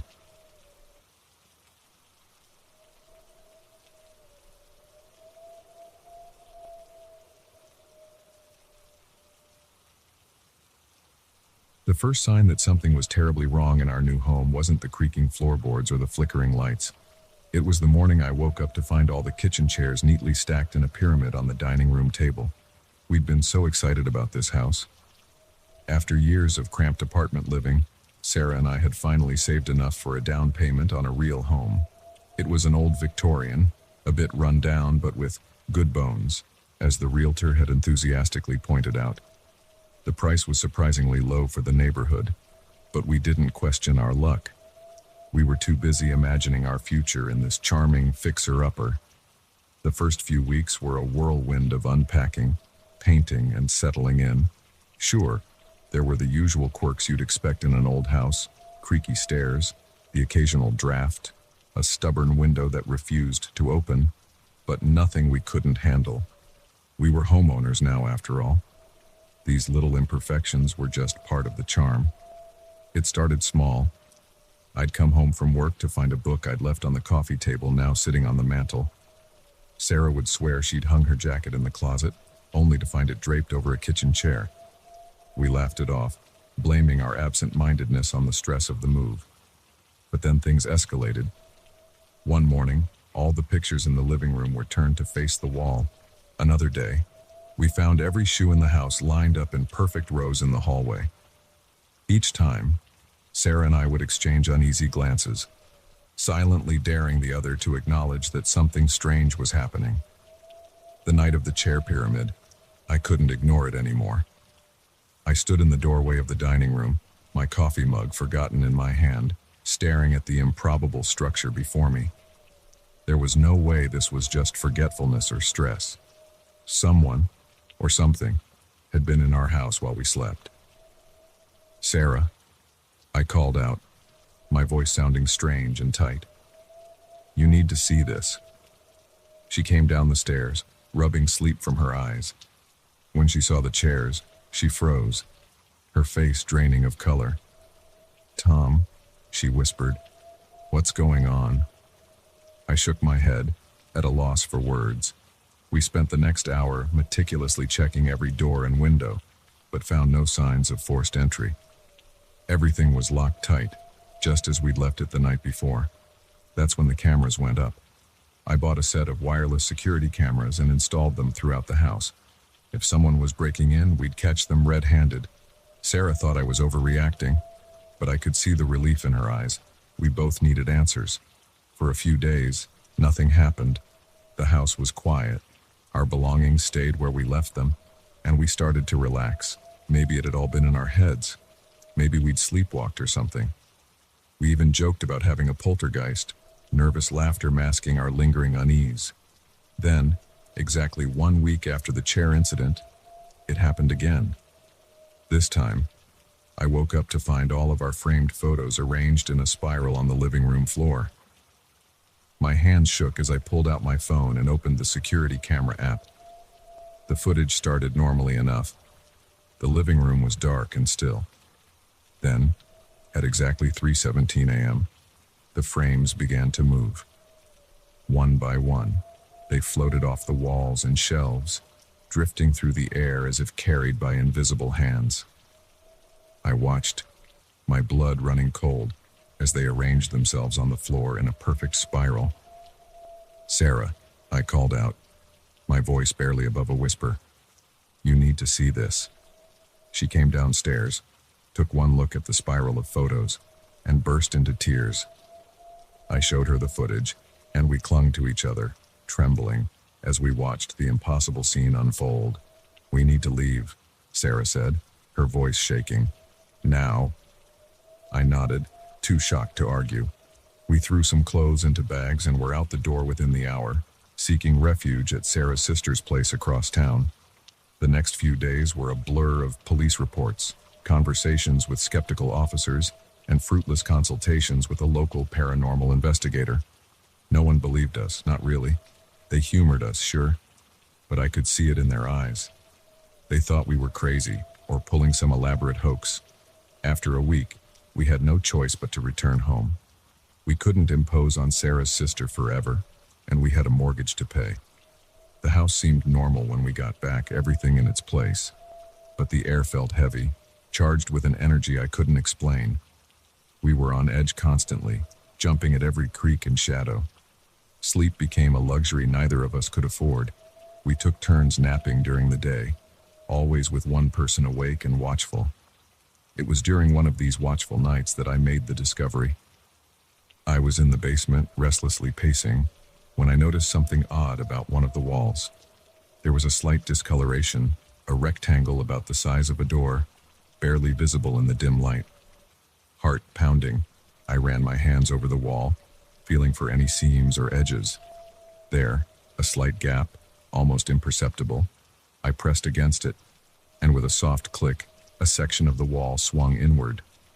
A hidden room, in our house, a room we'd never known about. I stood frozen, staring into the darkness beyond the secret door. Part of me wanted to run, to grab Sarah and leave this house and never look back. But a larger part, the part driven by weeks of fear and uncertainty, needed to know what was in that room. I fumbled for my phone, turning on the flashlight. The beam cut through the darkness, revealing a small, bare room. And there, in the center, was a chair, just a simple wooden chair, facing the door, waiting. My breath caught in my throat as I stepped into the room. The walls were covered in writing, names, dates, snippets of conversations. Our conversations. Everything Sarah and I had said since moving in was scrawled across these walls in a cramped, frantic hand. And there, pinned to the back of the chair, was a note. With shaking hands, I picked it up and read, "Welcome home. I've been waiting for you." I stumbled backward, out of the room, slamming the hidden door shut. My mind reeled, trying to process what I'd seen. Someone had been living in our walls, watching us, listening to our every word. The thought made me sick. I ran upstairs, calling for Sarah. We had to leave, had to get out of this house right now. But as I reached the top of the stairs, I froze. Sarah was standing in the hallway, but something was wrong. Her posture was stiff, unnatural, and when she turned to face me, her eyes were blank and empty. "Welcome home, Tom," she said, but it wasn't her voice. It was older, raspier, with an accent I couldn't place. "I've been waiting for you." I backed away, my heart pounding so hard I thought it might burst from my chest. This wasn't Sarah. Whatever was wearing her face, using her voice, it wasn't my wife. "Who are you?" I managed to choke out. "What have you done with Sarah?" The thing wearing Sarah's face smiled, a grotesque parody of my wife's warm grin. "I am the house, Tom. I am its history, its memory. And now you and Sarah are part of me too." I turned to run, but every door I tried was locked. Windows refused to budge. The house itself seemed to be fighting against me, trapping me inside with this entity. As I ran from room to room, desperate for escape, I could hear it following me. Sarah's footsteps, but not her gait. Sarah's voice, but not her words. It called out to me, sometimes pleading, sometimes threatening, always getting closer. I ended up back in the basement, pressed against the wall with the hidden door. I could hear it coming down the stairs, Sarah's feet moving with an unnatural rhythm. "You can't escape, Tom," it said, Sarah's voice distorted and wrong. "You're home now, forever." As it reached the bottom of the stairs, I made a split-second decision. I yanked open the hidden door and dove inside, slamming it shut behind me. In the darkness of the secret room, I held my breath, listening. I could hear it moving around the basement, Sarah's voice calling out mockingly. Come out, wherever you are, Tom. Don't you want to be part of the family?" I don't know how long I sat there in the dark, listening to that thing pretending to be my wife. Hours, maybe. Eventually, the house fell silent, but I didn't dare move. I knew, with a certainty that chilled me to my core, that it was still out there, waiting. And so here I sit, in this tiny room hidden within the walls of what was supposed to be our dream home. I'm writing this on my phone, hoping that somehow, someday, someone will find it, will find me. If you're reading this, please, whatever you do, don't buy the old Victorian on Elm Street. Don't be fooled by its charm, its character, its good bones. Because sometimes, those bones aren't content to stay buried. Sometimes, they want new flesh to wear. And if you hear scratching in the walls at night, if you wake up to find your belongings rearranged, if you catch a glimpse of movement just at the edge of your vision, run, and don't look back, because the house is always hungry for new residents, and it's very, very patient.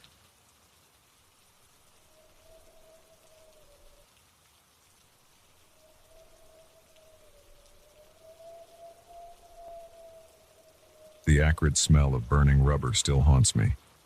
It was the first thing I noticed when his truck pulled up beside my stranded car, long before I saw the dark stains that would change everything. I'd been driving for hours, the endless expanse of the Arizona desert stretching out on either side of the highway. The sun was setting, painting the sky in brilliant shades of orange and pink, when my car decided it had had enough. A sputtering cough, a plume of smoke from under the hood, and suddenly I was coasting to a stop on the shoulder of the road. Great. Just great. I popped the hood, though I might as well have been looking at an alien spacecraft for all the good it did me. Cars were never my strong suit. I was fumbling with my phone, trying to get a signal to call for help, when I heard the rumble of an approaching vehicle. Relief washed over me as a battered pickup truck slowed to a stop behind my car. A good Samaritan in the middle of nowhere. It seemed too good to be true. As it turns out, it was. The driver's door creaked open, and a man stepped out. He was tall and wiry, with sun-weathered skin and eyes hidden behind mirrored sunglasses. He approached with a slight limp, wiping his hands on a rag that had seen better days. "Having some trouble?" he asked, his voice gravelly but not unkind. I nodded, gesturing helplessly at the smoking engine. "Yeah, it just died on me." "I don't suppose you know anything about cars?" He chuckled, moving past me to peer under the hood. "Been working on engines since I was knee-high to a grasshopper. Let's take a look." As he leaned in, I caught that burning rubber smell again.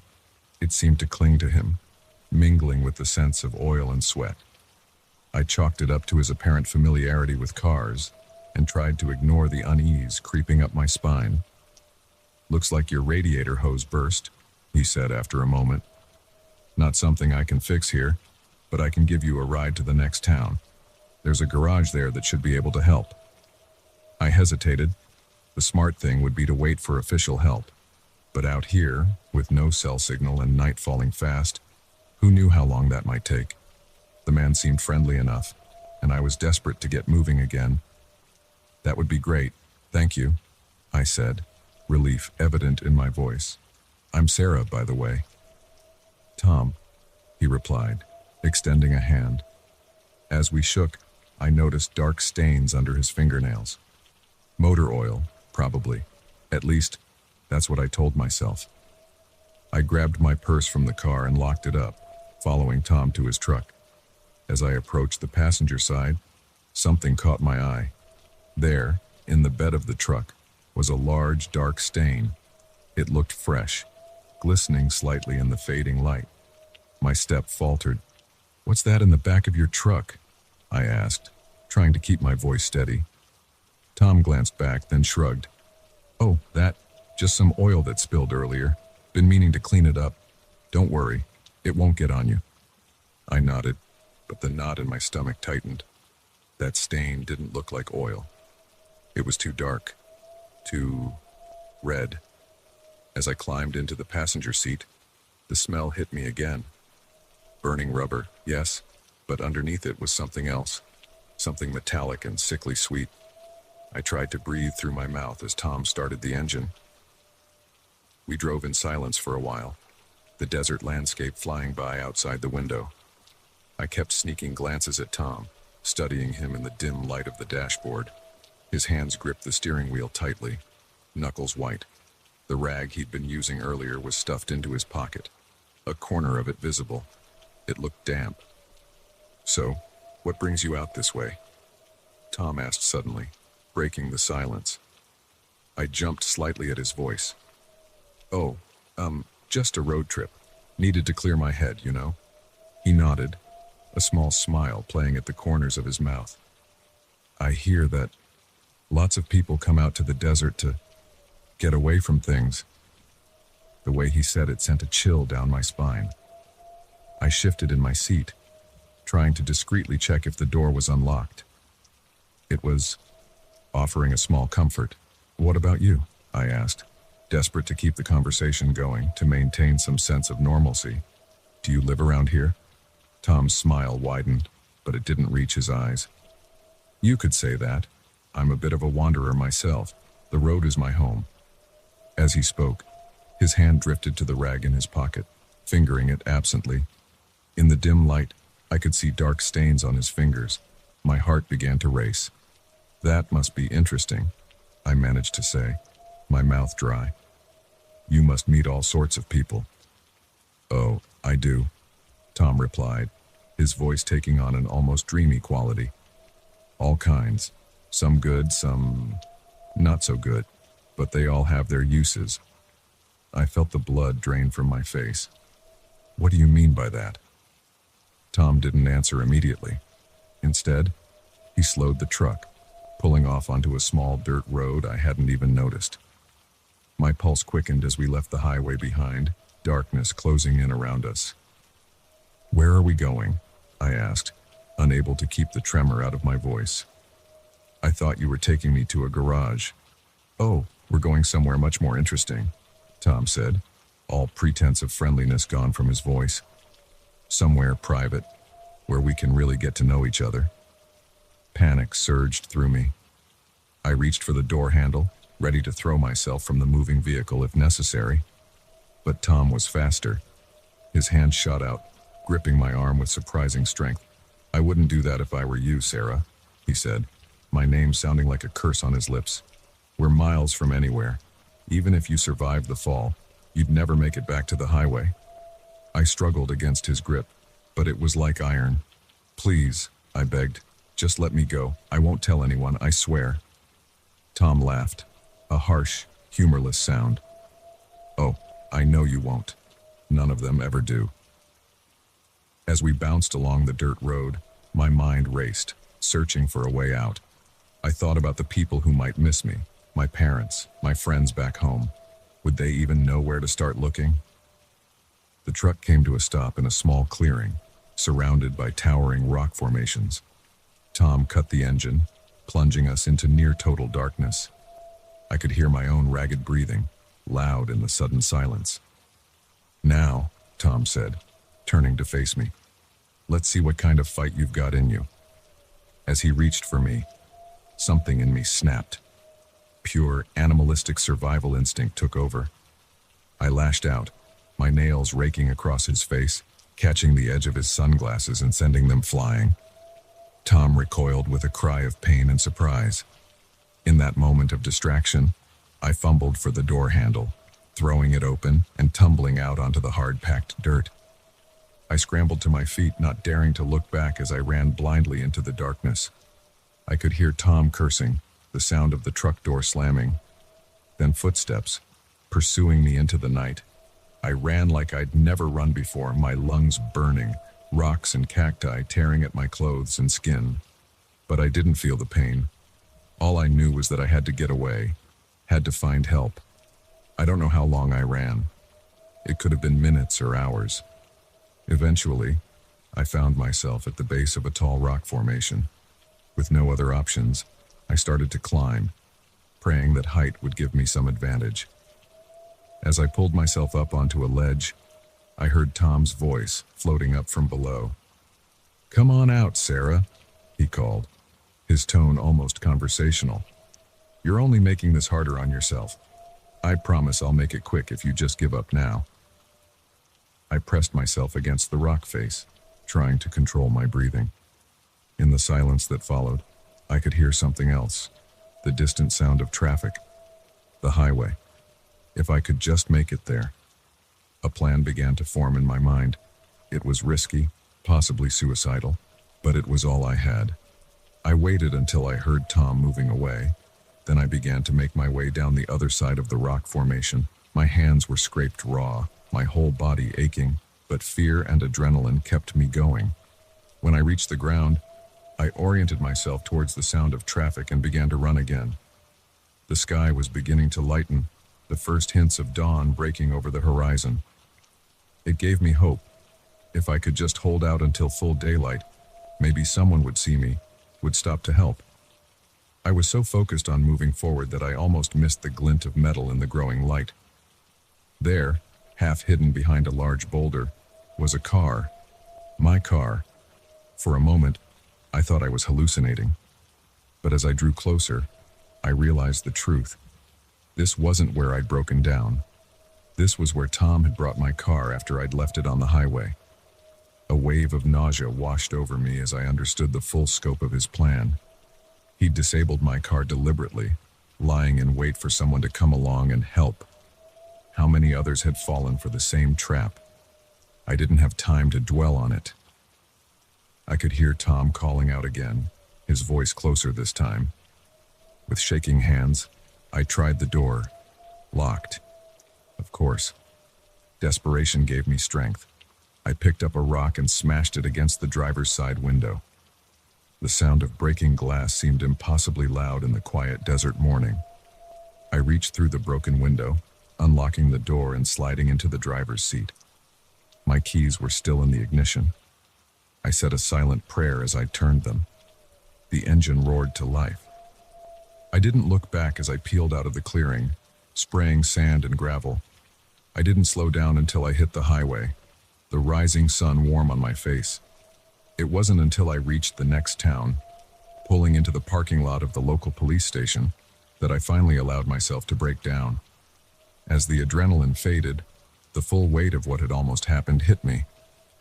I gave my statement to the police, watched as they put out an APB for Tom and his truck.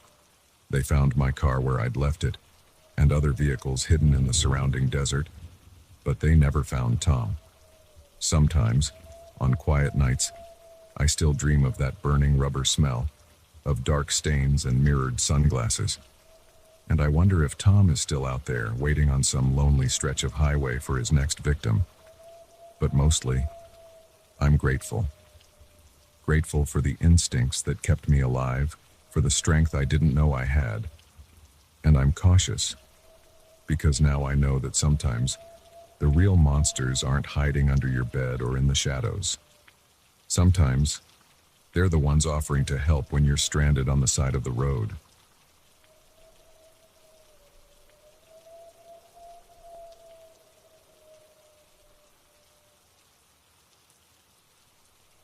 The moment the lights went out, I knew this wasn't going to be an ordinary night of babysitting, but I never could have imagined the terror that awaited me in the darkness.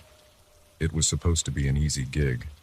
The Millers were regulars of mine, and their kids, 8-year-old Ethan and 6-year-old Lily Curro, were usually well behaved. I'd been watching them about once a month for the past year, and it had always been smooth sailing.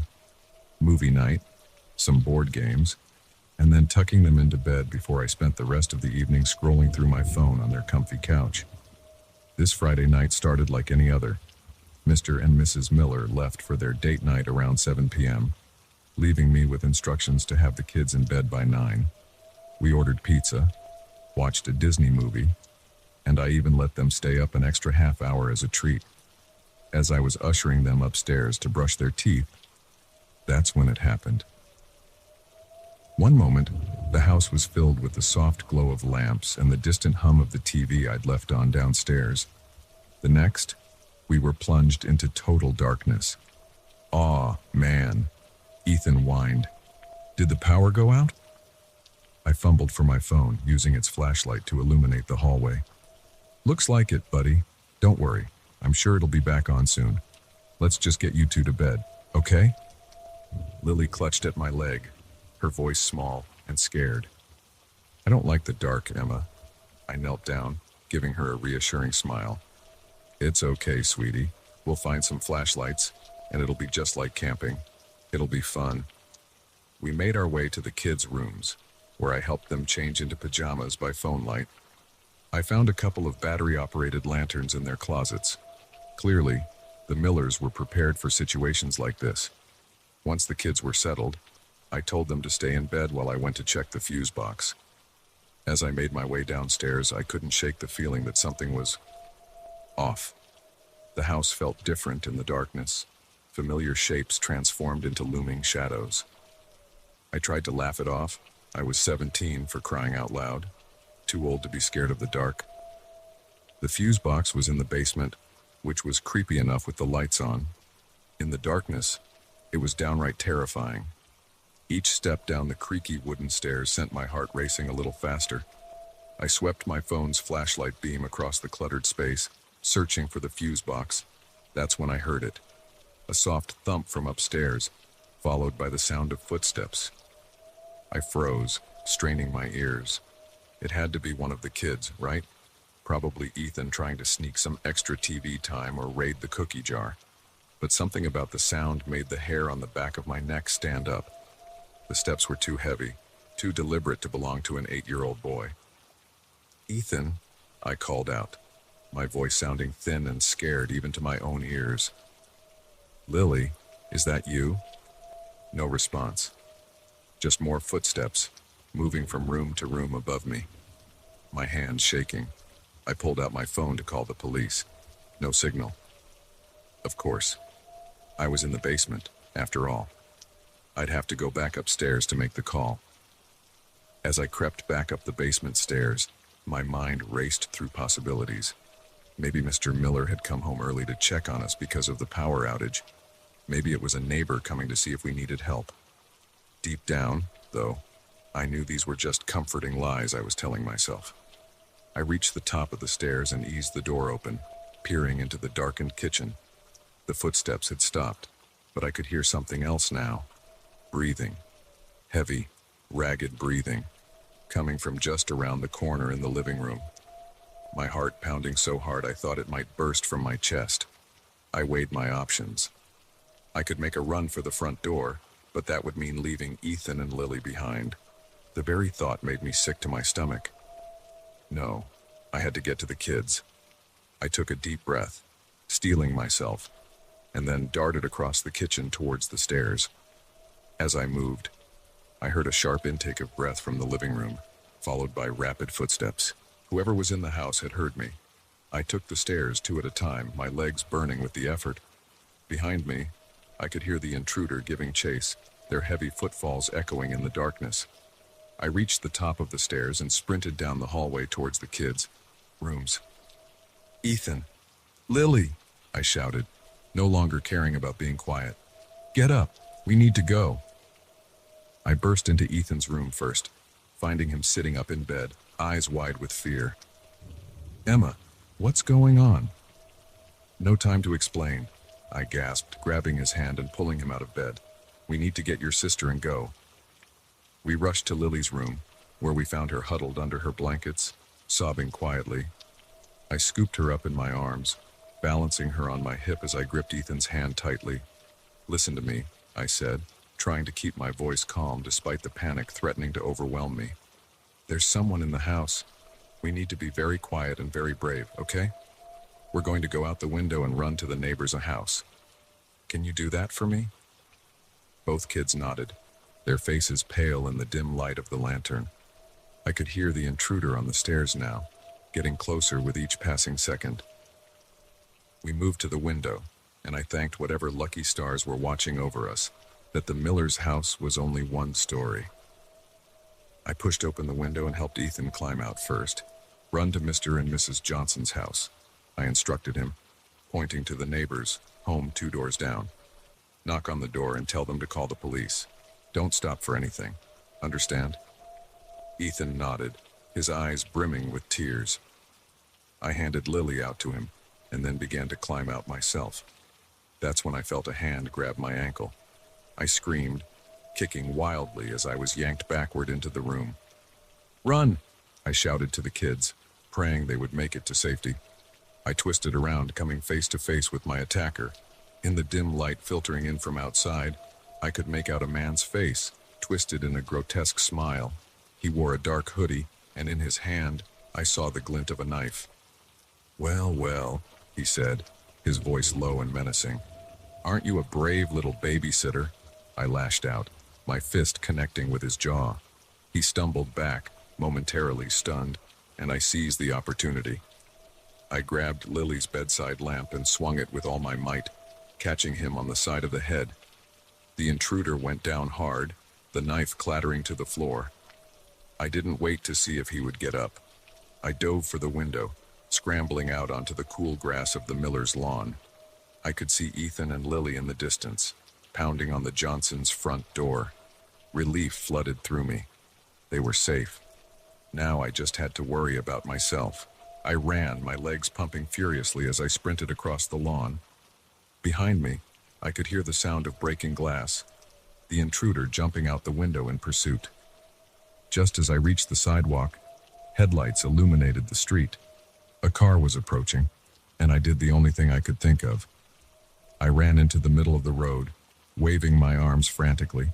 The car screeched to a halt, and I nearly cried with relief when I saw it was a police cruiser. 2 officers jumped out, hands on their weapons. "Help!" I screamed, pointing back towards the Millers' house. "There's a man. He broke in. He has a knife." One officer rushed to my side while the other spoke rapidly into his radio, calling for backup. In the distance, I could hear sirens approaching. The next few hours passed in a blur. More police arrived, searching the house and the surrounding area. They found the intruder unconscious in the Millers' backyard. Apparently, he'd tried to jump the fence and knocked himself out. The kids were safe at the Johnsons', terrified but unharmed. Mr. and Mrs. Miller arrived home to find their street transformed into a crime scene. They hugged me tightly, thanking me through tears for protecting their children. As I sat in the back of an ambulance, a shock blanket draped over my shoulders. I couldn't stop shaking. The adrenaline was wearing off, and the full weight of what had happened, what could have happened, was hitting me. The police told me later that the man was a convicted felon with a history of home invasions. He'd cut the power to the house deliberately, planning to rob it. He hadn't expected anyone to be home. In the days and weeks that followed, I struggled with nightmares and anxiety. Every creak in my own house, every unexpected shadow, sent my heart racing. But slowly, with the help of therapy and the support of my family and the Millers, I began to heal. I still babysit for the Millers, believe it or not. They installed a top-of-the-line security system after the break-in, and knowing it's there helps me feel safe. Ethan and Lily view me as some kind of superhero now, which is both heartwarming and a little embarrassing. But most importantly, I learned something about myself that night.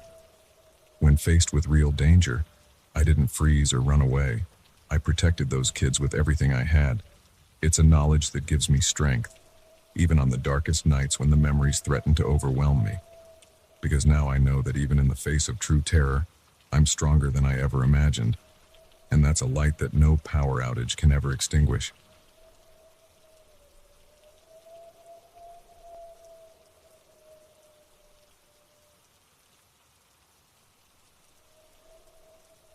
I always thought the scariest thing that could happen in the middle of the night was a burglar breaking in. That was until I woke up to find a stranger silently watching me from the foot of my bed. It had been a long day at work, and I'd fallen into bed without even bothering to change out of my clothes. The last thing I remember was glancing at my phone, the bright screen showing 11:42 p.m., before my eyes drifted shut. I'm not sure what woke me. Maybe it was some sixth sense, or perhaps just the weight of that unblinking stare.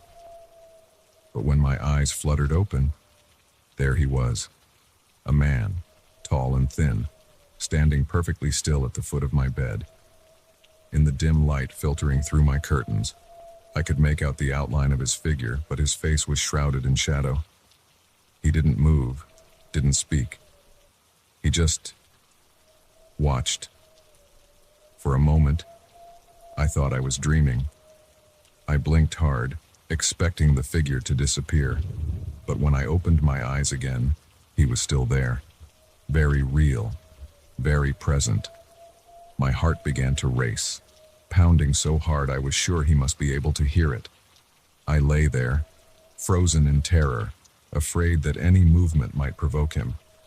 My mind raced through possibilities. Was he a burglar, a psychopath, some sort of deranged stalker? I don't know how long we stayed like that, locked in this terrifying tableau.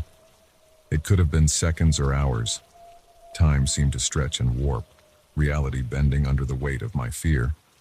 Finally, unable to bear the silence any longer, I managed to croak out a single word. Who?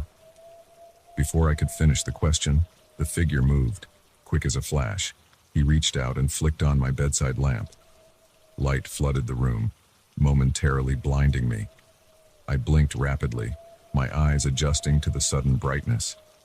And then I saw him clearly for the first time. He was older than I'd expected, maybe in his 60s. His face was deeply lined, with a neatly trimmed white beard and piercing blue eyes. He wore a dark suit that looked expensive but slightly rumpled, as if he'd been wearing it for days. But it was his expression that truly chilled me.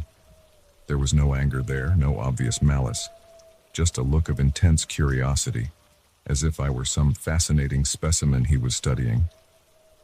"Hello, David," he said, his voice surprisingly soft and cultured.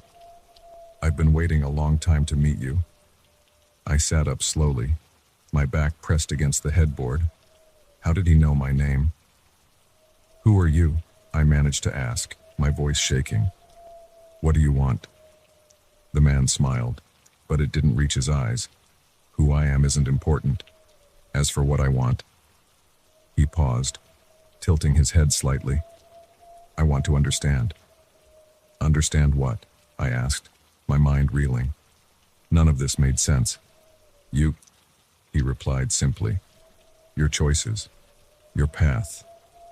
I shook my head, confusion mingling with my fear. I don't understand. How did you get in here?"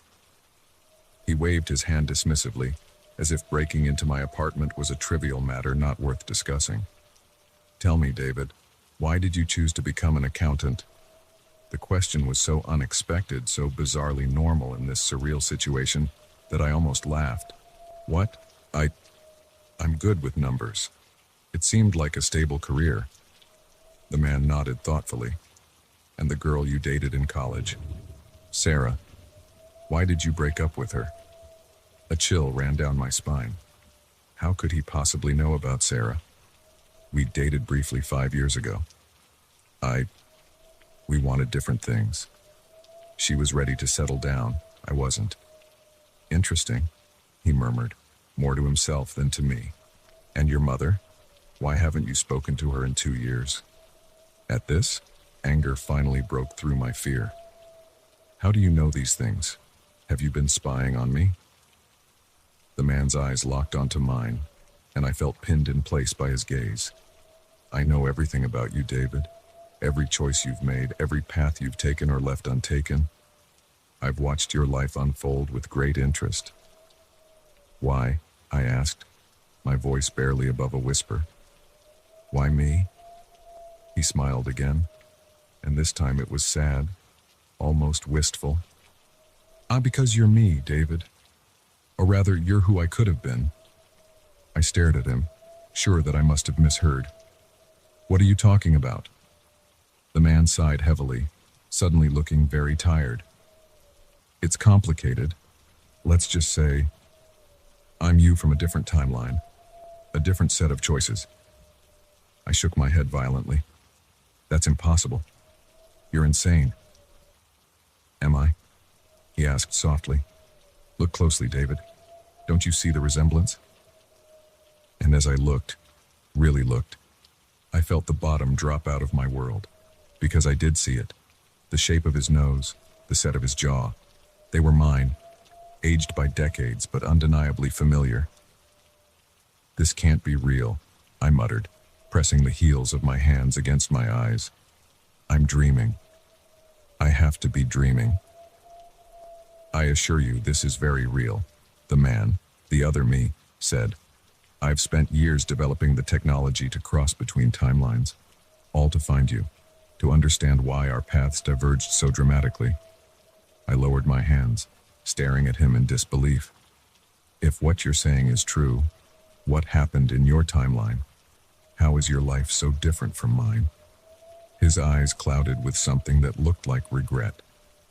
"In my world, I didn't break up with Sarah.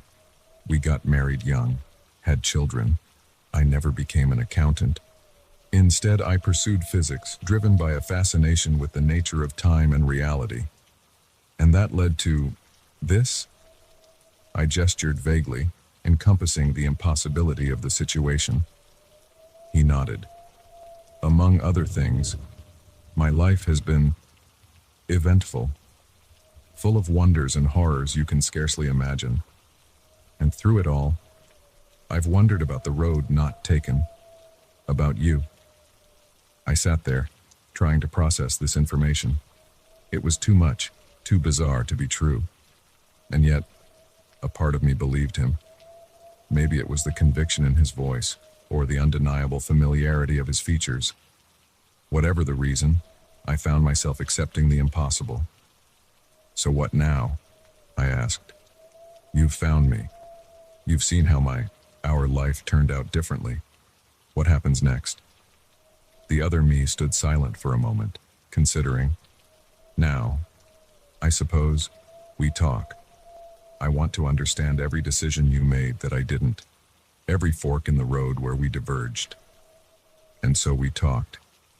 For hours, we dissected my life, our life, examining every choice, every consequence. He asked about my job, my friends, my dreams and regrets. In turn, I questioned him about his world, his experiences, the life he'd led that was so different from my own. As the night wore on, I found my fear fading, replaced by a sort of fascinated horror. It was like looking into a funhouse mirror, seeing a distorted reflection of what might have been. The sky was beginning to lighten.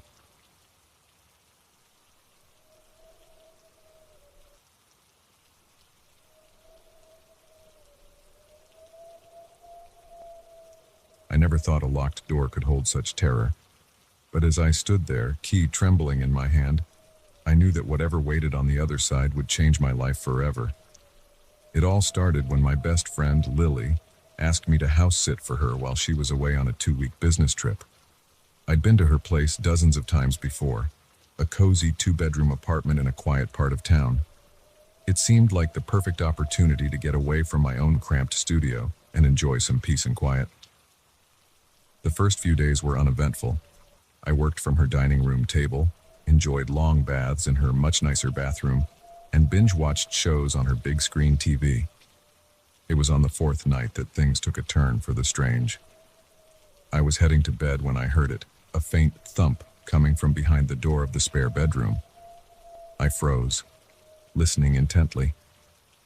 There it was again, followed by what sounded like scratching. My heart racing, I approached the door. "Hello," I called out, feeling a bit foolish. There couldn't be anyone in there. Lily lived alone, and I hadn't seen any pets. Silence.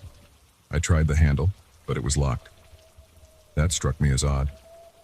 In all the times I'd been over, I'd never known Lily to lock any doors inside her apartment. Must have been the building settling, I muttered to myself, trying to shake off the unease that had settled over me. I went to bed, but sleep was elusive. Every creak and groan of the apartment seemed amplified in the darkness. The next morning, over coffee, I called Lily. "Hey, quick question," I said, trying to keep my tone casual. "Is there any reason the spare room would be locked?" There was a pause on the other end of the line, long enough to make me wonder if the call had dropped. Then Lily's voice came through, sounding strained.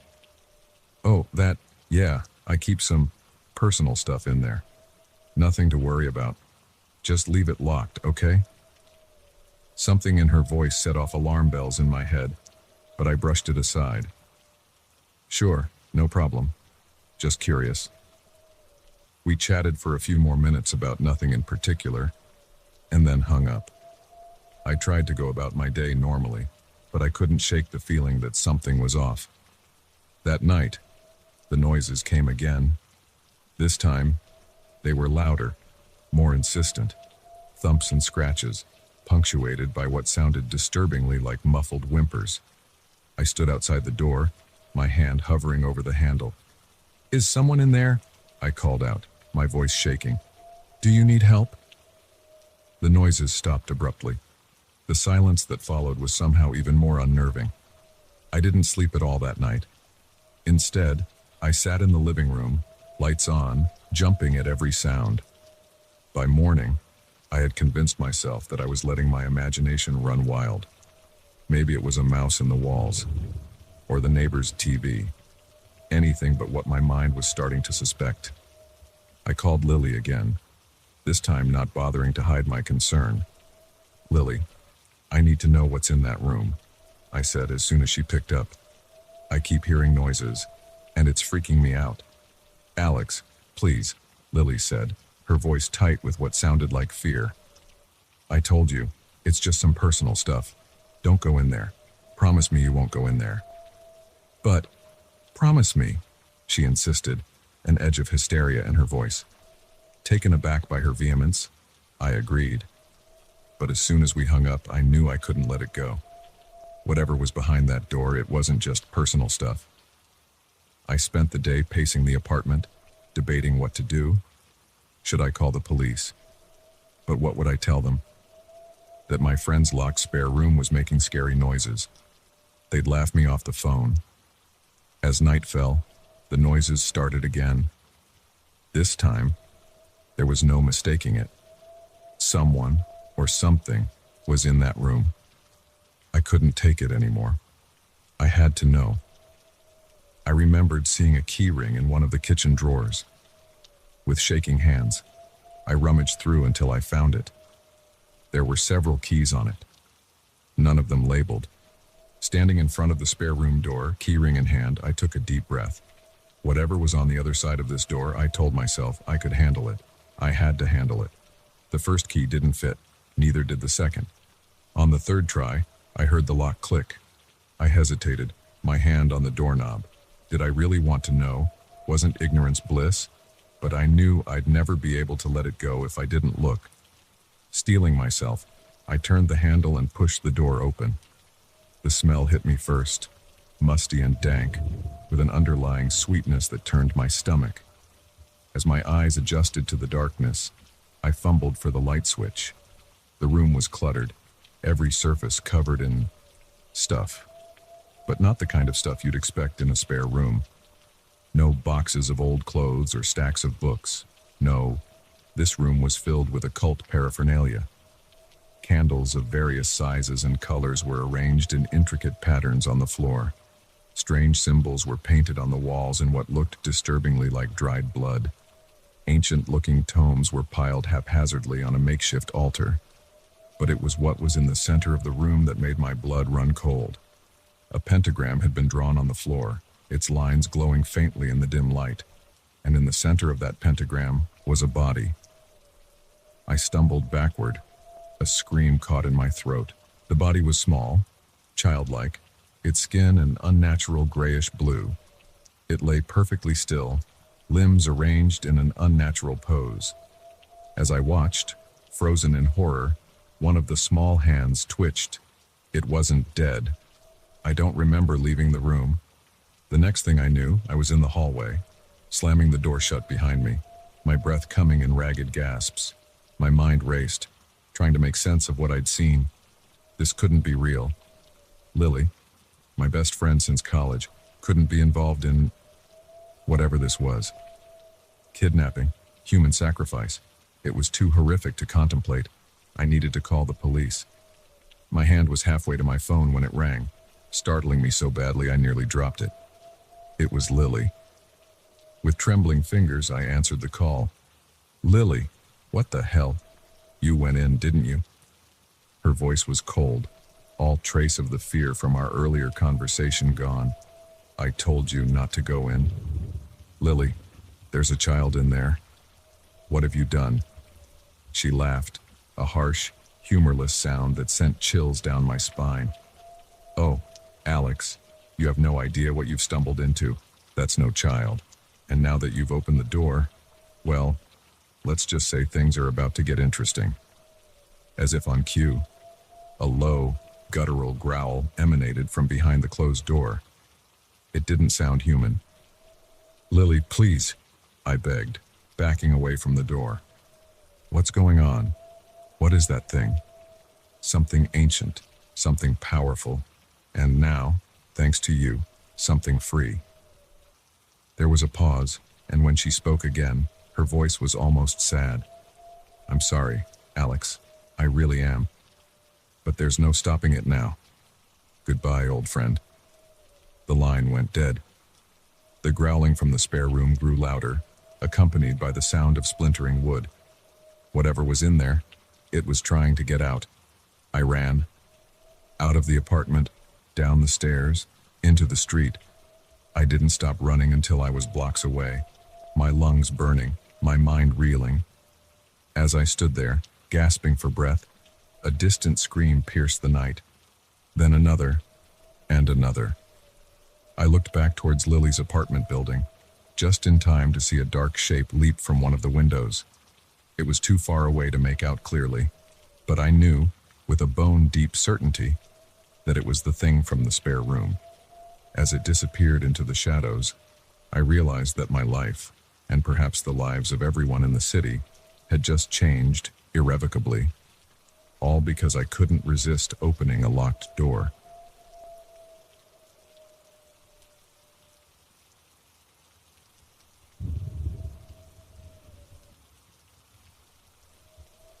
The scent of pine and wood smoke should have been comforting.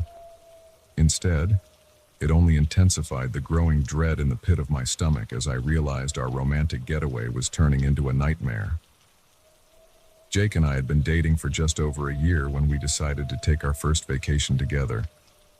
We both loved the outdoors, so when we found a listing for a quaint cabin in the mountains, it seemed perfect.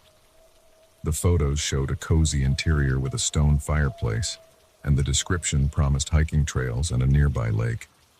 It was just what we needed to escape the stress of our busy lives in the city.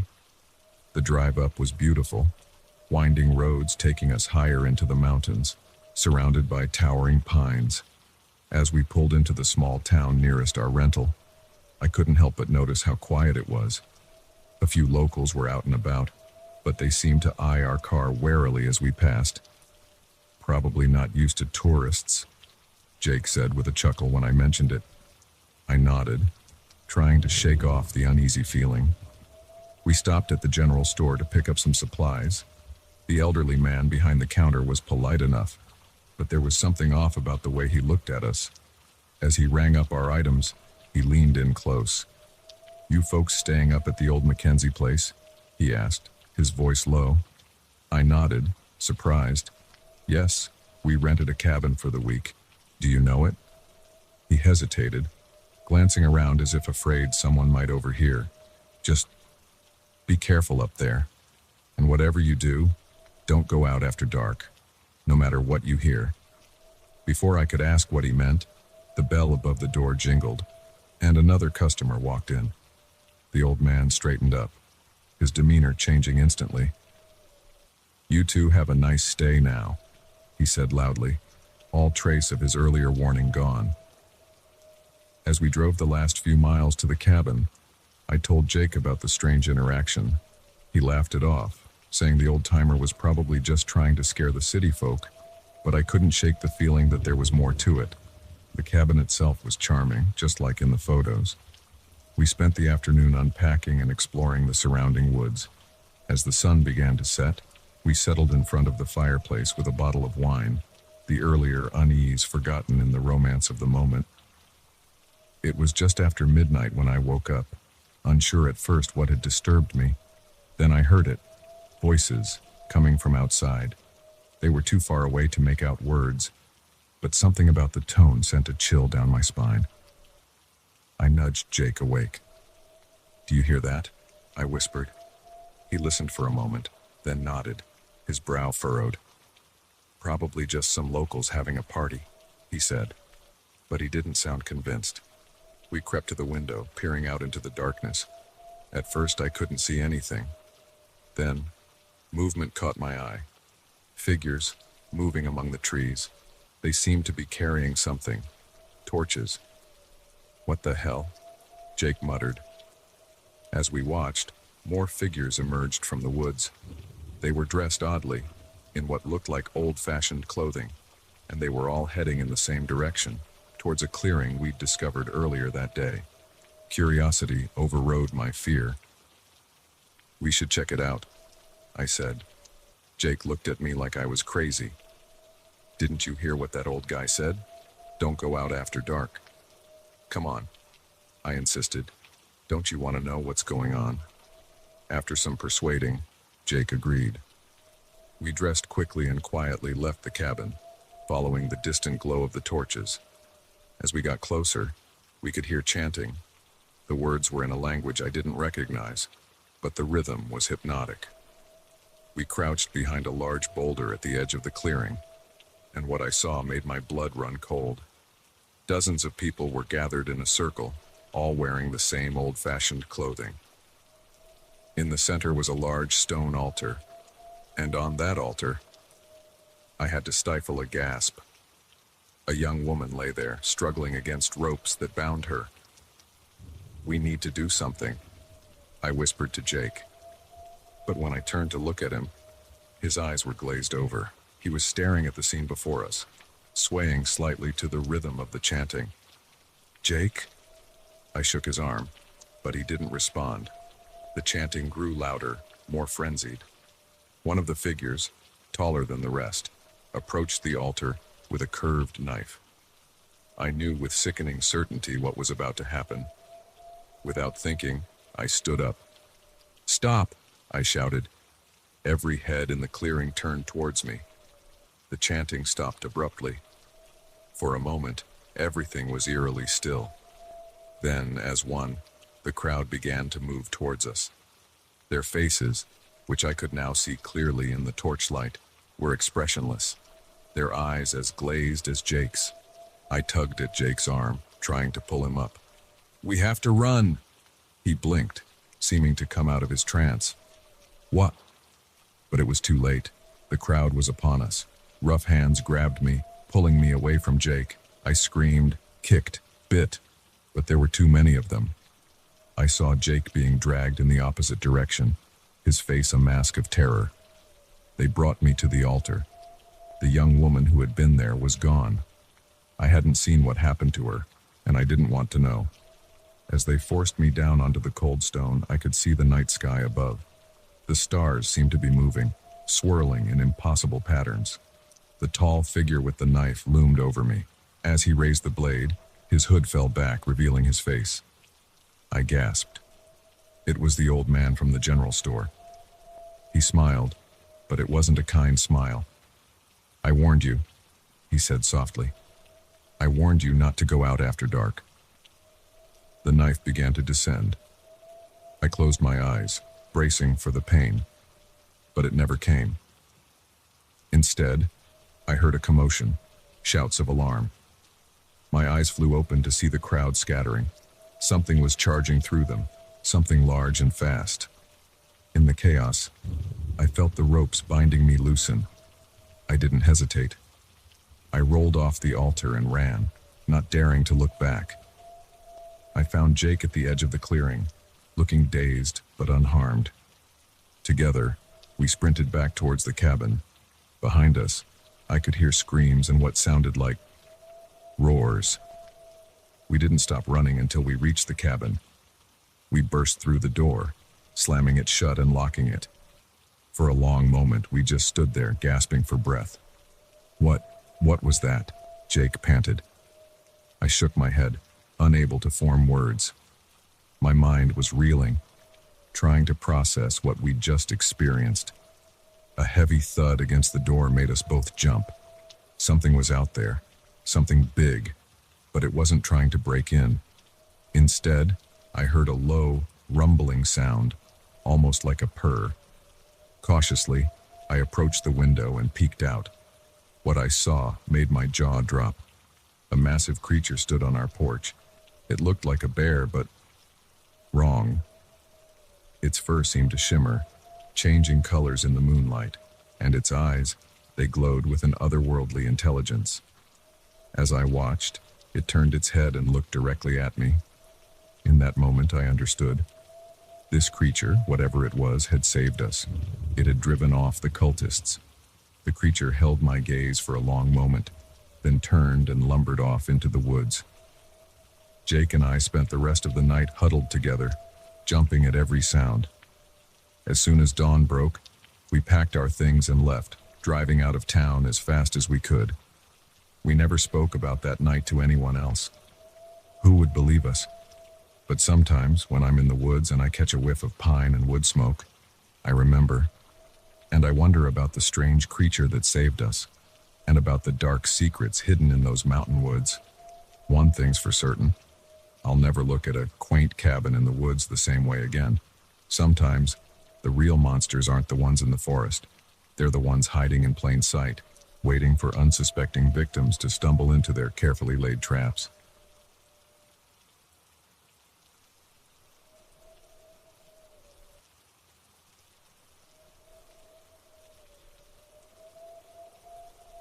The ping of a new ride request usually filled me with a sense of purpose. That night, it filled me with dread. If only I'd known to trust my instincts, I might have avoided the terrifying ordeal that followed. I'd been driving for Uber for about 6 months, mostly to supplement my income from my day job as a graphic designer.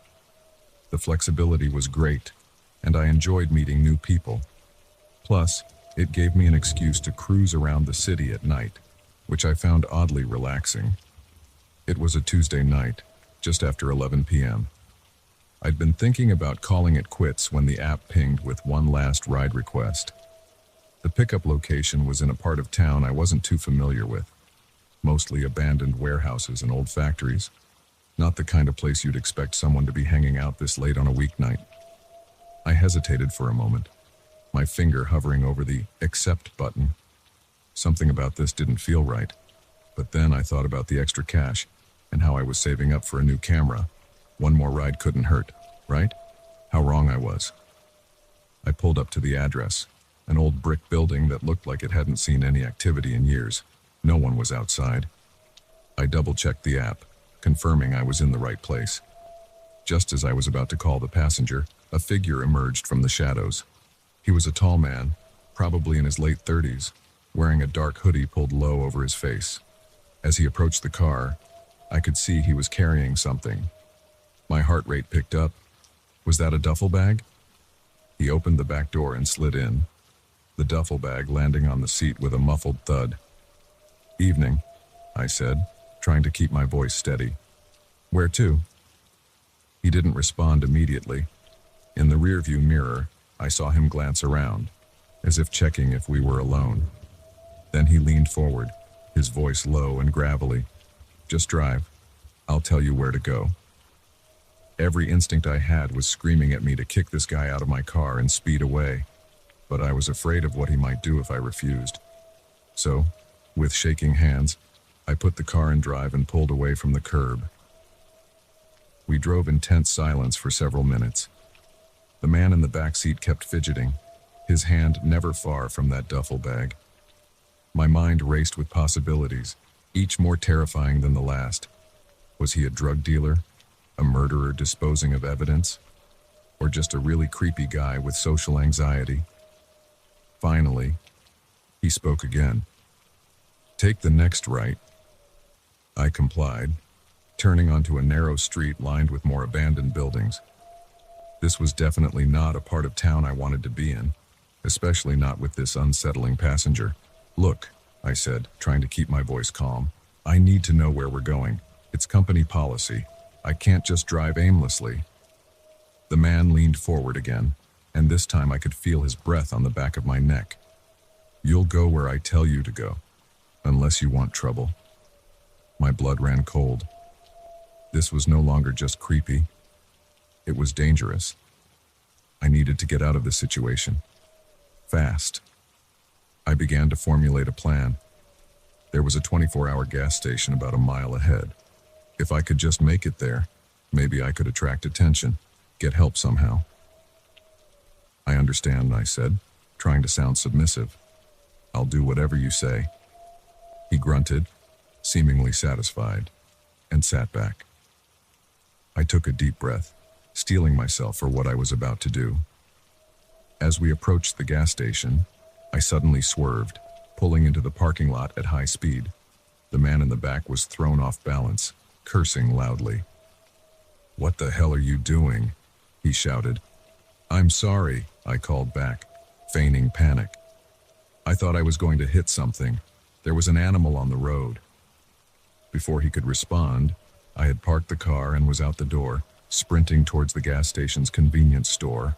I could hear him behind me, his heavy footsteps pounding on the pavement. I burst through the door, gasping for breath.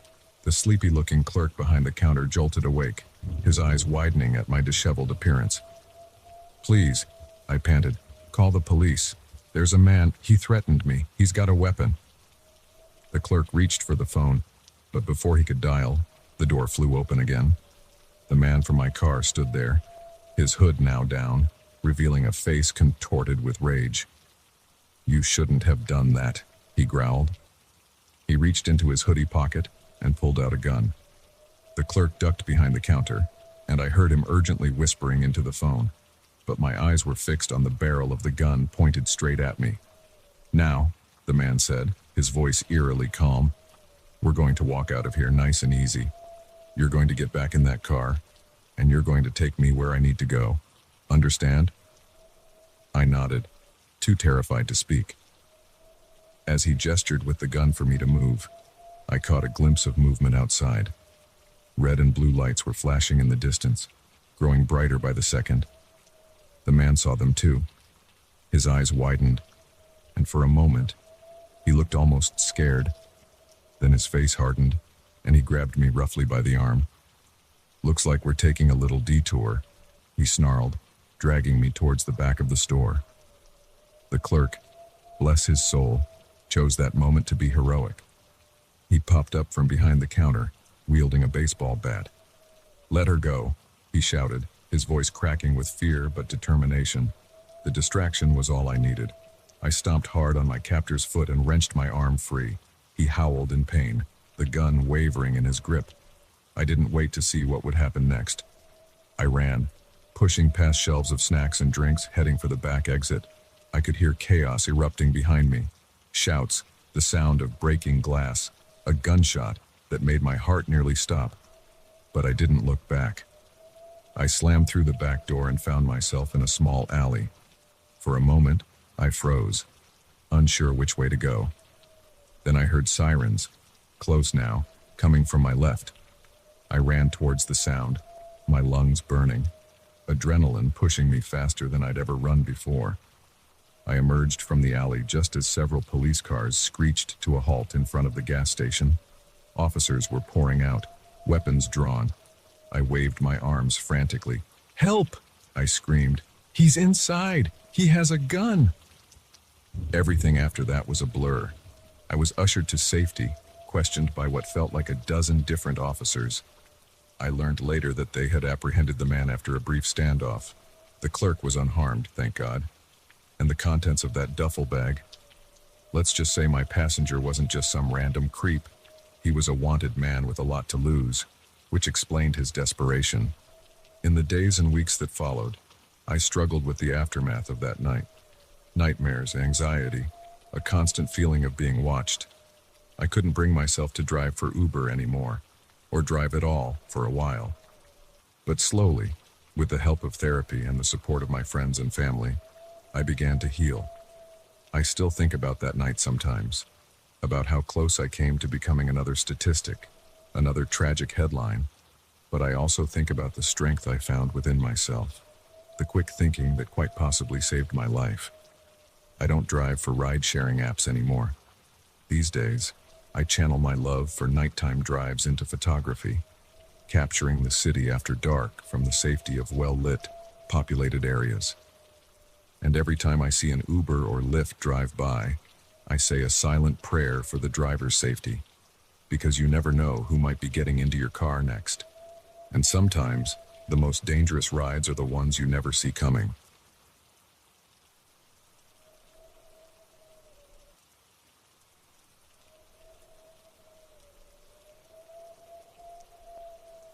The moment we passed the faded "Welcome to Millbrook" sign, I knew we'd made a terrible mistake.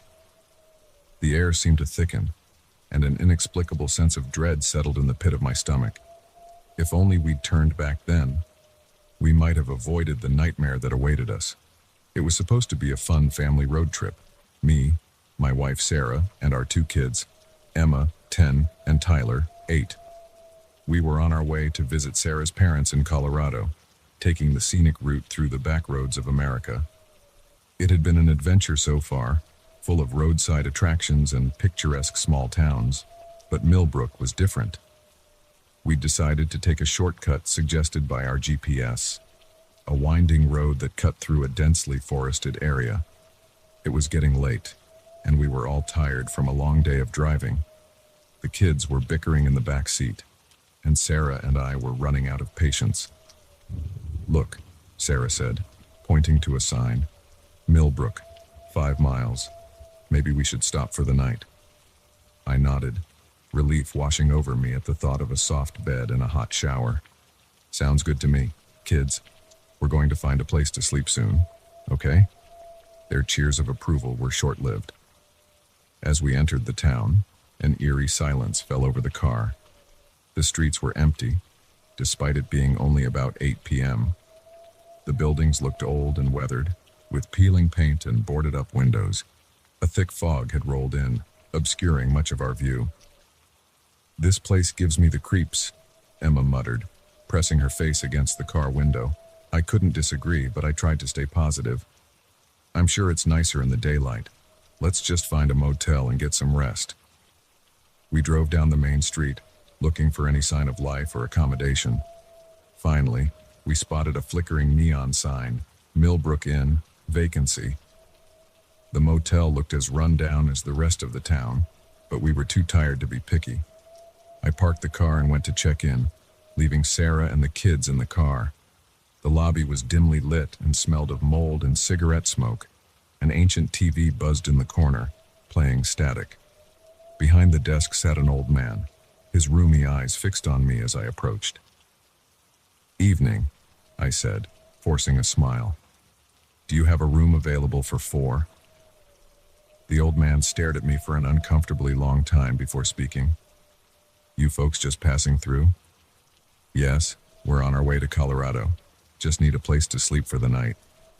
He nodded slowly, reaching for a key. "Room 13, end of the row, $50 cash." As I paid and took the key, he leaned in close. His breath smelled of decay. "Word of advice, stranger, don't go out after dark. And whatever you do, don't try to leave town before sunrise."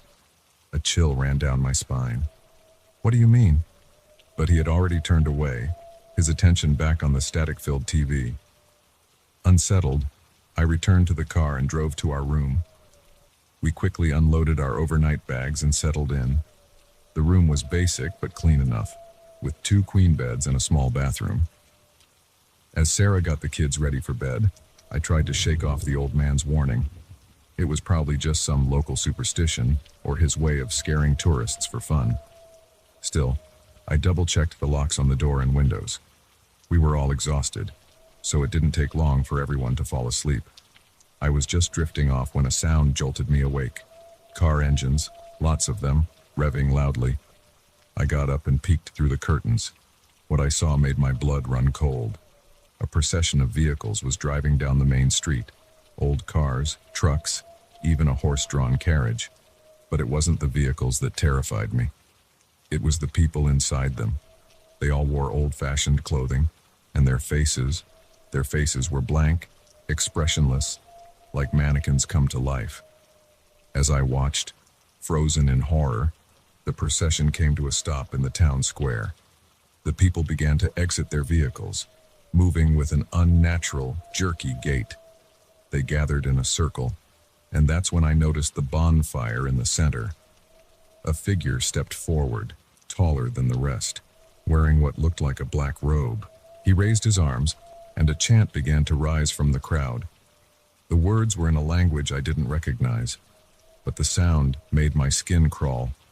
I backed away from the window, my heart pounding. This couldn't be real. I must be dreaming. But the chanting continued, growing louder and more frenzied. I could hear it clearly now, even through the closed window. Sarah stirred beside me. "Mark, what's going on?" Before I could answer, there was a loud knock at our door. We both jumped. "Hello?" A voice called out. It sounded friendly, but there was an odd, hollow quality to it. "We saw your car. Are you folks new in town? Why don't you come join us for the celebration?" Sarah's eyes widened in fear. I put a finger to my lips, signaling her to be quiet. The knocking came again, more insistent this time. "We know you're in there," the voice said, all pretense of friendliness gone. You can't hide from us. This is our town, and you'll join us whether you want to or not. The doorknob began to rattle. I grabbed Sarah's hand and whispered urgently, "Wake the kids. We need to go. Now."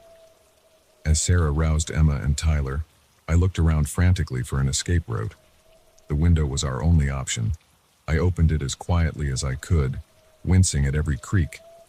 Outside, the chanting had reached a fever pitch. I could see the glow of the bonfire reflecting off the fog, casting eerie shadows.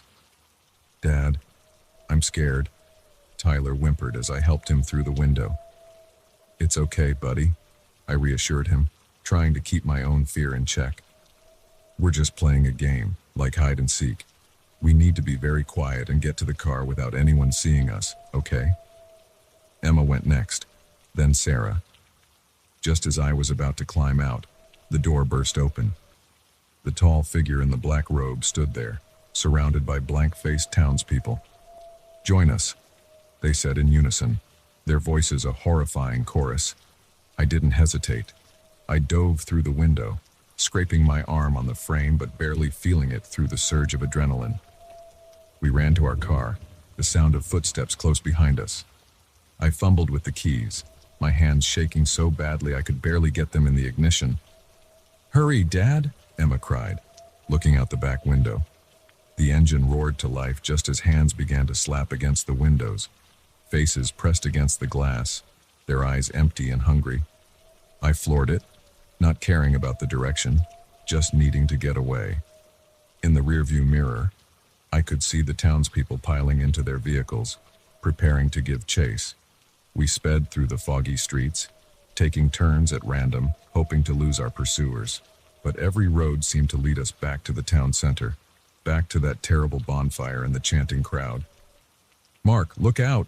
Sarah screamed. I slammed on the brakes just in time to avoid hitting a group of townspeople who had formed a human barricade across the road. They stood there, arms outstretched, that same blank expression on their faces. "What do we do?" Sarah asked, her voice trembling. I looked around desperately. There had to be a way out. That's when I saw it, a narrow dirt road, barely visible in the fog, branching off to the right. "Hold on," I said, gripping the steering wheel tightly. I gunned the engine and swerved sharply, driving straight at the group blocking our path. At the last second, I veered onto the dirt road, hearing screams of frustration behind us. The road was rough, jostling us violently as I pushed the car to its limits. Tree branches whipped at the windows, and more than once I thought we would crash. But I didn't dare slow down. After what felt like hours but was probably only minutes, the trees began to thin, and then, suddenly, we were out. The "Leaving Millbrook" sign flashed by, and the fog seemed to lift all at once. We drove in silence for a long time, all of us too shocked to speak.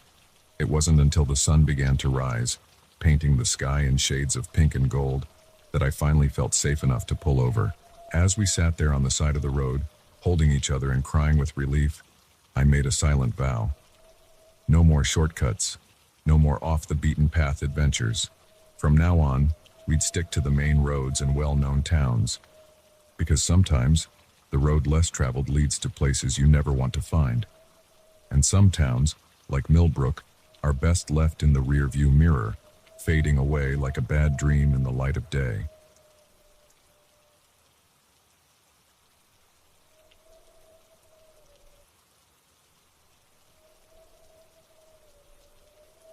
The first time I saw her standing at my bedroom window, I thought I was dreaming. By the third night, I knew I was living a nightmare. It had been a month since I'd moved into my new apartment, a cozy one-bedroom on the 4th floor of an old building in downtown Chicago. The rent was surprisingly affordable for the area, which should have been my first clue that something wasn't quite right. But I was too excited about my new job and the prospect of living in the heart of the city to question my good fortune. The first few weeks were uneventful.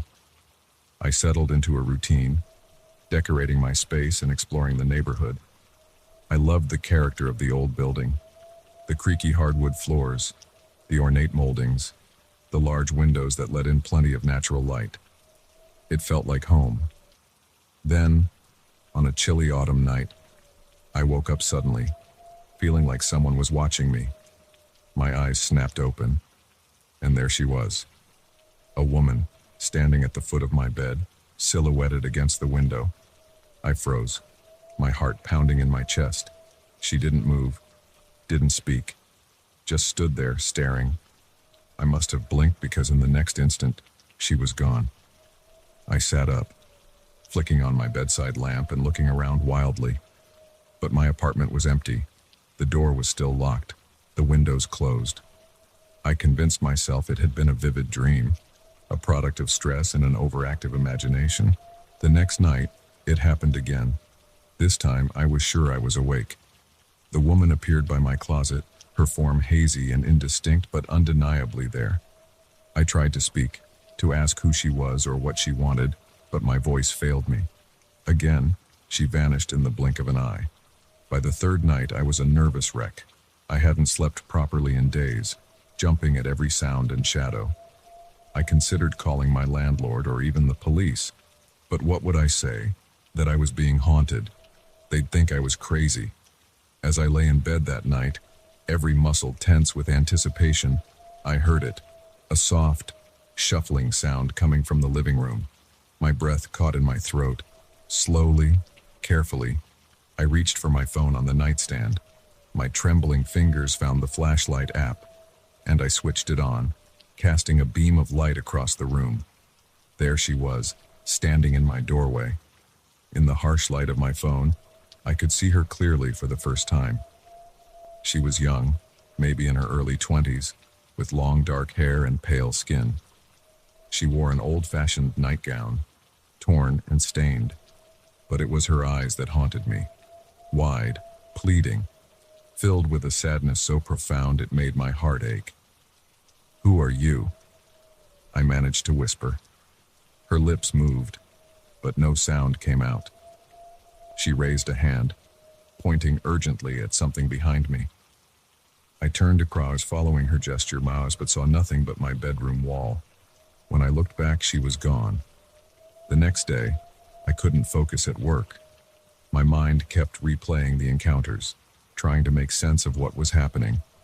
Was I losing my mind, or was my apartment actually haunted? During my lunch break, I decided to do some research on the building's history. What I found chilled me to the bone. In 1928, a young woman named Emily Carter had lived in my apartment. She had gone missing under mysterious circumstances, her body never found. The case had caused quite a stir at the time, with rumors of foul play and cover-ups. But eventually, like all sensations, it faded from public memory. As I stared at the grainy newspaper photo of Emily Carter, my blood ran cold. It was her, the woman in my apartment. That night, I waited for her. I didn't try to sleep, didn't even get into bed. I sat in my living room, lights on, determined to confront whatever was happening. Around midnight, the temperature in the room plummeted. My breath came out in visible puffs, and I could feel goosebumps rising on my arms. Then, she appeared. This time, she didn't vanish. She stood there, looking at me with those sad eyes, her form flickering like a candle flame. "Emily," I said softly. "Emily Carter?" She nodded, a look of relief crossing her face. "What do you want? Why are you here?" She pointed again, this time towards my bedroom. I stood up slowly, my legs shaky. "You want me to go in there?" Another nod. I walked to my bedroom, Emily's ghost following silently behind me. Once inside, she pointed to the wall behind my bed. I approached it, running my hands over the faded wallpaper. There was something off about it, a slight bulge, barely noticeable unless you were looking for it. With trembling fingers, I peeled back the wallpaper. Underneath was a small door, built into the wall itself, a hidden compartment. I looked back at Emily. She nodded encouragingly. Taking a deep breath, I opened the little door. Inside was a space about the size of a shoebox. and in that space was a bundle of yellowed papers, tied with a faded ribbon. As I pulled out the bundle, Emily's form began to fade. But before she disappeared completely, I saw a smile on her face, and a smile of gratitude and relief. The papers turned out to be Emily's diary and a series of letters. They told a story of love, betrayal, and murder. Emily had been having an affair with a married man, a prominent businessman in the city. When she'd threatened to expose their relationship, he had killed her and hidden her body. The diary's final entry detailed her plan to hide evidence of their affair in the wall of her apartment, in case anything happened to her. I took the papers to the police the next day. It caused quite a stir, reopening a case that had been cold for nearly a century. Forensic teams scoured my apartment and eventually found Emily's remains hidden in the walls of the building's basement. Her killer, long dead, was posthumously charged with her murder. Emily's family, her great-nieces and nephews, were finally able to lay her to rest properly. As for me, I never saw Emily's ghost again after that night. But sometimes, when I'm alone in my apartment, I feel a presence, not scary or unsettling, but comforting, like someone watching over me, grateful for the part I played in finally bringing her peace. I've thought about moving, about finding a new place without such a heavy history, but something keeps me here. Maybe it's the feeling that I was meant to find those papers, to help solve a mystery that had gone unanswered for so long. Or maybe it's the reminder that sometimes the things that scare us the most are just lost souls looking for help. That behind every ghost story, there's a human story waiting to be told. I still get chills sometimes when I wake up in the middle of the night. But now, instead of fear, I feel a sense of purpose. I helped Emily find justice, gave her family closure, and in doing so, I discovered a strength in myself I never knew I had. So I stay in this apartment with its creaky floors and ornate moldings. I stay and I listen, because you never know when another lost soul might need someone to hear their story, to help them find their way home. And if that means living with a ghost, well, there are worse roommates to have, too.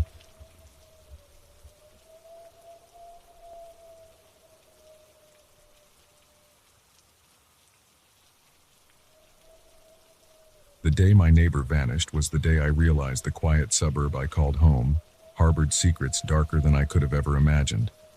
I'd lived on Maple Street for nearly a decade, in a tidy little house with a white picket fence, the epitome of suburban bliss. My neighbor, Mrs. Henderson, had been there even longer. She was a kindly widow in her 70s, always ready with a warm smile and a plate of cookies. We'd developed a comfortable routine over the years. I'd mow her lawn, and she'd bring over a homemade pie as thanks. It was a Tuesday when I noticed something was off.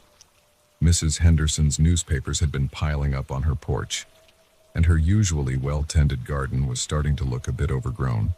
Concerned, I knocked on her door, but there was no answer. Her car was in the driveway, so I knew she hadn't gone on a trip. I called the police to request a welfare check, more out of an abundance of caution than any real worry. Mrs. Henderson was independent, but she was getting on in years. I figured maybe she had fallen and couldn't reach the phone. When the police arrived, they found the house empty. No signs of forced entry, no signs of a struggle, just empty, as if Mrs. Henderson had simply vanished into thin air. The next few days were a flurry of activity. Police cars came and went. Neighbors gathered in small clusters to gossip and speculate.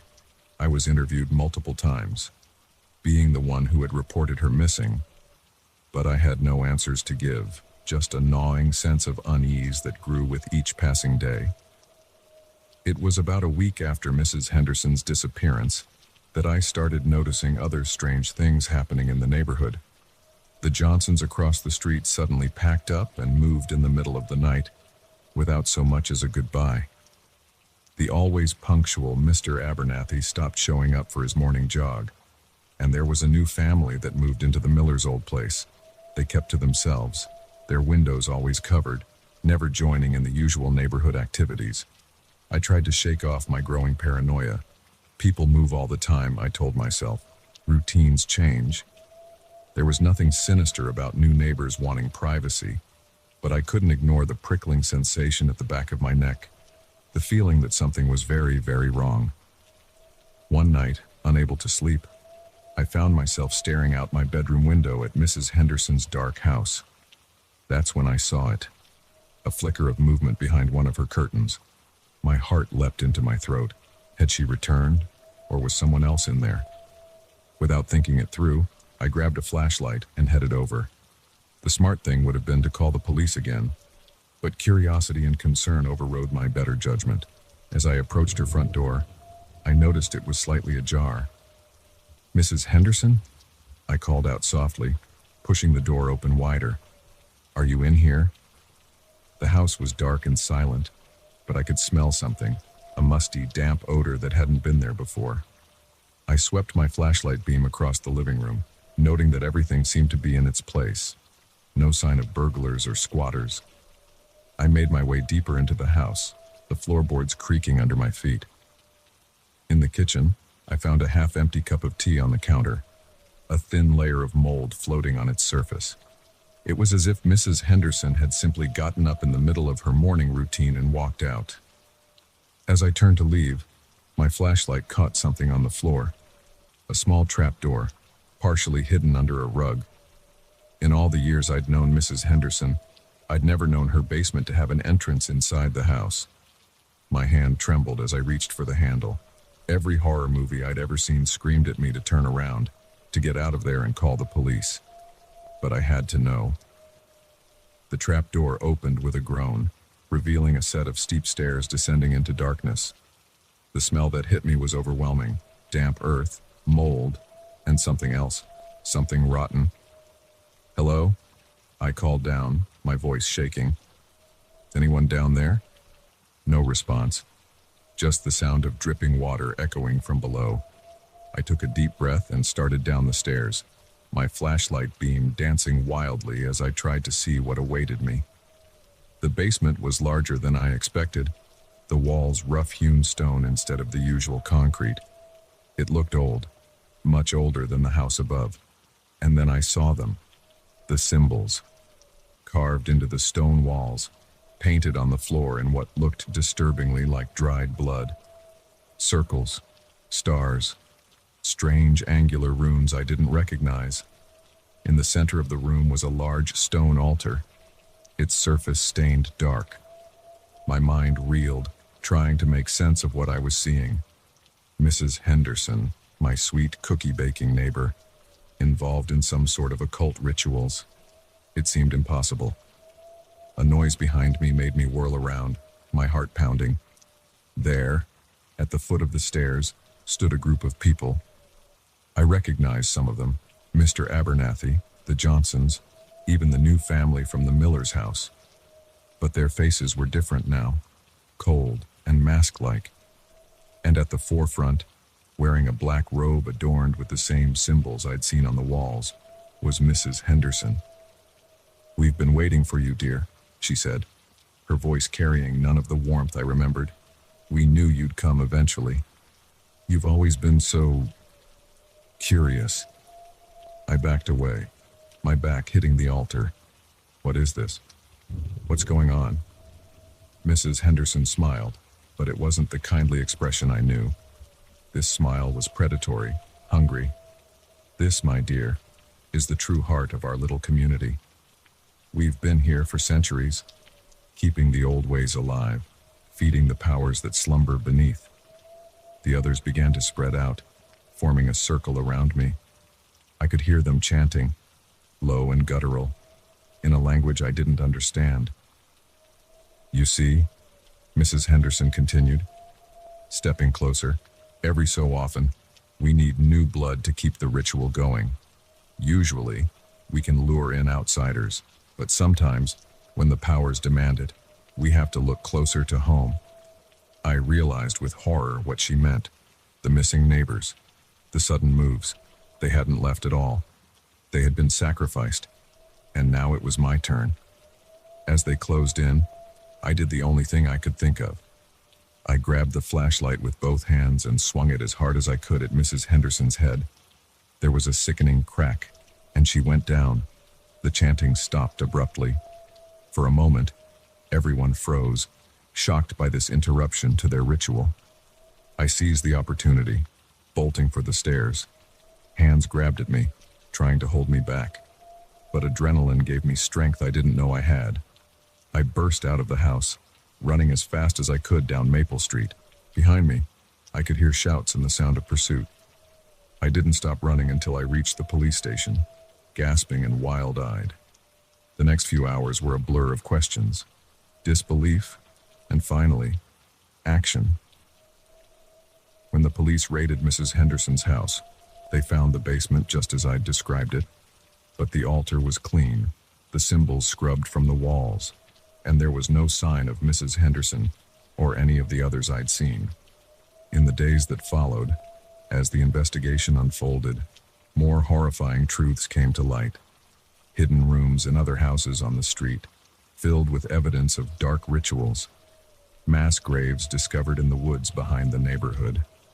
The conspiracy, it turned out, went deeper than anyone could have imagined, involving local officials, police, even some of the investigators initially assigned to the case.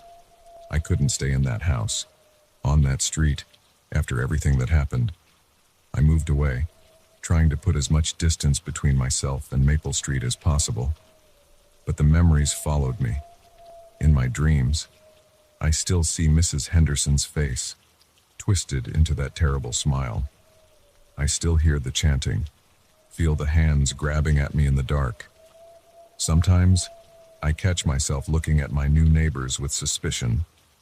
What secrets might they be hiding behind their friendly smiles and well-tended lawns? What darkness might be lurking just beneath the surface of this new, seemingly peaceful community? Because now I know the truth, that evil can wear the face of kindness, and that the most horrifying monsters are often the ones hiding in plain sight, offering you a slice of homemade pie and a warm smile. So I stay vigilant, always watching, always ready, because you never know when the facade might crack, revealing the terrifying reality that lies beneath the picturesque surface of suburban life.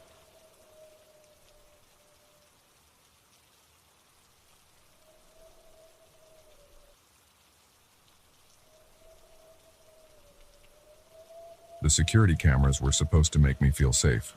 Instead, they became a window into a nightmare I couldn't escape. It all started when I landed a job as the night security guard at Oakwood Office Complex, a sprawling collection of buildings on the outskirts of town. The pay was decent, and the hours suited me fine. I'd always been a night owl anyway.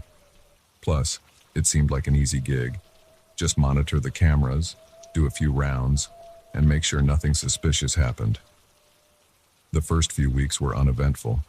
I'd settle into the small security office, a room barely bigger than a closet, lined with monitors showing feeds from cameras all over the complex.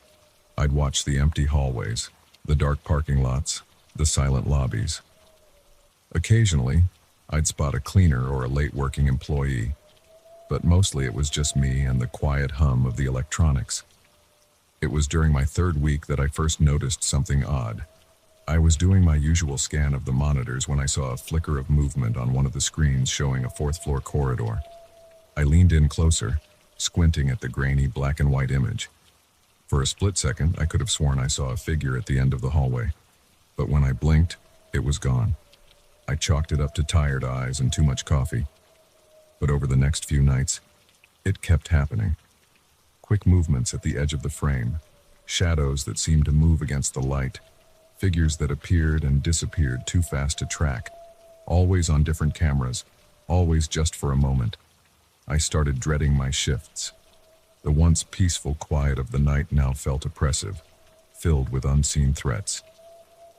I found myself constantly scanning the monitors, my heart racing every time I thought I saw something move. About a month into the job, things escalated. I was watching the feed from the underground parking garage when I saw it, a clear, unmistakable figure walking between the parked cars. It moved with an unnatural gait, almost gliding rather than walking, and its proportions were wrong. Too tall, too thin to be human. I grabbed my flashlight and radio. my palms sweaty as I keyed the mic. This is Johnson in security. I've got an unauthorized individual in the parking garage requesting backup. Static was my only reply.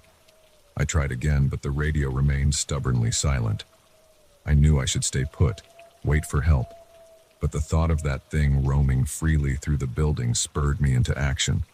With shaking hands, I unlocked the gun safe and strapped on the holster. I'd never had to use the weapon before, and I prayed I wouldn't have to tonight. The elevator ride to the parking level felt like it took hours. Each floor that ticked by increased my anxiety. When the doors finally opened, I stepped out cautiously, my flashlight beam cutting through the dimness. "Hello?" I called out, my voice echoing off the concrete walls.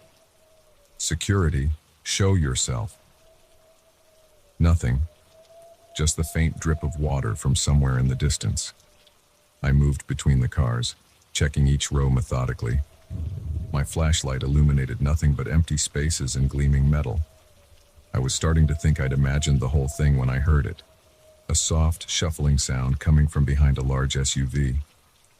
"Come out now," I said, trying to keep my voice steady. "I'm armed." The shuffling stopped. For a moment, everything was silent. Then, slowly, a figure emerged from behind the vehicle. My breath caught in my throat. It was tall, impossibly tall, its head nearly brushing the low ceiling. Its limbs were long and jointed in all the wrong places, like a praying mantis. But it was the face that truly horrified me, or rather, the lack of one. Where features should have been, there was only smooth, pale skin. I stumbled backward, fumbling for my gun. But before I could draw it, the thing moved. One moment it was yards away. The next it was right in front of me, its featureless face inches from mine. I screamed, squeezing my eyes shut and pulling the trigger blindly. The gunshot was deafening in the enclosed space.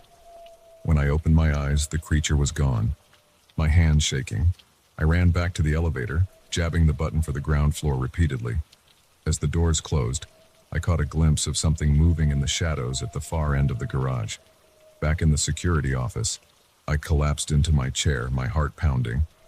The monitors showed nothing out of the ordinary, just empty hallways and quiet rooms. Had I imagined it all? But then I noticed something that made my blood run cold. On the screen showing the parking garage, there was a dark stain on the ground where I had fired the gun. But there was no bullet hole in the concrete, no sign of impact. Instead, the stain seemed to be moving, spreading slowly across the floor like a puddle of oil. I watched, horrified, as the stain grew, creeping up the walls and across the ceiling. Within minutes, the entire garage was covered in the inky blackness. And then, one by one, the other cameras started to show the same thing. The darkness was spreading throughout the building, consuming everything in its path. Panicked, I tried the radio again, then my cell phone. Nothing. No signal, no connection to the outside world. I was trapped. A movement on one of the monitors caught my eye. In the lobby, a figure was emerging from the creeping darkness. Then another, and another. Soon, dozens of the tall, featureless creatures were filling the screens, all moving with that same unnatural grace. They were coming for me. I knew it with a certainty that chilled me to my core. I barricaded the door with everything I could find. Chairs, filing cabinets, anything to buy myself some time. But as I watched the monitors, I saw the creatures getting closer. They moved through walls as if they were mist, gliding effortlessly through solid objects. The lights in the office began to flicker, and I could hear a faint scratching sound coming from the other side of the door. I backed into a corner, my eyes darting between the door and the monitors. On the screens, I could see the hallway outside the security office. It was filled with the creatures now, all of them facing the door, waiting. The scratching grew louder, more insistent. The door began to bulge inward, the wood splintering under some immense pressure. I closed my eyes, bracing myself for the inevitable. And then, nothing. When I opened my eyes, Sunlight was streaming through the small window of the security office. The door was intact, the barricade undisturbed. On the monitors, I could see early morning workers starting to arrive, going about their day as if nothing had happened. I stumbled out of the office, half convinced I was going to run into one of those creatures. But the hallways were normal, no sign of the inky blackness that had consumed them hours before. In the parking garage, there was no stain on the ground, no bullet hole. My gun, when I checked it, was fully loaded. I hadn't fired a shot. I quit that day, handed in my badge and walked out, ignoring the confused looks from my replacement and the day staff. I couldn't explain what had happened, couldn't even begin to make sense of it myself. For weeks afterward, I had nightmares about those featureless faces, about the darkness spreading through the building. I'd wake up in a cold sweat, convinced I could hear that soft shuffling sound in my room. I've tried to move on, to convince myself it was all just a vivid hallucination brought on by stress and isolation. But sometimes, when I'm alone at night, I catch glimpses of movement out of the corner of my eye, and I wonder, did I really escape that night? Or did something follow me home? Something that's just waiting for the right moment to emerge from the shadows once again? One thing's for certain, I'll never look at security cameras the same way again. Because now I know that sometimes, the things they capture are far more terrifying than anything we're prepared to see.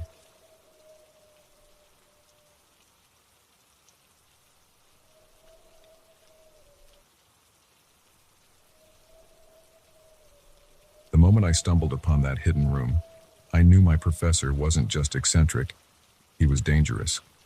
But by then, it was already too late. It was supposed to be an easy gig.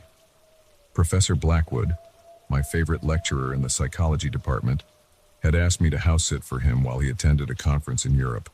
2 weeks in his sprawling Victorian home, surrounded by books and antiques, with nothing to do but feed his cat and water his plants. For a broke college student like me, it seemed like a dream come true. The first few days were uneventful. I spent my time exploring the house, marveling at the professor's extensive library and collection of oddities from around the world.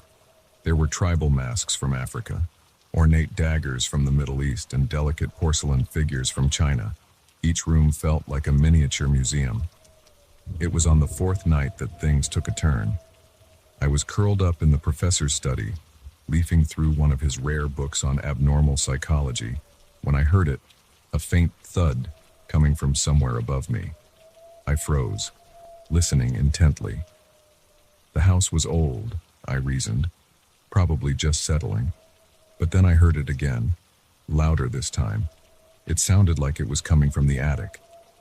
My heart racing, I grabbed a heavy flashlight from the desk drawer and made my way up the creaking stairs to the third floor. The door to the attic was at the end of a long hallway, partially hidden behind a heavy velvet curtain.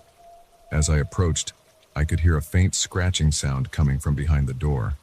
My palms were sweaty as I reached for the doorknob, half expecting it to be locked. To my surprise, it turned easily. The attic was cluttered with boxes and old furniture, everything covered in a thick layer of dust. My flashlight beam cut through the gloom, casting long shadows across the room.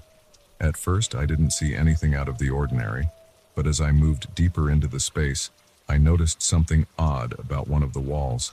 There was a faint outline of a door, almost invisible unless you were looking for it. My curiosity overrode my fear, and I ran my hands along the wall, feeling for any sort of latch or handle. As I pressed against a particular spot, I heard a soft click, and the hidden door swung inward. The room beyond was small, maybe 10 feet square, and unlike the rest of the attic, it was immaculately clean. The walls were lined with filing cabinets, and in the center of the room stood a large desk covered in papers and photographs. As I stepped closer, my blood ran cold. The photos were of students, dozens of them, all from our university. Some I recognized from my classes, others I'd seen around campus. But it was the expressions on their faces that truly terrified me. They all looked vacant, their eyes unfocused, as if they were in some kind of trance. With shaking hands, I picked up one of the files on the desk. Inside were detailed notes, written in Professor Blackwood's neat handwriting. They described experiments, mind control techniques, manipulation tactics, something called cognitive restructuring. As I read further, I realized with growing horror that these weren't just theoretical studies. The professor had been experimenting on his students. I was so engrossed in the files that I almost didn't hear the front door open downstairs. Almost. My heart leapt into my throat.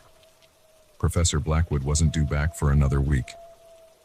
I quickly put the file back, trying to leave everything as I'd found it.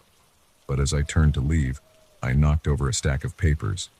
Photos scattered across the floor. More students, more vacant expressions. As I scrambled to pick them up, my eye caught a familiar face. It was me. In the photo, I had the same empty look as all the others.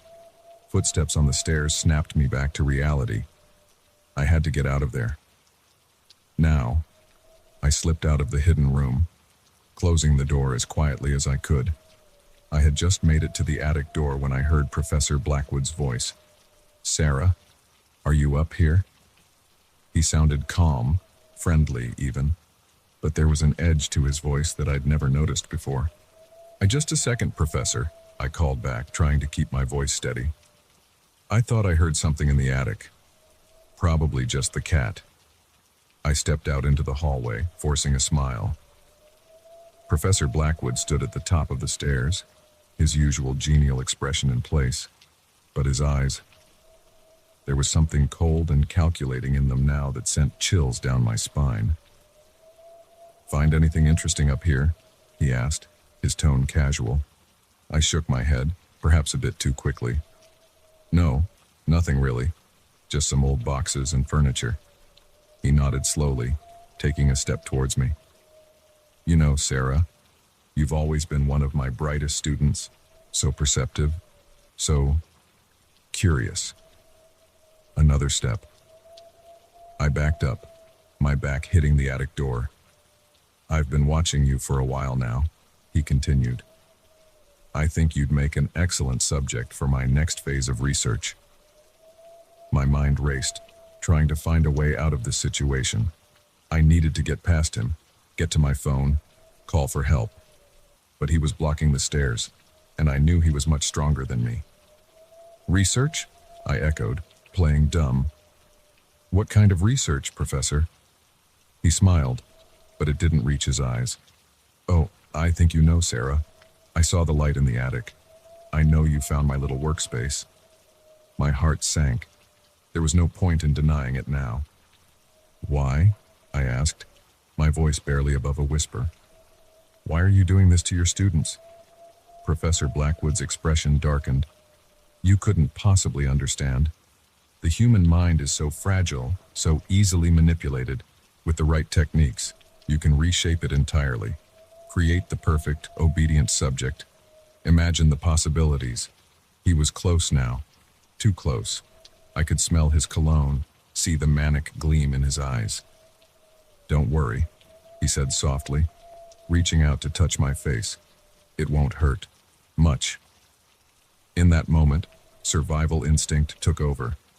I ducked under his arm and ran, nearly falling down the stairs in my haste. I could hear him behind me, his footsteps thundering down the steps. I made it to the front door, fumbling with the lock. Just as I got it open, I felt his hand close around my arm, yanking me back.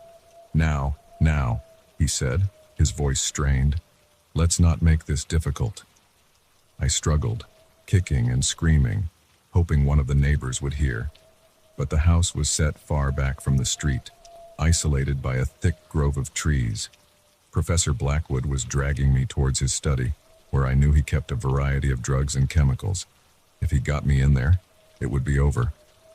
In desperation, I grabbed one of the tribal masks off the wall and swung it with all my might. It connected with the side of his head with a sickening crack. He stumbled, his grip loosening just enough for me to break free. I ran out into the night, not daring to look back. I didn't stop running until I reached the campus police station, gasping and wild-eyed. The investigation that followed uncovered the full extent of Professor Blackwood's experiments. Dozens of students had been subjected to his cognitive restructuring over the years. Some recovered fully, others were left with lasting psychological damage. As for me, I spent months in therapy, trying to process what had happened. I still have nightmares about that hidden room, about the vacant expressions in those photographs.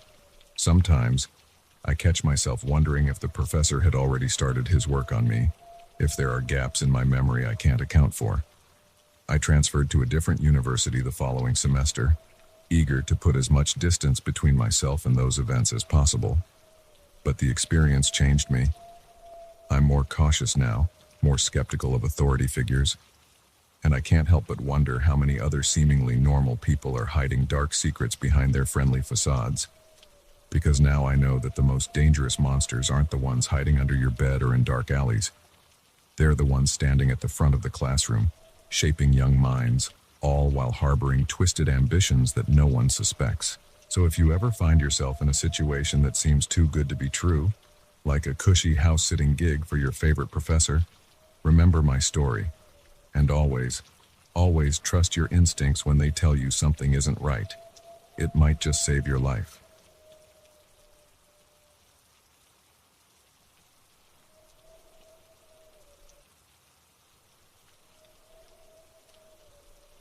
I never thought I'd be afraid of the dark again, not at my age. But when your neighbor only comes out at night and drags suspicious packages around, even the bravest soul would start sleeping with the lights on. It all began when I moved into my new apartment in the city. After years of roommates and shared spaces, I was thrilled to finally have a place of my own. The building was older, with character, as the real estate agent had put it. To me, that meant creaky floors and temperamental plumbing, but I didn't mind. It felt like home. I spent the first few weeks settling in, arranging furniture and getting to know my new neighborhood. That's when I first noticed him. My across-the-hall neighbor. I never saw him during the day, only catching glimpses of him coming or going late at night. He was tall, lean, with a shock of dark hair that always seemed a bit unkempt. But it was his eyes that caught my attention, dark and intense. They seemed to look right through you. At first, I didn't think much of it. Plenty of people work night shifts or keep odd hours. But as time went on, I started to notice other things. The heavy curtains that were always drawn across his windows. The strange metallic smells that sometimes wafted from under his door. And most unsettling of all, the sounds I would hear late at night. Scraping, thumping, and once, what I could have sworn was a muffled scream. I tried to rationalize it all. Maybe he was an artist, working on metal sculptures. Perhaps he had night terrors. But deep down, a nagging feeling told me something wasn't right. It was about a month after I moved in that I saw it for the first time. I was coming home late from a friend's birthday party, a little tipsy and fumbling with my keys. As I approached my door, I heard a door open behind me. I turned to see my neighbor emerging from his apartment, struggling with a large, heavy-looking bag. Our eyes met for a brief moment, and I saw a flicker of something in his gaze. Panic. Anger. Before I could process it, he had hurried past me and disappeared down the stairs. The next morning, I woke to find police cars outside our building. An officer was going door to door, asking if anyone had seen or heard anything unusual the night before. Apparently, a young woman had gone missing in the neighborhood. My blood ran cold as I remembered the bag my neighbor had been carrying. But I hesitated. Was I jumping to conclusions? I had no real evidence, just a gut feeling and a series of odd occurrences. In the end, I said nothing, but the incident stayed with me, gnawing at my conscience. Over the next few weeks, I found myself paying closer attention to my neighbor's comings and goings. I started keeping a log of when I heard him leave or return, noting any unusual sounds or smells. I felt like a paranoid stalker, but I couldn't shake the feeling that something sinister was happening right across the hall from me. One night, unable to sleep, I heard his door open. Curiosity got the better of me, and I crept to my peephole. What I saw made my heart race. My neighbor was dragging another large bag, this one clearly struggling and moving. I could hear muffled sounds coming from inside. I backed away from the door, my mind reeling. This was it, proof that something was terribly wrong. I reached for my phone to call the police, but then hesitated. What if I was wrong? What if there was an innocent explanation for all of this, and I was about to ruin someone's life based on my paranoid observations? As I stood there, frozen in indecision, I heard a loud thump from the hallway, followed by a string of curses. Before I could think better of it, I opened my door. My neighbor was there, the bag at his feet. It had split open, spilling its contents onto the hallway floor. But instead of the gruesome scene I had expected, I saw kittens, at least a dozen of them, mewling and squirming on the carpet. My neighbor looked up at me, his face a mixture of embarrassment and defiance. "I can explain," he said, and explain he did. Over a cup of coffee in my kitchen, with kittens crawling all over us, he told me his story. He worked nights as a veterinary technician at a 24-hour animal hospital. The strange smells were from the medical supplies he sometimes brought home. The noises were from the various animals he fostered, mostly cats, but occasionally dogs or even injured wildlife. The bag I had seen him with the night of the missing woman, a pregnant stray he had found and taken to the clinic for an emergency C-section. The muffled scream I thought I had heard was likely a cat in heat. As for his secretive behavior, he explained that the building had a strict no pets policy. He had been smuggling the animals in and out, trying to avoid detection by the landlord or other tenants. I felt a wave of relief wash over me, followed quickly by embarrassment. How could I have let my imagination run so wild? I apologized profusely for my suspicions, but my neighbor, Dave, as I learned his name was, just laughed it off. "I guess I haven't been the most neighborly neighbor," he admitted. "I was so worried about getting caught that I probably came off as a total creep." We spent the rest of the night playing with the kittens and swapping stories. Dave told me about some of the more interesting cases he'd seen at the clinic, and I shared some of my wilder theories about what I thought he had been up to. As dawn broke, we realized we had been talking for hours. Dave gathered up the kittens, preparing to sneak them back to his apartment before the other residents woke up. "You know," I said as he was leaving, "I could help you with this. Maybe foster a few kittens myself." Dave's face lit up. "Really? That would be amazing. But what about the landlord?" I grinned. "Leave that to me. I think it's time this building had a change in policy." Over the next few months, Dave and I worked together to approach the landlord about changing the no pets rule. We gathered signatures from other tenants, presented research on the benefits of pet ownership, and eventually won him over. Today, our building is home to not just cats and dogs, but a veritable menagerie of rescued animals. Dave and I have become good friends, often spending evenings on my balcony, watching the sunset with a cat or two in our laps. Sometimes, I look back on those first few weeks and laugh at how wrong I had been. But then I remember the fear, the suspicion, the nights spent lying awake wondering what horrors might be unfolding just a few feet away. It's a reminder, I suppose, that things aren't always what they seem. That the monsters we imagine lurking in the shadows are often just figments of our own fears and prejudices. And that sometimes, the best way to confront those fears is to open our doors, reach out, and get to know the people around us. Because you never know. The neighbor you suspect of being a serial killer might just turn out to be your new best friend. And the apartment you thought was hiding dark secrets might become a sanctuary for those who need it most. As for me, I still sometimes wake up in the middle of the night, startled by a strange noise. But now, instead of fear, I feel a sense of comfort. Because I know that sound is just Dave, coming home from a long night of saving lives, 4 paws at a time.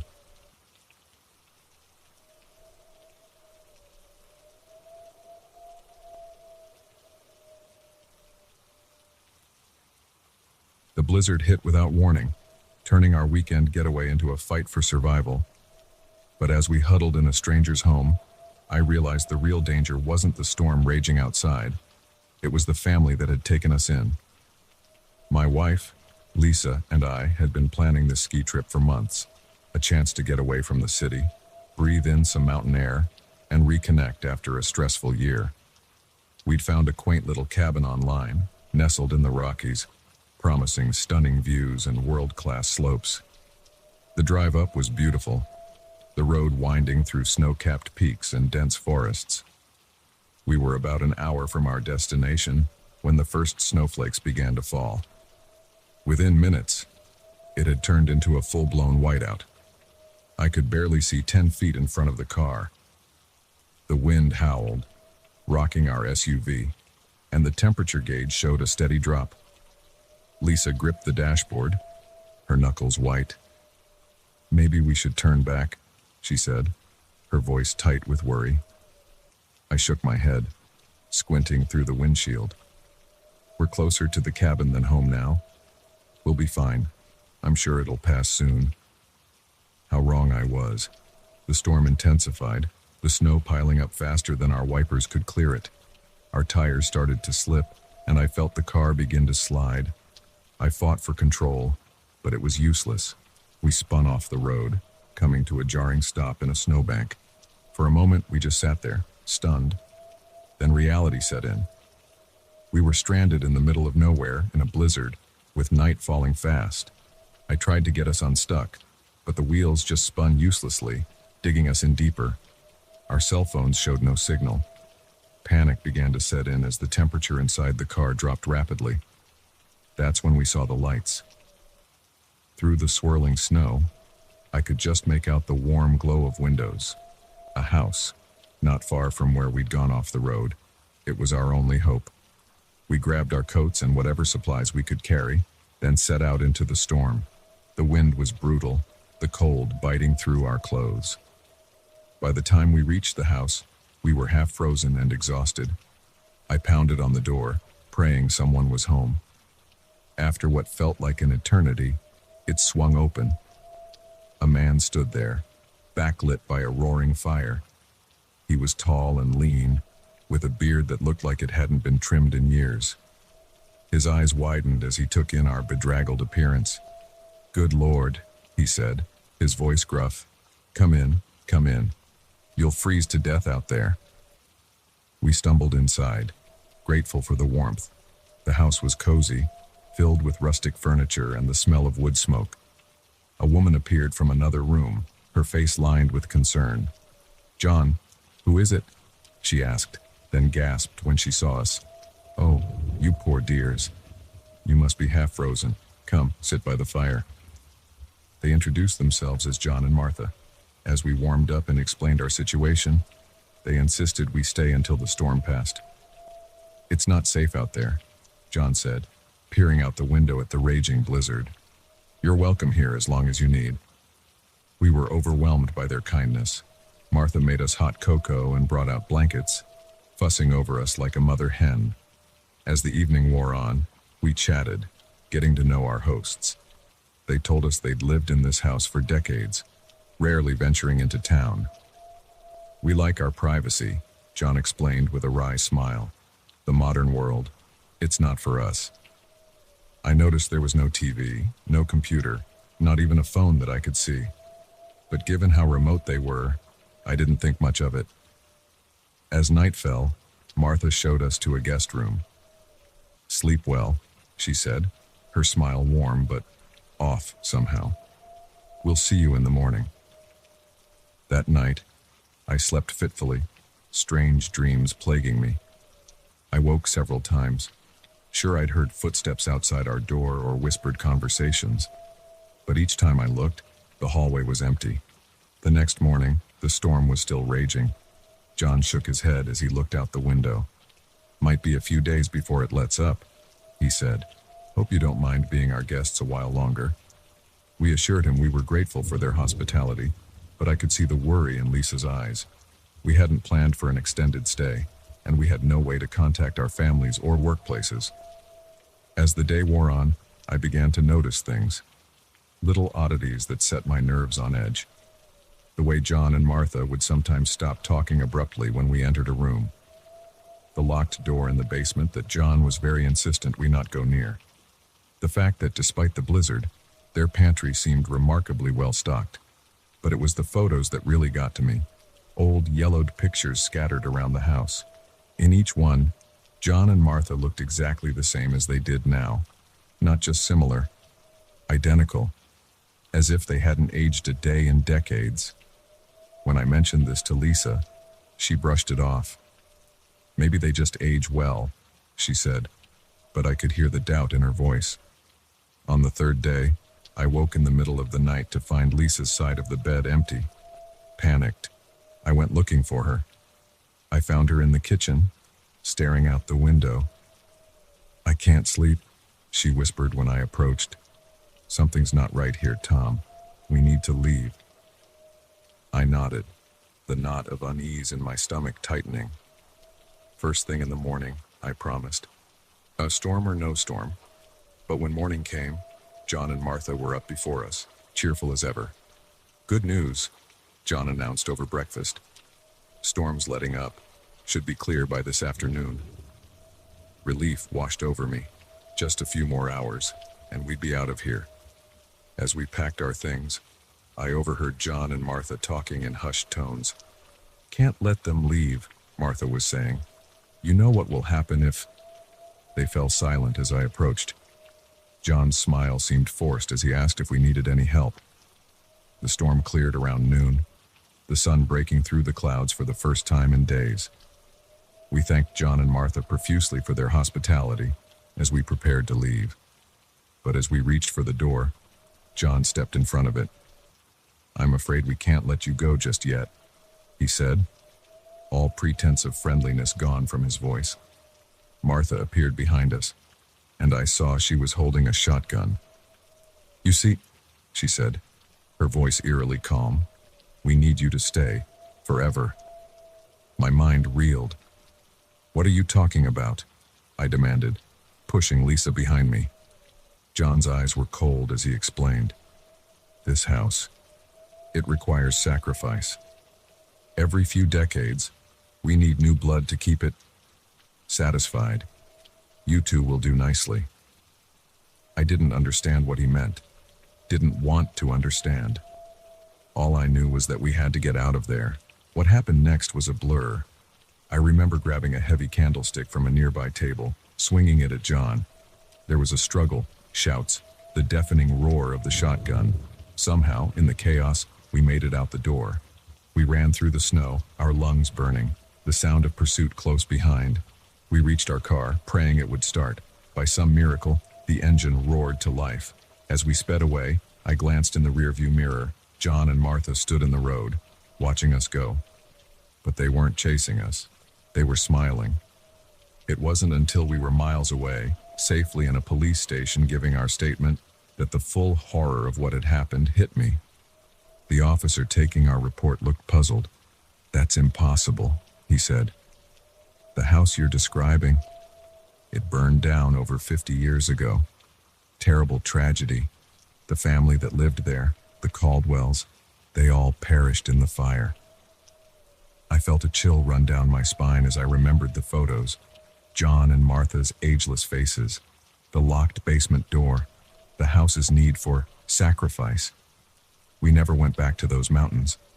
But sometimes, on cold winter nights when the wind howls outside, I find myself wondering about John and Martha, about that house that shouldn't exist. And I wonder how many other travelers have sought shelter there, never to be seen again. Because now I know that sometimes the real monsters aren't the ones lurking in the storm. They're the ones waiting behind a warm, welcoming door with hot cocoa and a sinister smile, ready to keep you forever.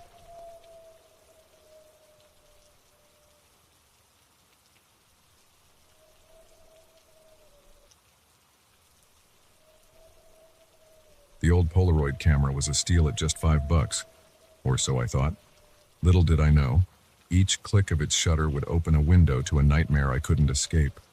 I found it at a garage sale, buried under a pile of outdated electronics and tangled Christmas lights.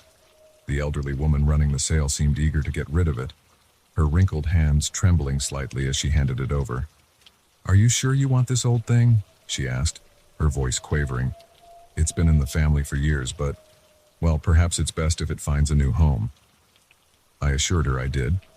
As a photography enthusiast, I had a soft spot for vintage cameras, and this Polaroid looked to be in surprisingly good condition. Plus, I couldn't resist the allure of instant photos in our digital age. At home, I eagerly loaded it with film and snapped a quick test shot of my living room. As the photo developed, I felt a tingle of excitement. There was something magical about watching an image slowly appear, like a memory materializing before your eyes. But as the picture came into focus, my excitement turned to confusion. There, in the corner of the frame, was a dark, shadowy figure. It was blurry and indistinct, but unmistakably human-shaped. I frowned, examining the photo closely. I lived alone, and there was certainly no one else in the room when I took the picture. Must be a trick of the light, I thought, or maybe a flaw in the old film. Intrigued, I decided to test it again. This time, I took a selfie, holding the camera at arm's length. As the image developed, my blood ran cold. Behind me, barely visible but definitely there, was another shadowy figure. My hands shaking, I took picture after picture. Each one showed the same thing: shadowy forms lurking in the background, always just out of focus, always where no one should be. I told myself I was imagining things, that it was just a quirk of the old camera, nothing more. But deep down, a nagging fear was taking root. That night, I had trouble sleeping. Every creak of the house, every shadow cast by passing headlights, sent my heart racing. I couldn't shake the feeling that I wasn't alone. In the morning, bleary-eyed from lack of sleep, I decided to take the camera to work. Maybe using it in a different environment would prove it was all in my head. My colleague, Sarah, was intrigued when I showed her the camera. "Wow, that's a real antique," she said, turning it over in her hands. "Mind if I try it?" I hesitated, then nodded. Part of me hoped that when someone else used it, the photos would come out normal. Sarah aimed the camera at our office and clicked the shutter. We waited in tense silence as the image developed. When it finally came into focus, Sarah gasped. The photo showed our office, but it was wrong. The furniture was different, older, and there, scattered around the room, were more of those shadowy figures. They seemed to be staring directly at the camera, their featureless faces somehow conveying a sense of hunger. "What the hell?" Sarah whispered, her face pale. "How did you do that?" I tried to explain that I hadn't done anything, that the camera had been doing this since I bought it. But even as the words left my mouth, I knew how crazy it sounded. Over the next few days, my obsession with the camera grew. I took it everywhere, snapping photos constantly, trying to make sense of what I was seeing. The shadowy figures appeared in every shot, but they were changing. With each picture, they seemed to get clearer, more defined, and they were getting closer. I started noticing other things too. Objects in my apartment would move when I wasn't looking. I'd hear whispers just on the edge of hearing, unintelligible but undeniably there. More than once, I caught glimpses of movement out of the corner of my eye, only to turn and find nothing. A week after buying the camera, I woke in the middle of the night to find it sitting on my bedside table, aimed directly at me. I knew for a fact I'd left it in the living room. Panicked, I grabbed the camera and ran out of the apartment. I drove aimlessly through the dark streets, my mind racing. What was happening to me? Was I losing my mind? I ended up at an all-night diner, the harsh fluorescent lights a welcome change from the shadows of my apartment. As I sat there, nursing a cup of coffee with shaking hands, I decided to take one more photo. The picture showed the diner, empty save for me and the bored-looking waitress behind the counter. But as I watched, the image began to change. The colors faded, the edges of reality seeming to blur. And then they appeared. The shadowy figures filled the diner, surrounding my table. but they weren't shadowy anymore. I could see them clearly now. Gaunt, pale creatures with elongated limbs and two wide mouths filled with needle-like teeth. They were reaching for me, their fingers almost touching the edge of the photo. I dropped the picture with a strangled cry, earning a concerned look from the waitress. But when I looked back down, the photo was normal again, just an empty diner. That was the moment I knew I had to get rid of the camera. Whatever this thing was, whatever doorway it had opened, I needed to close it before it was too late. I drove to the nearest bridge, the camera sitting on the passenger seat like a malevolent presence. My plan was simple: throw it into the river and be done with it. But as I stood there, poised to toss it over the railing, I felt an overwhelming urge to take one last photo, just one more, to prove to myself that it was real, that I wasn't crazy. My hands moved of their own accord, raising the camera to my eye. The flashbulb popped, momentarily blinding me in the pre-dawn darkness.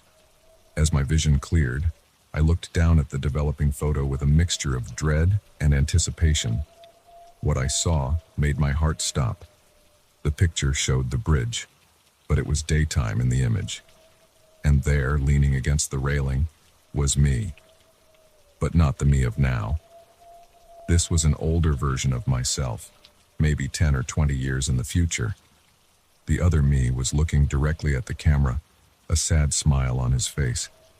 And behind him, their arms wrapped around him in a possessive embrace, were the creatures. A cold wind whipped across the bridge, and I suddenly understood with terrifying clarity. The camera hadn't just been showing me ghosts or monsters. It had been showing me my future.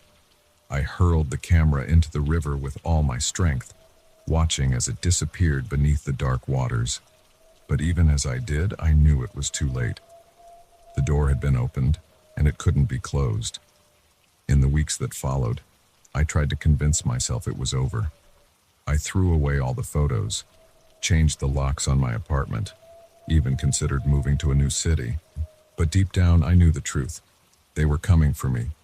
Maybe not today, maybe not tomorrow, but someday. And when they did, I would join them, become one of those shadowy figures haunting the backgrounds of impossible photographs. Sometimes, late at night, I think I can hear the click of a shutter in the darkness. And I wonder, is someone else out there, buying an old Polaroid at a garage sale, about to discover the horrors that lurk just beyond the edge of a developing photo? Because now I know that some things are better left unphotographed. That sometimes, the most terrifying monsters are the ones that wait patiently in the shadows, ready to step into the light the moment we invite them in with the click of a shutter.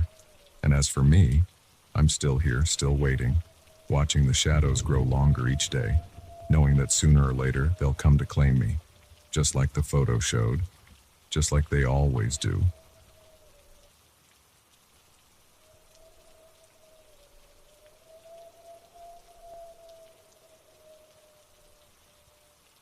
The trees weren't supposed to move like that. As I stood frozen in terror, watching the forest come alive around me, I realized our camping trip had become a fight for survival against nature itself. It was supposed to be a fun weekend getaway. My friends and I had been planning this camping trip for months, eager to escape the hustle and bustle of city life and reconnect with nature. There were 4 of us: me, my best friend Jake, his girlfriend Sarah, and my cousin Mike. We'd found a secluded spot deep in the national forest, far from the usual tourist trails. The first day was perfect. We hiked, fished in a nearby stream, and spent the evening around the campfire, roasting marshmallows and sharing stories.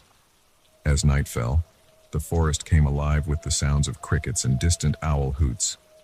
It was peaceful, exactly what we'd been hoping for. But as we were getting ready for bed, Mike noticed something odd. "Hey guys," he called out, his voice tinged with confusion. "Is it just me, or do those trees look different?" We all turned to look where he was pointing. At first, I didn't see anything unusual, but then in the flickering light of our lantern, I saw it. The trees at the edge of our campsite seemed to have shifted.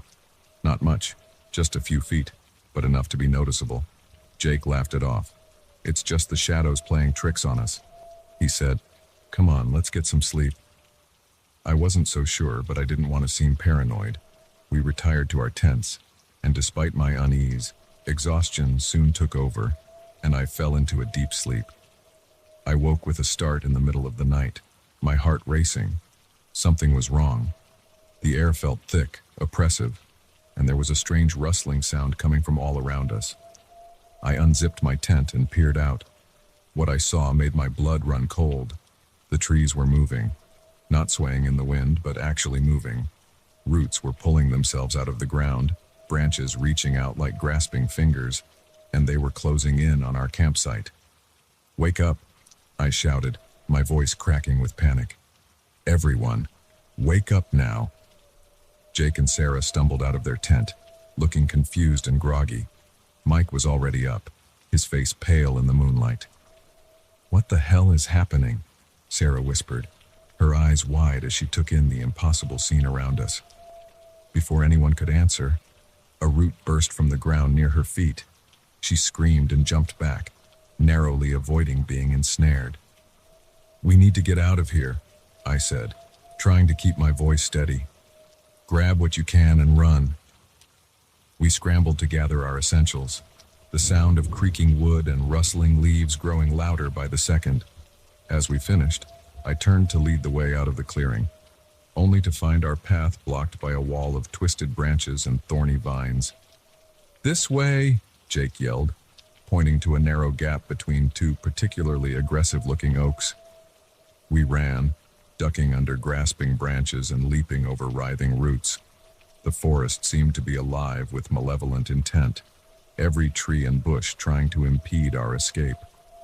I felt thorns tear at my clothes and skin, but the adrenaline pumping through my veins dulled the pain.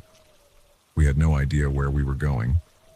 In the darkness, with the landscape constantly shifting around us, it was impossible to get our bearings. All we could do was keep moving, hoping to find a way out of this nightmare. After what felt like hours of running, we burst into a small clearing. In the center stood an ancient, gnarled tree, its trunk easily 20 feet in diameter. Unlike the other trees, this one wasn't moving. It stood still, radiating an aura of ancient power. As we approached, gasping for breath, I noticed strange symbols carved into its bark. They seemed to glow faintly in the moonlight, pulsing with an otherworldly energy. "What is this place?" Sarah asked, her voice barely above a whisper. Before anyone could respond, we heard a loud crack behind us. Turning, we saw the trees at the edge of the clearing parting, revealing a figure emerging from the forest. It was a man, or at least it had once been a man. Now, he was more tree than human. His skin was bark, his hair a tangle of leaves and twigs. When he spoke, his voice was like rustling leaves and creaking wood. "You shouldn't be here," he said, his wooden features twisting into a scowl. "This forest is sacred ground, not a playground for your kind." "We didn't know," I said, trying to keep the fear out of my voice. "We're sorry, we'll leave right away." The tree man shook his head, sending a shower of leaves to the ground. "It's too late for that. The forest has awakened, and it demands a sacrifice." As he spoke, roots erupted from the ground around us, coiling like snakes ready to strike. We huddled closer together, our backs pressed against the ancient tree in the center of the clearing. That's when I felt it, a pulse of energy from the carved symbols behind me. On instinct, I pressed my hand against one of the glowing runes. To my amazement, it began to shine brighter, and I felt a surge of power coursing through me. The tree man's eyes widened in surprise. You can activate the runes. Impossible." I didn't understand what was happening, but I knew this was our chance. I quickly pressed the other symbols, each one lighting up under my touch. The ancient tree began to hum with energy, and I could feel the forest around us responding. "Everyone, touch the tree," I shouted. As my friends placed their hands on the trunk, the energy surged. The clearing was filled with blinding light, and I heard the tree man cry out in anger or pain. When the light faded, we found ourselves back at our campsite.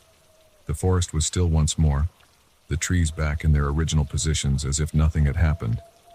But the scratches on our skin and the tears in our clothes were testament to the night's events. We didn't waste any time.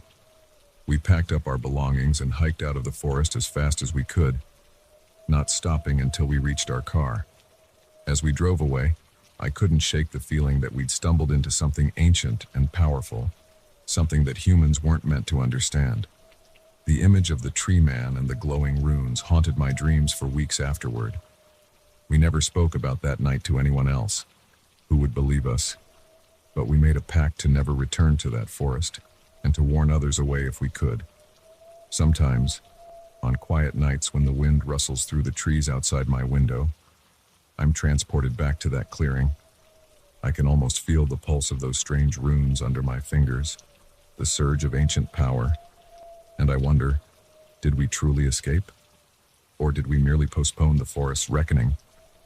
Because now I know that the wilderness is not just a place of beauty and serenity. It's alive, aware, and not always friendly to those who venture into its domain. So if you're ever deep in the woods and you notice the trees seem to have shifted when you weren't looking, don't dismiss it as a trick of the light. Run as fast as you can, because the forest is watching, and it might just decide that you're the sacrifice it's been waiting for.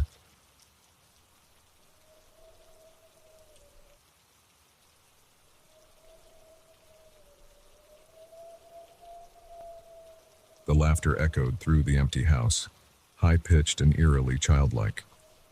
But I was alone, house-sitting for my sister who didn't have any kids.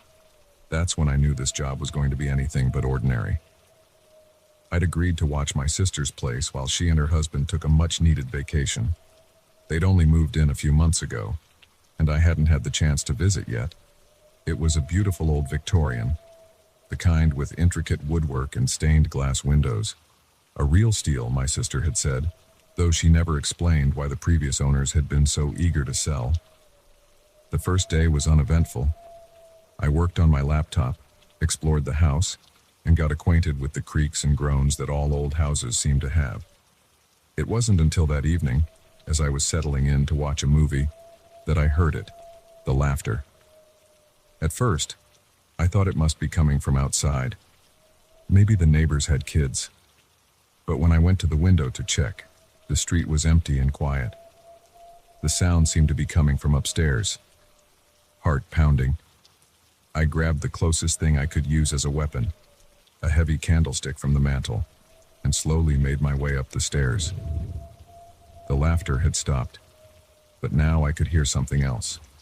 A soft, rhythmic creaking, like someone rocking in a chair. I followed the sound to a door at the end of the hall. My sister had told me this was just a storage room, filled with boxes they hadn't unpacked yet. Taking a deep breath, I turned the handle and pushed the door open. The room was empty, no boxes, no furniture, nothing but bare wooden floors and faded wallpaper. And yet, as I stood there, I could have sworn I felt a presence. The air was heavy, and despite the summer heat outside, this room was ice cold. Shaking off my unease, I closed the door and went back downstairs, telling myself it was just an old house settling.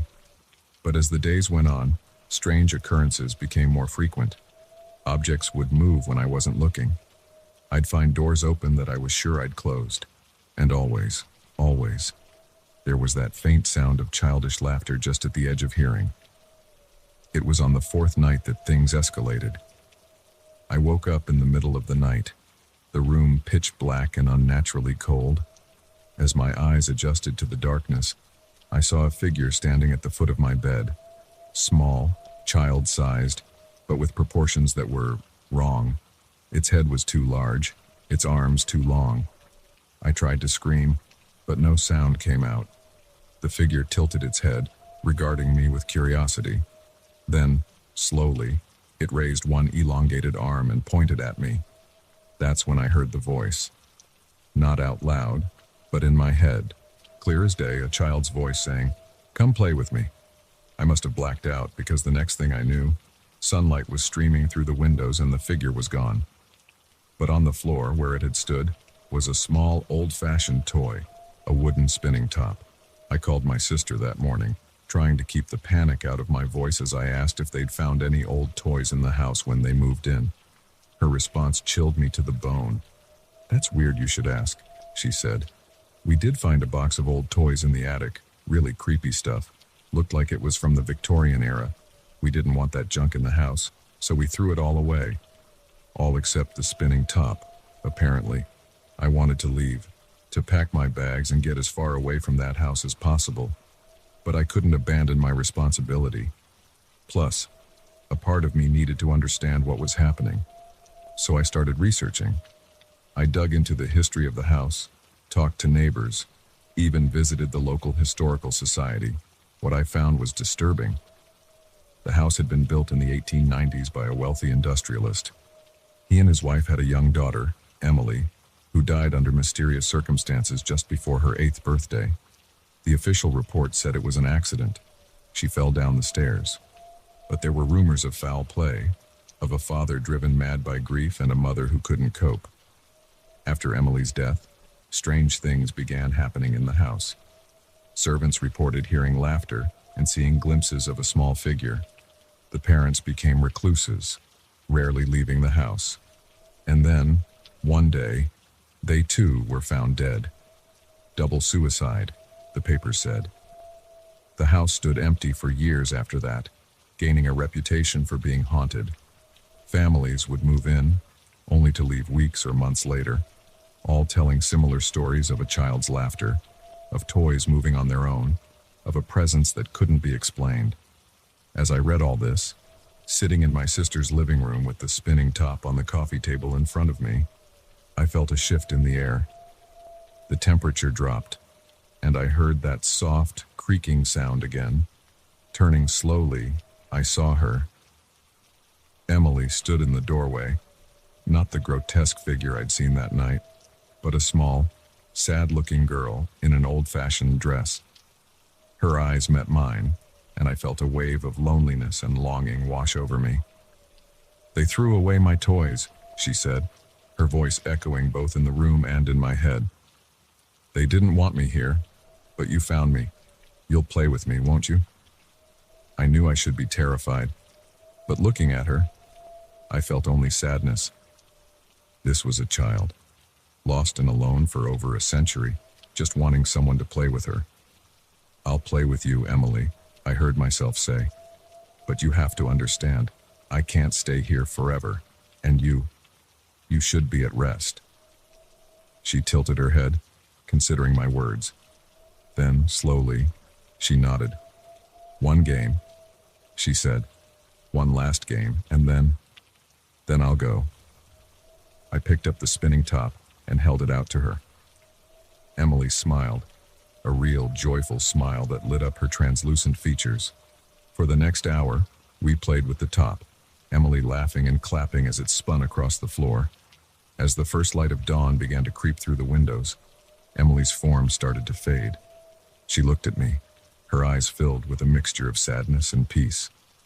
"Thank you," she whispered, "for playing with me, for seeing me." And then she was gone.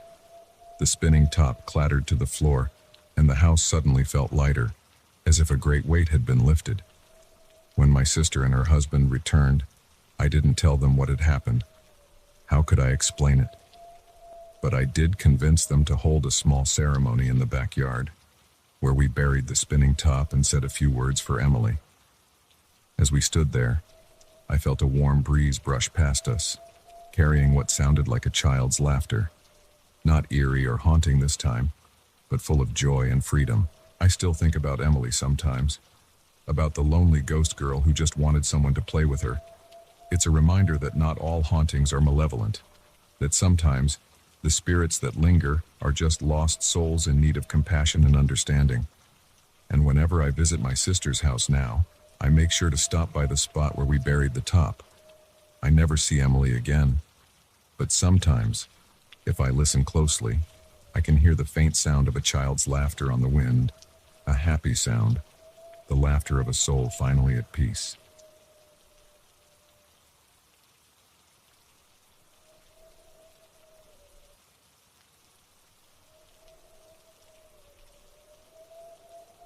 The hidden passages in the walls weren't mentioned in the Airbnb listing. Neither was the man who had been secretly living inside them, watching my every move. I'd booked the quaint little house for a week-long writing retreat. As a struggling novelist facing a looming deadline, I desperately needed a quiet place to focus and finish my manuscript. The photos online showed a charming cottage nestled in the woods, promising solitude and inspiration. It seemed perfect. When I arrived, I was immediately taken with the place. It was an old farmhouse, all weathered wood and cozy nooks. The owner, a friendly elderly woman named Mrs. Cartwright, gave me a quick tour before handing over the keys. "It's all yours for the week, dear," she said with a warm smile. "I do hope you'll find the peace and quiet you're looking for." The first day was exactly what I needed. I set up my laptop in the sunlit living room, made a pot of coffee, and dove into my writing. The words flowed easily, inspired by the rustic surroundings and the gentle sounds of nature outside. It wasn't until that evening that I noticed something odd. I was in the kitchen making dinner when I heard a noise. It sounded like footsteps, coming from inside the walls. I froze, listening intently, but the sound had stopped. Must be mice, I thought, shrugging it off. It was an old house after all. These things were to be expected. But as the night wore on, I couldn't shake the feeling that I was being watched. Every time I turned around, I expected to see someone standing there. The hair on the back of my neck stood up, and I found myself constantly looking over my shoulder. I didn't sleep well that night. Strange noises kept waking me up, creaks and shuffles that seemed too deliberate to be just the house settling. At one point, I could have sworn I heard breathing right outside my bedroom door. The next morning, I decided to do a thorough exploration of the house, hoping to put my mind at ease. That's when I found the first hidden door. It was in the study, disguised as a bookshelf. I only noticed it because of a faint draft coming from behind it. My heart pounding, I pushed on the shelf, and it swung open to reveal a narrow passageway. For a moment, I just stood there, staring into the darkness. Part of me wanted to close the door and pretend I'd never found it, but curiosity got the better of me. I grabbed a flashlight and stepped inside.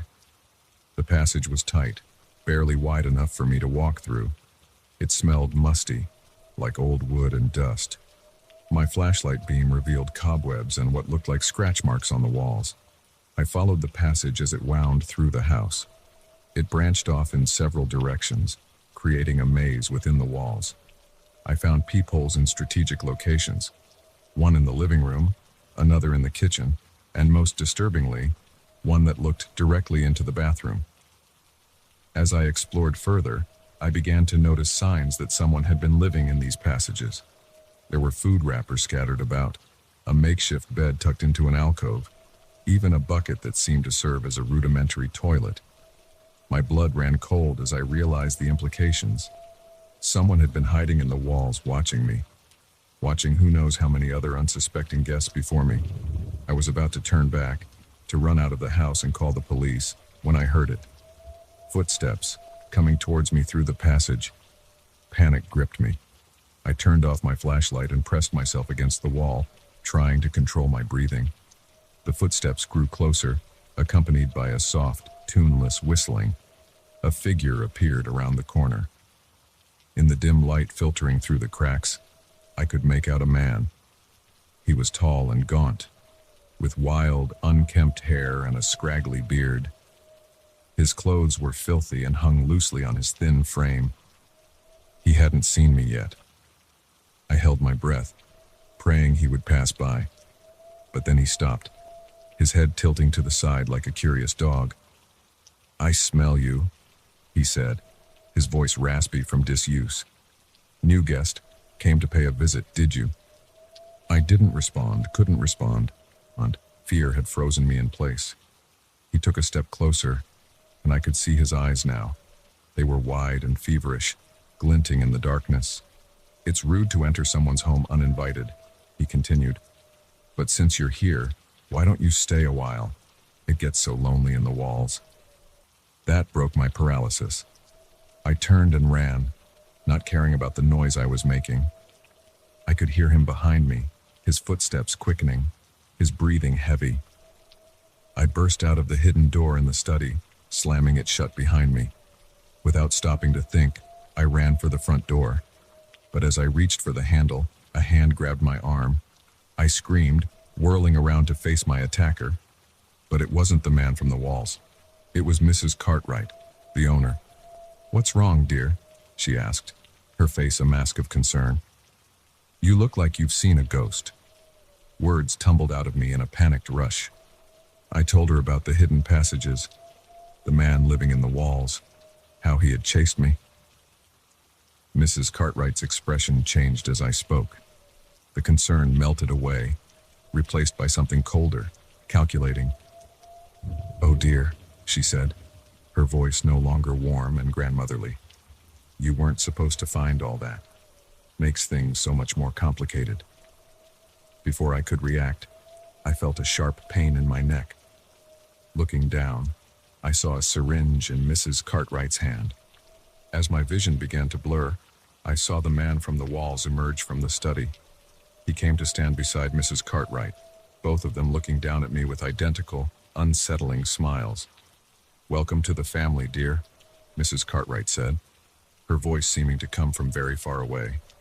"I do hope you'll like living in the walls." I woke up in darkness. For a moment, I thought I was back in my bed at home, that it had all been a terrible nightmare. But as my eyes adjusted, I realized the horrible truth. I was in the passages inside the walls. My hands and feet were bound, and my head throbbed from whatever drug Mrs. Cartwright had injected me with. In the dim light filtering through a nearby peephole, I could see the man from before, sitting cross-legged a few feet away, watching me intently. "Good morning, sunshine," he said, grinning to reveal yellowed teeth. "Or is it evening? Hard to tell in here, isn't it?" I tried to speak, but my mouth was so dry only a croak came out. "Water?" he asked, reaching for a bottle. "Can't have you dying of thirst. That wouldn't be any fun at all." As he held the bottle to my lips, allowing me a few precious sips, I noticed something that made my blood run cold. On his wrist was a faded tattoo, a small ink blot that looked suspiciously like the logo of my publishing house. "You're an author, aren't you?" I managed to rasp out. His grin widened. "Was, long time ago. But the voices in the walls, they told better stories than I ever could. So I stayed to listen." Over the next few days, or was it weeks, time lost all meaning in the endless twilight of the passages. I learned more about my captor and the twisted world he inhabited. His name was Gerald, and he had indeed been an author once. He'd come to this very house on a writing retreat, just like me. But the isolation, combined with his own deteriorating mental state, had led him to discover the hidden passages, and once he found them, he never left. Mrs. Cartwright, I learned, was his mother. She enabled his madness, luring unsuspecting guests to the house for Gerald to watch, to draw inspiration from, and occasionally, when Gerald felt particularly inspired, to add to his collection in the walls. I wasn't the first. In the deeper recesses of the passages, I found evidence of others who had been trapped here. Scraps of clothing, personal belongings, and more disturbingly, scratches on the walls that looked like desperate tallies of passing days. Gerald would sit for hours, watching through the peepholes, muttering to himself and scribbling in a tattered notebook. Sometimes he would read his stories to me, dark, twisted tales that blurred the line between fiction and the horrors he had witnessed and perpetrated. I knew I had to escape, but opportunities were few and far between. Gerald was always watching, and on the rare occasions he left me alone, I was too weak from meager rations and lack of movement to do much. But I hadn't survived as a writer without developing a certain stubbornness. Slowly, carefully, I began to plan. I observed Gerald's routines, noted the layout of the passages, and waited for my chance. It came one night when Gerald was particularly agitated. He'd been working on a new story, one he said would be his masterpiece. In his excitement, he'd grown careless, leaving a screwdriver within my reach when he brought my daily ration of food and water. I managed to hide it, and over the next few days I worked at my bindings whenever Gerald was away. It was slow, agonizing work, but finally, I felt the ropes give way. I waited until Gerald left for his nightly meeting with Mrs. Cartwright. Then, moving as quietly as I could, I made my way through the passages. Every creak of the floorboards, every rustle of my movements sounded deafening in the enclosed space. I found the exit, the hidden door in the study, and pushed it open, stumbling out into the room. The house was dark and quiet. I made my way to the front door, my heart pounding so loud I was sure it would give me away. Just as my hand touched the doorknob, the lights flickered on. I turned to see Mrs. Cartwright standing there, a disappointed look on her face. "Now, dear," she said, reaching into her pocket, "let's not make this difficult." But I was done being a victim. With strength born of desperation, I charged at her, knocking her to the ground. The syringe she'd been reaching for skittered across the floor. I ran out into the night, not stopping until I reached the main road. A passing car took me to the police station, where I gasped out my story to disbelieving officers. They found Gerald and Mrs. Cartwright, along with evidence of their crimes hidden in the walls of that old farmhouse. The full extent of their madness is still being uncovered. As for me, I'm safe now, but the experience has left its mark. I still write, but my stories have taken a darker turn. And sometimes, in the quiet of the night, I find myself listening for footsteps in the walls, for the whisper of secrets hidden in the spaces between. Because now I know that sometimes the most terrifying stories are the ones that are all too real, lurking just out of sight, waiting to be discovered.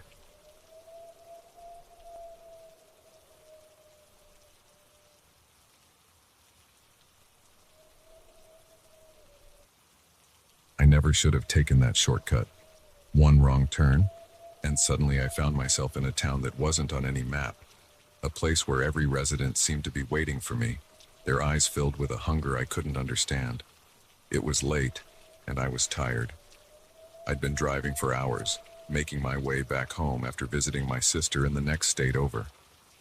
The GPS on my phone had died, and I was relying on my admittedly poor sense of direction to guide me. When I saw a sign advertising a shortcut that would shave an hour off my journey, I didn't hesitate to take it. The road narrowed as I drove, winding through dense forests. The darkness seemed to press in on all sides, broken only by my headlights. I should have realized something was wrong when I lost radio signal, but I was too focused on getting home to pay much attention. It was well past midnight when I saw the lights of a town in the distance. Relief washed over me. I could stop for gas, maybe grab a coffee and ask for directions. As I approached, I saw a faded sign. "Welcome to Millbrook, population 512. The streets were eerily empty as I drove into town. Old-fashioned street lamps cast pools of yellowish light on the sidewalks, illuminating storefronts that looked like they hadn't been updated since the 1950s. I pulled up to a gas station, but it was closed. In fact, everything seemed to be closed. That's when I noticed the first person, a man, standing perfectly still on the corner, staring directly at me. As I drove past, his head turned, following my car. A chill ran down my spine. I decided to keep driving, to get out of this strange town as quickly as possible. But as I turned onto what I thought was the main road out, I found myself right back in the center of town. Confused, I tried another street. Same result. Panic started to set in. I was lost in a town that seemed to have no exit, with my gas gauge edging closer to empty. I needed help, no matter how unsettling this place was. I parked my car and got out, looking around for anyone who might be able to assist me. That's when I realized I wasn't alone anymore. People had appeared on the sidewalks, emerging from shadows and alleyways. Men, women, even children. all staring at me with the same blank expression. And they were moving towards me, slowly but purposefully. "Excuse me," I called out, trying to keep the fear out of my voice. "I'm a bit lost. Can someone point me to the highway?" No one responded. They just kept coming, their eyes never leaving me. I backed up against my car, fumbling for the door handle. An old woman at the front of the crowd spoke, her voice creaky with age. "You took a wrong turn, dear, but don't worry. You're here now. You're home."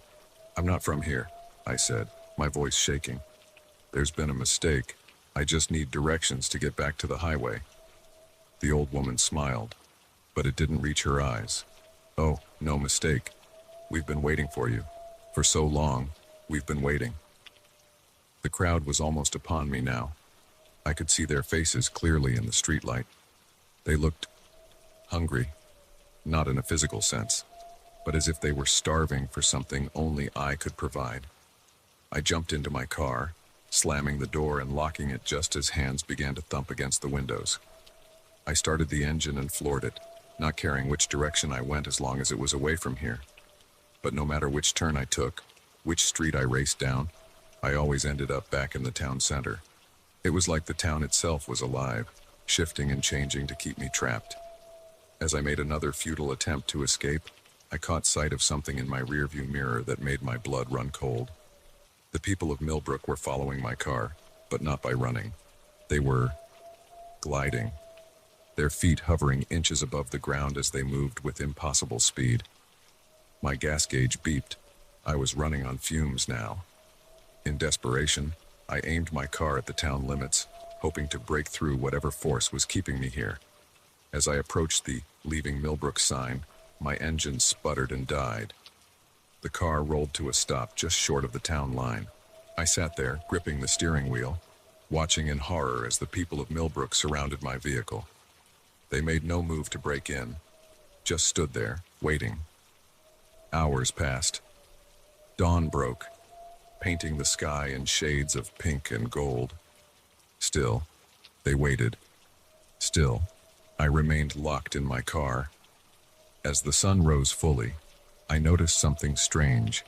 The people began to look different, less solid somehow, as if the sunlight was shining right through them, and they looked afraid. The old woman who had spoken to me earlier approached my window. Her form was flickering now, like a faulty hologram. "Please," she said, her voice barely a whisper. "You have to stay. We need you." "What are you?" I asked, my curiosity momentarily overriding my fear. "We are memories," she replied, "echoes of what once was. This town, these people, we ceased to exist long ago. But sometimes, when someone takes a wrong turn, when the veil between worlds is thin, we can become real again, for a little while." I listened, fascinated and horrified, as she explained. Millbrook had been destroyed decades ago, a dam break that had wiped the town off the map.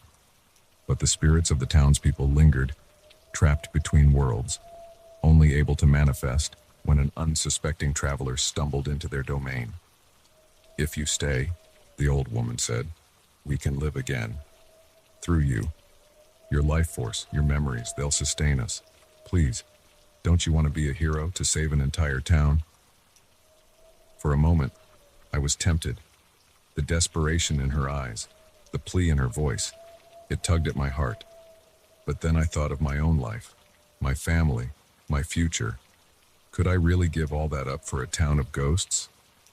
"I'm sorry," I said, and I meant it. "But I can't stay. I have my own life to live." The old woman's face crumpled in disappointment. Around her, the other townspeople began to fade, becoming more transparent by the second. "Then go," she said, her voice already faint. "But remember us, please. Remember Millbrook." As if her words had broken a spell, my car engine suddenly roared to life. The "Leaving Millbrook" sign was right in front of me, no longer an impossible barrier. I took one last look in my rearview mirror.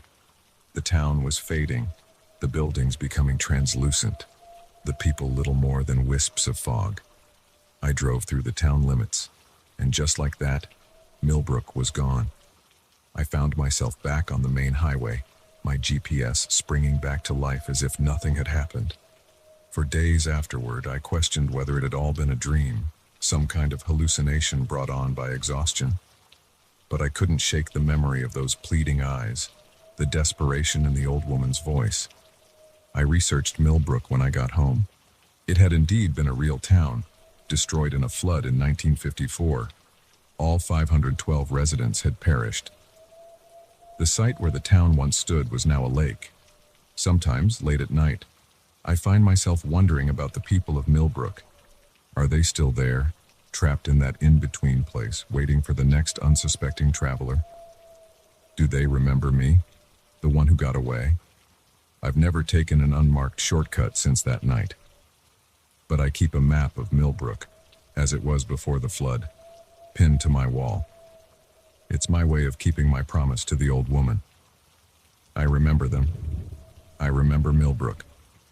And if you're ever driving late at night and see a sign for a shortcut to a town called Millbrook, keep driving. Whatever you do, don't turn off the main road, because some wrong turns can lead you to places you were never meant to find. And some towns are best left in the past.